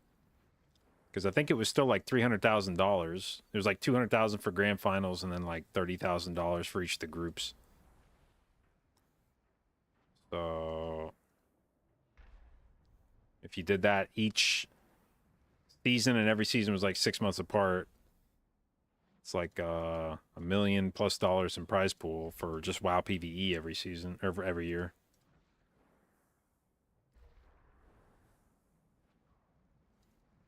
Just can't see any MDI team logging into the tournament realm again. I mean, and that's the other thing is that if you are a world first raider and somebody who did WoW esports, you don't have a life anymore. Like, even the very fastest people in the world first race are only going to get like a couple weeks off between world first and MDI. And I would say realistically only maybe the top, like, I'm actually curious now. I'm going to go back and look at the first tier of, let's see, I'm going to go back and look at the first tier of last expansion. It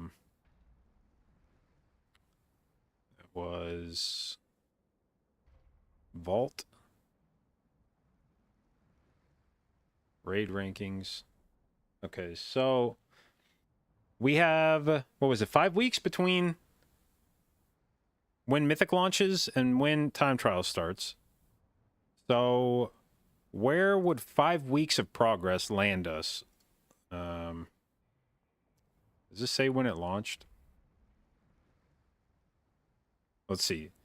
They killed Aranog on December 17th, so I'm going to assume that was day 1 of Mythic. So December 17th. So where is... Go way back here.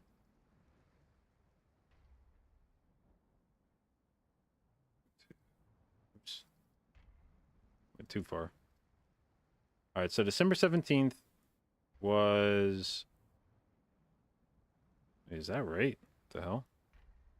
First killed on a Saturday?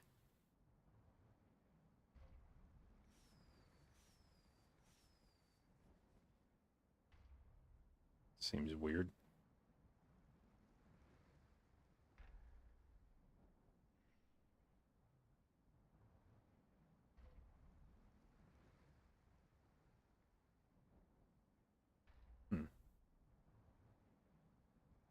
Probably because there's no heroic week. Oh, yeah, you're right. There was no heroic week, so they wouldn't have gone. Okay. All right, well, so we'll assume 14th. So 5 weeks out from that would be 1, 2, 3, 4, 5. So December or January 18th. So where do we see a January 18th kill? Okay, so this is the break point for who would have been able to show up to time trials. And this actually would have been a kill on the reset day. So unless you were a world, basically top 40 guild, you would not have finished the tier fast enough to show up to time trials without interrupting raid prog.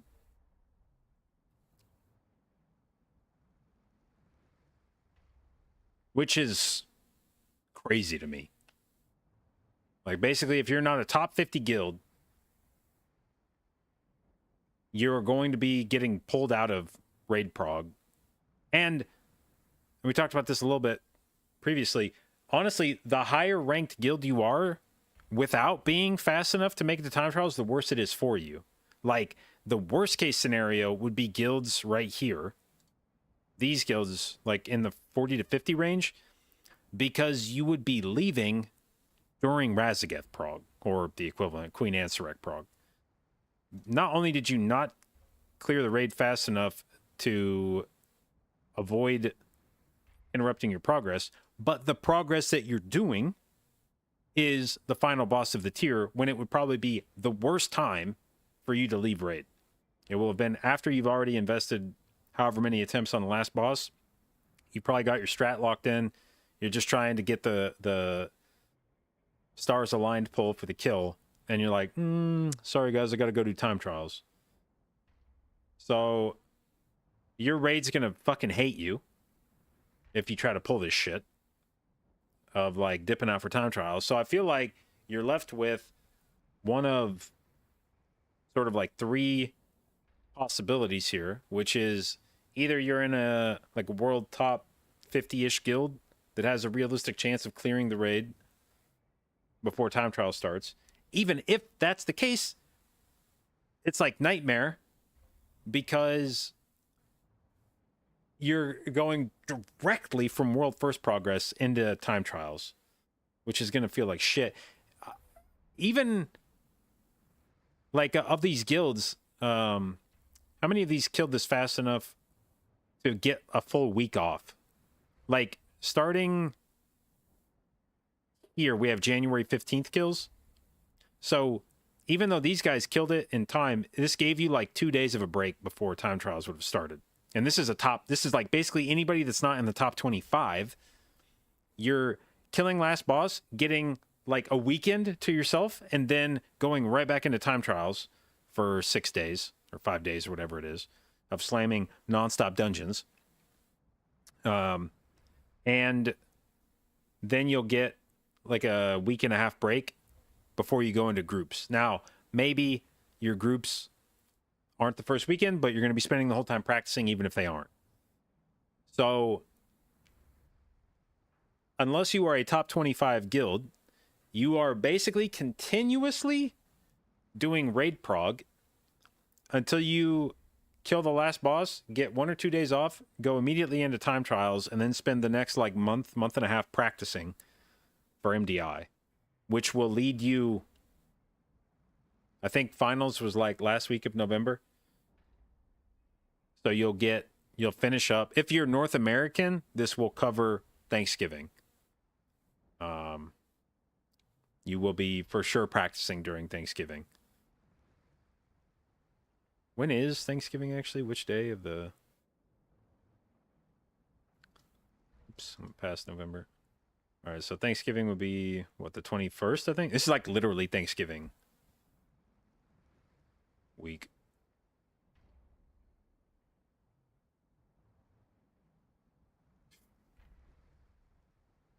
This is gonna ruin some relationships, man.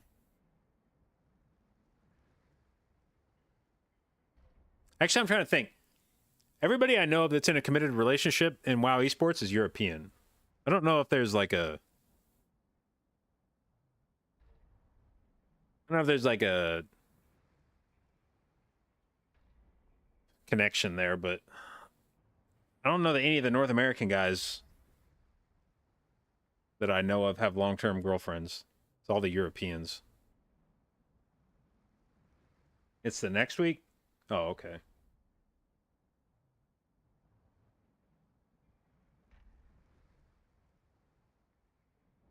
Okay, well, I guess you'd finish just in time for Thanksgiving. So...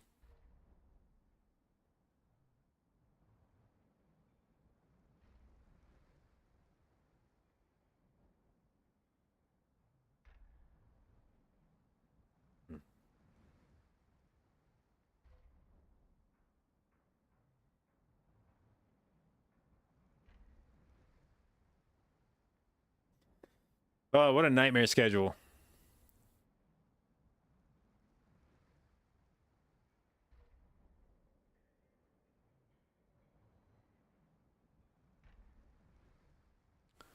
All right, so when does TGP start?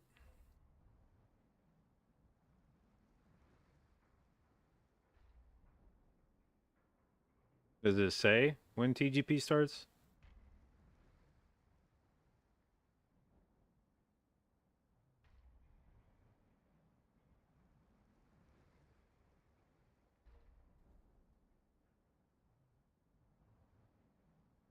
And why are they doing that? It seems so weird to me that they're putting MDI and TGP in the same season.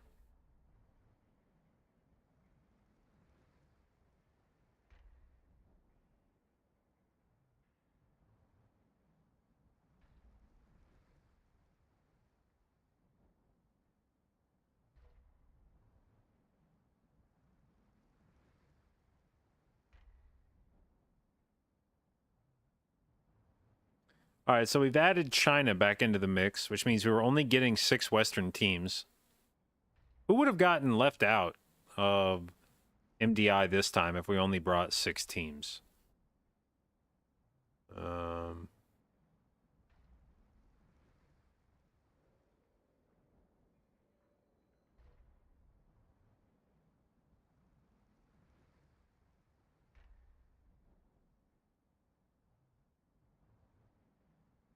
Was it only 6 teams this time?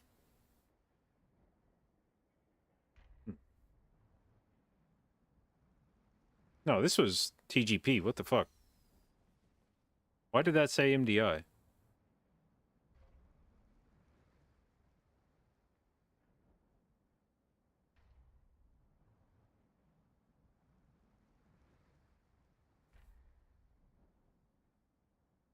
The hell? Where's the season 3?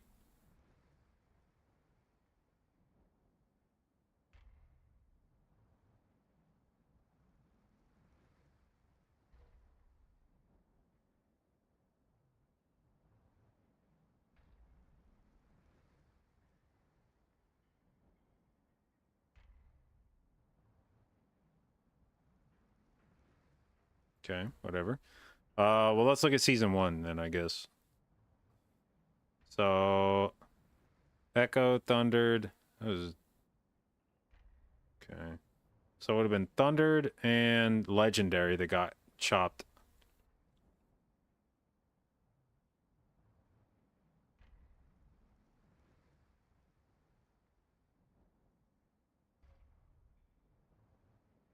Yeah. I mean, having a team like Legendary get bumped. Thundered, I don't know that it would have necessarily been missed, but losing Legendary. Now, I think there will probably be at least two Chinese teams that are very good. So I don't know that means we're going to get a decrease in competitiveness, but definitely it'll squeeze out some teams that you'd be surprised not being there.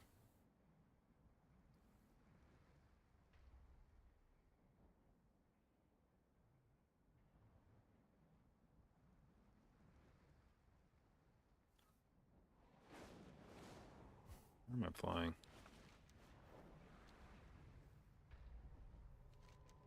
All right, was there anything else I needed to get done this week?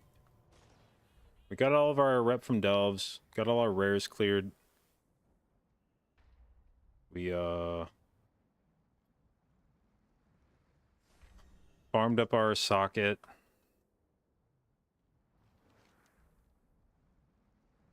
Any quests that are going to be... Any rep quests I need to do?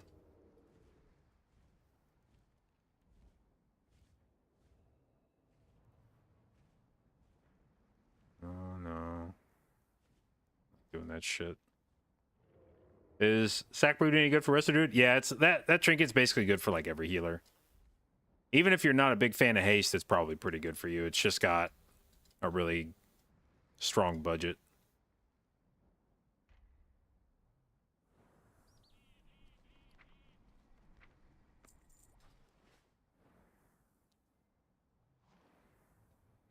Wonder if even the Echo guys do both.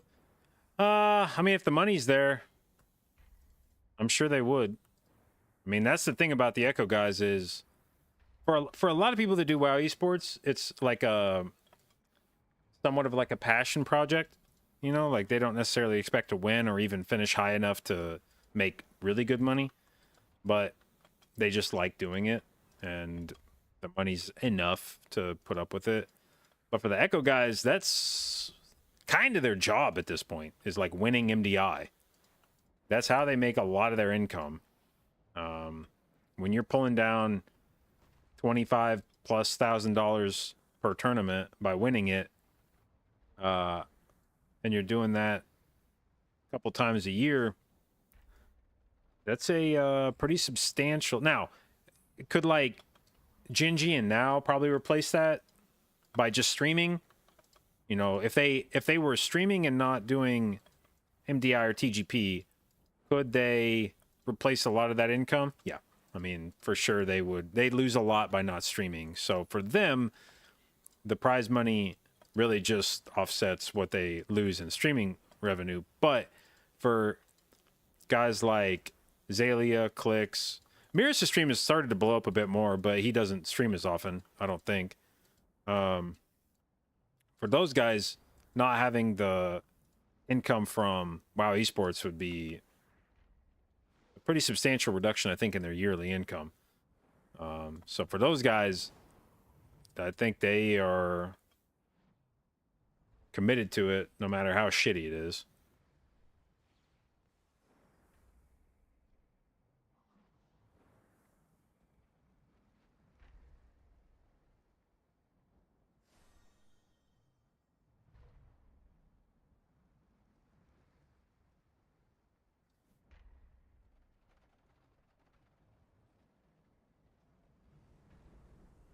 You sent me a thing you got, and it's kind of sick. Yeah, I have one of those. I have one of those on all my healers. Basically, every one of my healers is using Sackbrood and Quick Stick. Quick Wick, whatever the fuck it's called.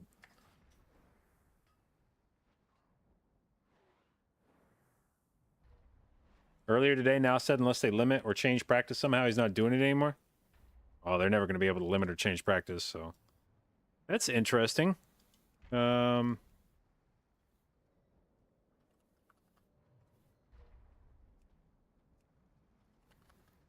although I don't know, like, I feel like nobody in the history of WoW has quit competitive PvE and then come back to it more often than Robin. So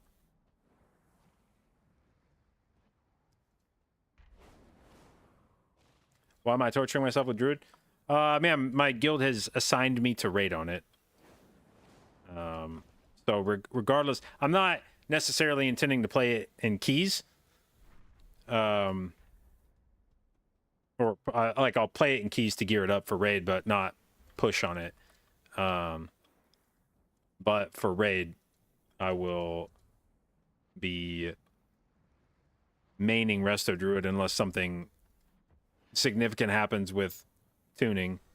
So it's the character I'm prepping for this tier. What class am I thinking of pushing on? Just whatever's good. I'm not committing towards anything at this point. We'll just wait to see what other people are kind of playing and slide that way once it becomes obvious. I feel like in a lot of ways trying to predict the meta is just pointless. Because at any given point in time, there could be big tuning that changes what even would be the best spec. So if you're trying to like guess and then commit to a spec beforehand, it's all sort of pointless. And yeah, I just wait and then see what's popping off. And then a lot of times I feel like you'll know the meta because you'll get told by your team what the meta is. Because they'll just be like, we're not bringing that healer anymore. You know, if I think Druid's meta and my team doesn't agree, it doesn't really fucking matter what I think.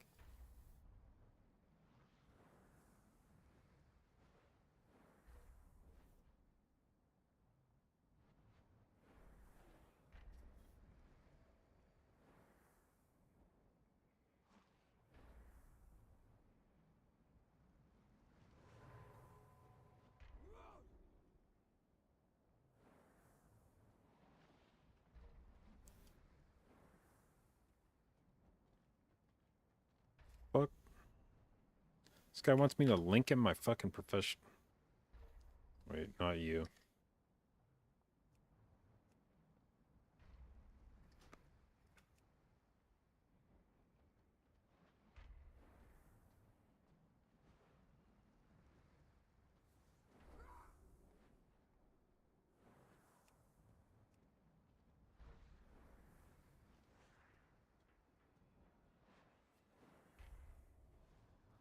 Maining Druid for raids? Yep. Yep.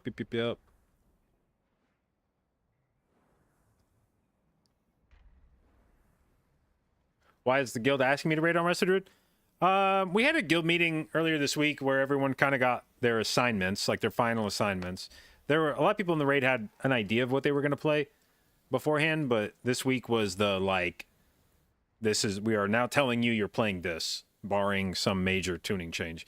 So the officers kind of described their thought process for some of it, and so a lot of their decision making focused on what they saw other guilds doing, especially world first guilds, kind of the characters they saw people dedicating the most time to, and then try to guess what the world first meta would look like because of that.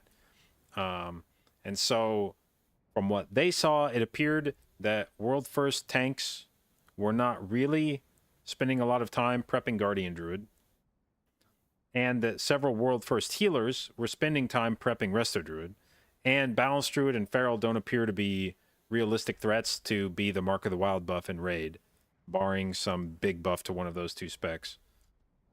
And so, given that sort of package of information, it seems like Resto Druid, based on preliminary scouting, will be Resto Druid will be how you get Mark of the Wild.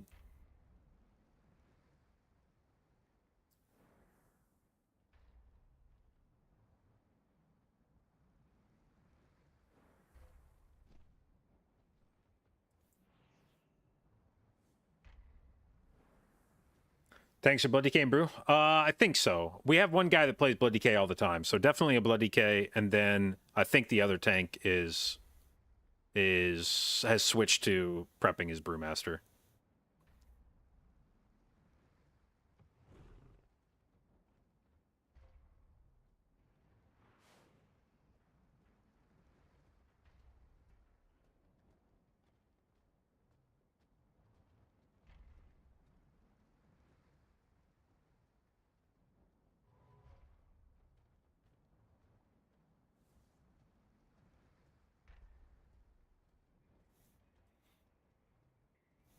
How many guys do we have for Evolve? For healers, you mean? There's 5. We have myself on Druid, AJ's Shaman, Seb is Evoker, Nirana on Priest, which probably just Priest, and then Zerain is playing Holy Pally.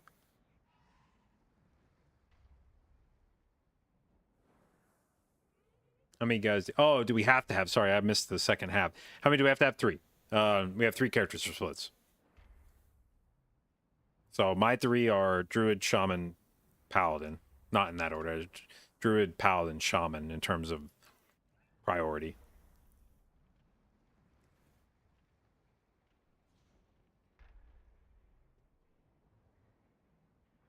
Is our raid comp secret?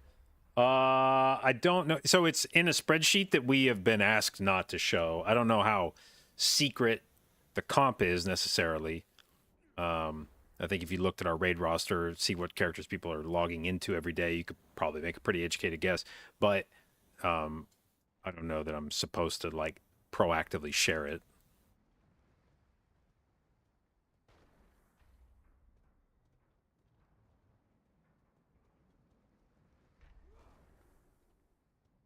Halflock or Windwalker? I mean, if you're playing Windwalker, I feel like kind of betting on somewhat of a melee meta, which we haven't seen in many moons.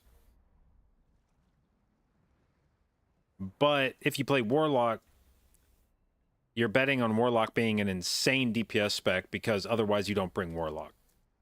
Like, Warlock doesn't buff your group damage at all.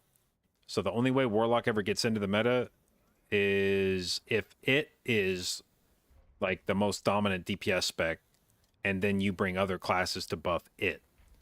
And I don't think AF is in that position. So I mean, if I had to pick between the two, I would probably pick Windwalker, I guess.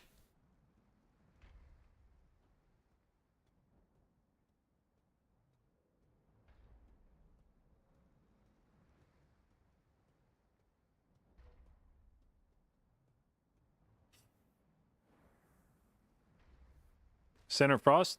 At the moment, Sin. I'll be surprised if they don't catch nerfs in some capacity, but...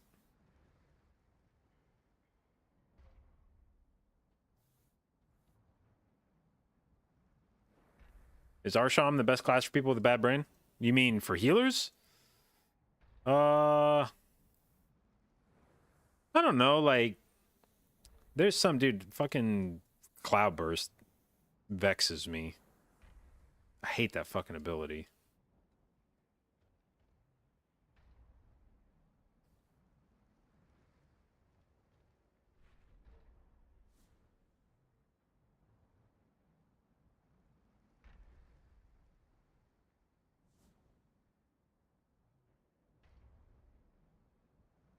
Dude, Shauna is cooking something upstairs, and I can't smell whatever she's cooking because the basement is far enough away from the kitchen that there's just not an opportunity for the smells of cooking to make their way down here. But whatever the hell it is we're cooking today, it is fucking fragrant, dude. I'm bathing in this. It is. My stomach is going crazy.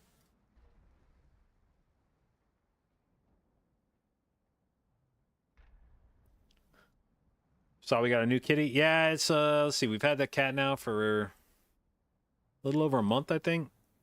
And it's dude, it's a little terror. We had 2 other cats They were brothers. They, I think, are like 3 years old, 4 years. No, I can't be. I've lived here longer than that. No, they're probably what now? Maybe 5 years old. And they're relatively laid back. And that new cat, dude, that like the new baby cat just fucks with the two of them nonstop. Which is funny because both the two older cats are like 2 or 3 times as big as the baby cat, but the baby cat just, I don't know if it just doesn't know how small it is or what, but it'll just like charge at the other 2 cats and like jump on them and try to wrestle them. And the other 2 cats will put up with it for a little bit, but eventually one of them will get like pissed off that the little cat isn't, like the baby cat isn't chilling the fuck out, and then they'll like tackle it and like nip at it. And normally one of the cats will like kind of screech and take off running, and that'll be the end of it. I did notice today baby cat had a little blood mark on his nose. I assume he is getting a little too feisty with one of the other cats who took a swipe at his face, which I think is probably good, because the little shit baby cat just does not appreciate how sharp his claws are. That dude has little fucking knives on the end of his hands, and he will fuck your shit up.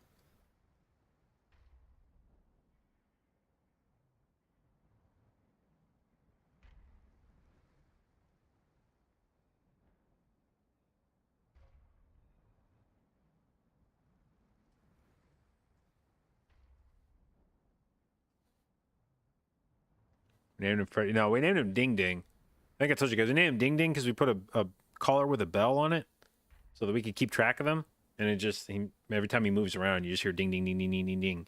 So we started calling him Ding Ding, which I think is unfortunate for him, because I don't think Shauna ever wants to take the collar off of him now. Like I think we were intending originally for the collar to be just a device for keeping track of a baby cat that might wander off to God knows where, and we wouldn't be able to find him. But now he's become so synonymous with the ding, ding, ding noise that I think Shauna just wants to keep the collar on him forever. And he's just always going to make a ding, ding, ding noise.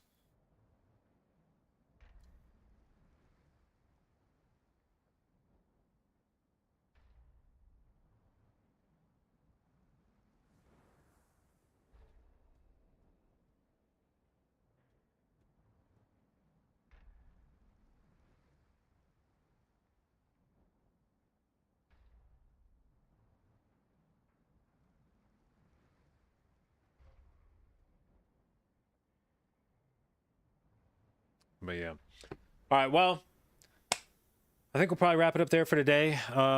We got reset tomorrow. So back at it with making some swoops for rares and doing weekly events and stuff.